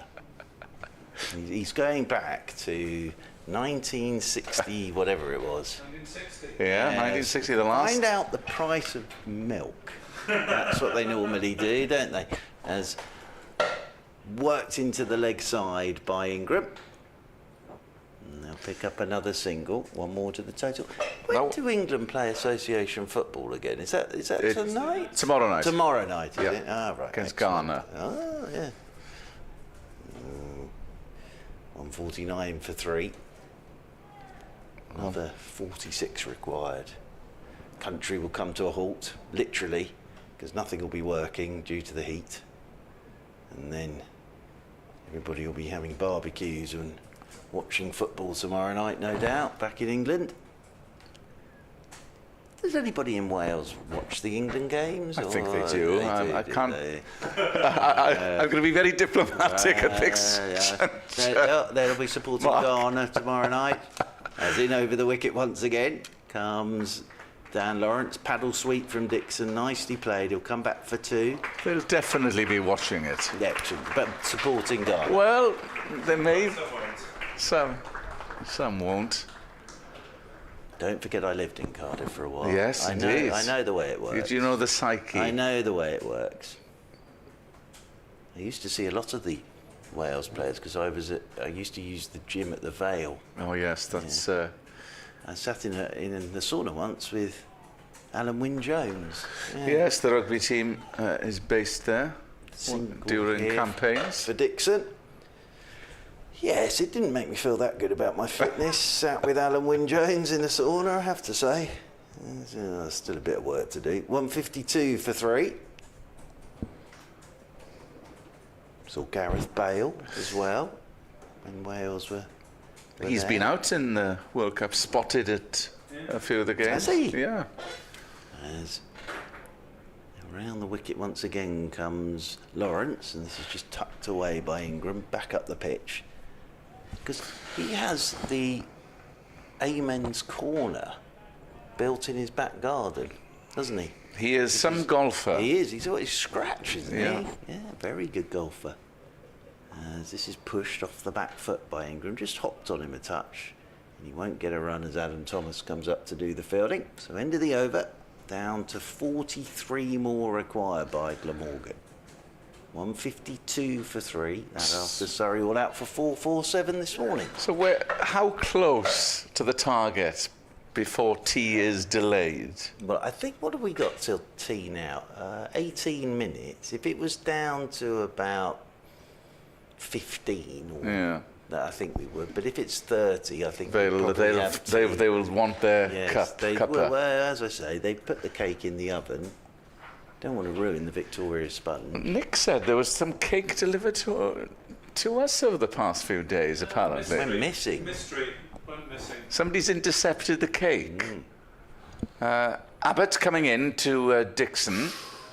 Well, thanks to whoever did send the cake, but unfortunately, some opportunistic person Bread and butter pudding, I believe. has Yes. nabbed it. Yeah, disappeared off the face of the I earth. was very disappointed. Someone in the media centre has taken a fancy to the bread and butter pudding. There haven't been that many people here in the media Yeah, centre. so There's some suspects. I'm not sure if we'll have cake either, because dependent on if the lift. The lift is working, so we may have cake. We had Black Forest cake the first day as Abbott comes into Dixon, and that's pushed towards the cover boundary. There's a chase on, but the ball wins the race. And little more than a jab from Sean Dixon. Yep, good shot from Dixon. Didn't try and hit it too hard, just pushed it away through the covers for 4. Yeah, so we'll await to see. Is it a heavy cake? Is that It's why a they heavy need the cake. lift? Well, Very yeah, big cake. Yeah. Needs the lift to get it up here. Abbott coming right arm over to Dixon. Well, we're very glad it's been called a no ball as well, which does little to the Surrey cause. The fresh cake, we didn't have any last year. It was just biscuits and so forth at tea. So we're very glad to have the fresh cake back. Oh, very nice. Well, if it's there, it may as well be used. And usually Edward brings a few Welsh cakes as well. He didn't bring anything with him yesterday, the great man. Right arm over, coming in is Abbott to Dixon, played defensively, 158 for 3. I tell you what is looking even better now at this stage is that partnership between Crane and Cook Yeah. on day one. What was it, 79 for 6 Yeah. at one stage? Yep. And to get up to 358 and then bowl Surrey out for 105, that's the difference. And as I say, Surrey did really well yesterday, got their heads down, battled through, did well this morning, but always playing catch up. Yeah. Always difficult as Abbott comes into Dixon. Oh, and that's... didn't climb as high, the attempted bouncer from Abbott. Just swaying out the way was Sean Dixon. This will be a real disappointment for Surrey, because they know to have any chance of getting that championship title back, they have to start winning games, and they're Too many slowly draws, passing them by at the moment. Yeah. But from Glamorgan's perspective, terrific performance. Abbott to Dixon again. Carbon copy gets out of the way of a short one from Abbott. Well, that bounce back ability is the key thing for Glamorgan, having lost heavily down in Hove. That would have been a This is the dent amazing to the thing psychology. with this table at the moment. This is the amazing thing, is everybody sort of keeps beating everybody else. So there's nobody really putting a gap between themselves at the top and everybody else. So it's all still quite tightly bunched. But September's going to be the key time, of course. Coming in is Abbott to Dixon, who defends late. It trickles behind to Ollie Pope, where he collects. End of the over. Glamorgan on the march. They need 37 more runs for victory. So unlikely we will have an extended session. We will break for tea. Yeah, I think we'll probably have tea at the normal time. Unless of course Ingram launches 3 sixes in this over from Dan Lawrence or something. So Ingram is on strike, and Dan Lawrence will come around the wicket to Ingram, and Ingram's forward, nudging this one down into the leg side. There was 1 6 earlier, wasn't there? Was that off Chahar? Yes, or? that's right. Yes, from Ingram. Just pulled it, didn't he? Yeah. Over long on for 6. Lawrence in again. Ingram's forward and plays this nice and quietly back up the pitch. But as I say, if this is defeat for Surrey, it'll be a huge disappointment for them. In around the wicket goes Lawrence, and that was quicker. It's just pushed away by Ingram. Through the offside, up comes Dom Sibley to do the fielding. But Glamorgan, that partnership, Crane and Cook. Crane with his maiden first class 100, the 100 from Cook, and then Norton bowled beautifully for his 5-fer. Surrey wrestled their way back into it yesterday. But the way this pitch is playing, you'd have needed a lead of 350, I would have thought, to make life really tough. As reverse sweeping is Dixon. Well, he's got something on this. It's actually gone past the diving leg slip. It's buys, in fact. Nothing on it at all, but it's whistled off down towards the boundary rope for 4, because Thomas was doing his level best to get to that, diving away to his right. And 4 buys, 163 for 3, 32 more needed. As Lawrence comes over the wicket to Dixon, and Dixon's forward to a quicker delivery, plays it down into the leg side. And of course now there's a wait for Championship cricket again, isn't there, because of all the old T20. What is it, July, the next round of Championship games? As Lawrence is in, and that's down the leg side again with some turn.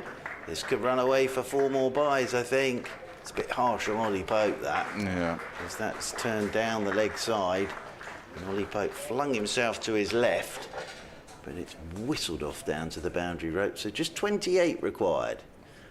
I suppose there is a chance now that T could be delayed. Well, I was just thinking that. Little chance. Well, it'll be down to the umpires. They'll decide whether they want their cup of tea or not.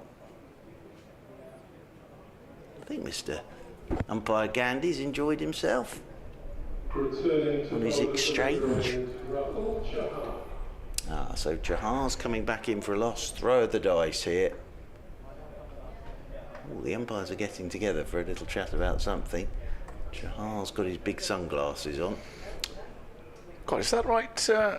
Glamorgan next in action, 20th of August. Yeah. Is there nothing in July? That is away at Grace Road. This is what I mean. There's a massive delay now again in terms of championship cricket. Let me have a quick squiz here. Get the old Playfair out. Yep, that is. It's not. There isn't any in July. So now we've all got to wait until, as you say, the 20th of August. Chahar to Ingram. That's snuck round the corner. There is an appeal for something. Yeah, 20th of August. So Surrey are where next?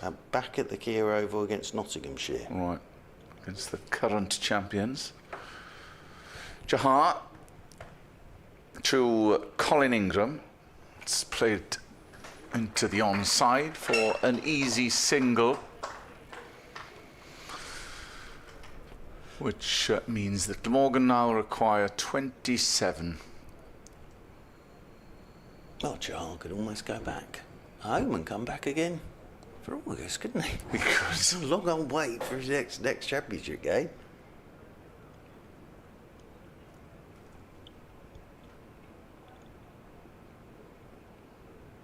in he comes, the unorthodox run-up, and that's paddled round the corner, which is enough to get them 2 runs off the bat of Sean Dixon.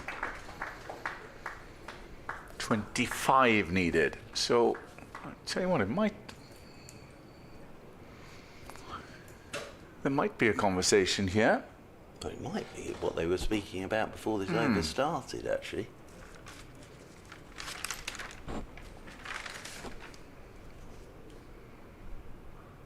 This is Chahar. It's played toward backward point. They started to run off, but there was no run there. Well, it sort of sums it up when you're debating whether tea is going to be delayed or not. Chahar to Dixon. I think if you're Glamorgan, just get the job done. Even if you have to come back out after tea and you only need another 15, just get the job done. Chahar bowling as if he was a left-hander coming around, although he's a right-handed bowler. End of the over. As I say, he must have his incredibly joints, strong hips to be able to flick himself around like that. Because just the thought of it makes your back hurt. 170 for 3, end of the over. 25 more runs required. Yes, indeed. And it's going to be Dan Lawrence continuing from the Cathedral Road end of the ground. And it will be Colin Ingram, the man on strike. Played very well here, Colin Ingram. 42 not out. Made runs in the first innings as well.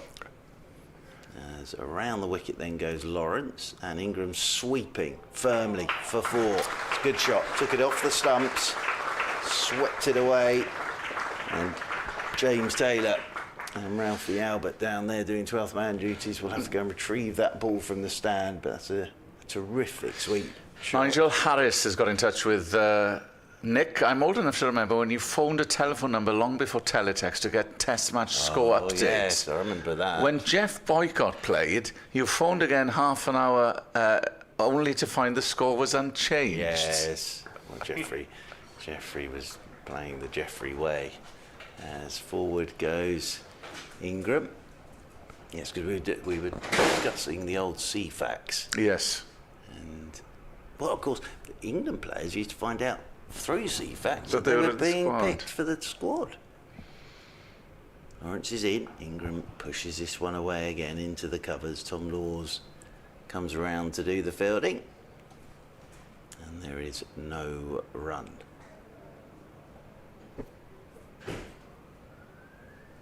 Lawrence in again, and Ingram nice and gently just pushes this one out towards cover point. So just the 21 runs needed now by Glamorgan for their first victory against Surrey here at Sapphire Gardens. Amazing stat that. As forward goes Ingram. Lays this one down into the leg side, and there is no run. The last home victory was at Swansea, 1983. Righto. Near the Mumbles. Near the Mumbles, yeah. Yes, indeed. And he goes again, Lawrence, and sweeping fine is Ingram. That'll be 4 more because just on the angle. And he swept that past Jordan Clark at short fine leg. And down to the boundary rope for 4, and that is Colin Ingram's 50. So 50s in both innings for Colin Ingram. He's played very well here. And he is guiding Glamorgan to the victory with all that experience, and having a little chat now with Sean Dixon. Well, I think there is a chance now that think tea so. will be delayed. I think so. Yeah, he's provided stability once more, as he so often does. Well, I don't know if they pay him in gold, but he's certainly worth his weight in it. He Yeah. is Colin Ingram. Because he is so experienced. And he's played very nicely in both innings. Of course, he had that finger injury in the first innings, but that looks all right, the way he's played in this second innings. Jahar, again, unorthodox, and Dixon defends. Yeah, he's been absolutely magnificent on and off, coming to this county now since 2015. It is Jahar, low stayed. Well, he is an honorary Welshman now, He is, isn't it lives out in the Vale. Yeah. Very nice. Yeah.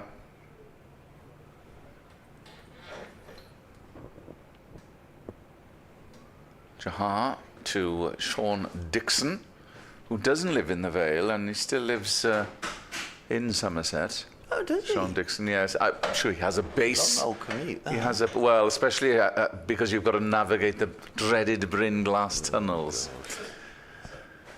Jahar in. Sounds like something out of the Lord of the Rings, doesn't it? Well, I always know I'm entering Cardiff when I see the triangles. When you come past the big Tesco on your left-hand side, other supermarkets are available. Yes, indeed, up by Western Avenue. That's it. Defending is Dixon. So it's going to be close here. I suspect they'll just play it out. 17, beg your pardon, needed. Jahar coming in. Dixon. Oh, and that's gone fine past the slip, and it's gone for 4. So I think we will now. 13 needed for Glamorgan. Yeah, Dixon had a drive at that thick outside edge. Yeah. Flew past Rory Burns at slip. So this is going to be a fantastic win for Glamorgan. And as I say, they deserved it. They batted very, very well after being in trouble. Messrs Crane and Cook did a terrific job, and then Norton with that new ball spout. Surrey wrestled their way back into it yesterday, but well, we've seen that this pitch hasn't broken up at all, really. And Surrey needed to be sort of 350 ahead. As in around the wicket then goes Jahar, and Ingram's down the pitch and slaps this straight for 6. So that will get us towards the victory target. Lawrence giving that one a little bit more air, and it's just 7 required now. Good shot from Colin Ingram, sort of short arm jab straight down the ground for 6. As soon as it gets to 6 required, I will pass to you, Kenneth. As Lawrence comes around the wicket to Ingram, and he's punching off the back foot. So just 6 required now, as Dom Sibley does the fielding, because there, I suppose, is a chance that Sean Dixon will finish this in the grand manner. We shall see if he can emulate Colin Ingram's shot just now down the ground. But yes, it's been a great effort by Glamorgan after going down heavily at Hove. They would have wanted something out of this block of championship fixtures as we await Lawrence to Dixon, but there's no run. That's played to the man Fine on the 45. Nick Webb is joining in on the act. Why not? Doesn't happen very often. Not in my lifetime. Well, exactly. Glamorgan edging closer to a first win here at Sapphire Gardens. It's reverse swept by Dixon for 4. 1960, last win in Cardiff over Surrey. Well, we're witnessing history here because it's never happened at Sapphire Gardens. That win was at the Arms Park. The last home win was at Swansea. Lawrence to Dixon. 2 needed for victory. It's been a sterling effort by all concerned. Crane and Cook provided the foundations with centuries. Then Norton as Lawrence comes in, and that's left outside off stump by Sean Dixon. That is the end of the over. Don't think they'll head for tea. No. Needing just 2 runs for victory. So Colin Ingram and Sean Dixon meet for a little chat to enjoy the moment.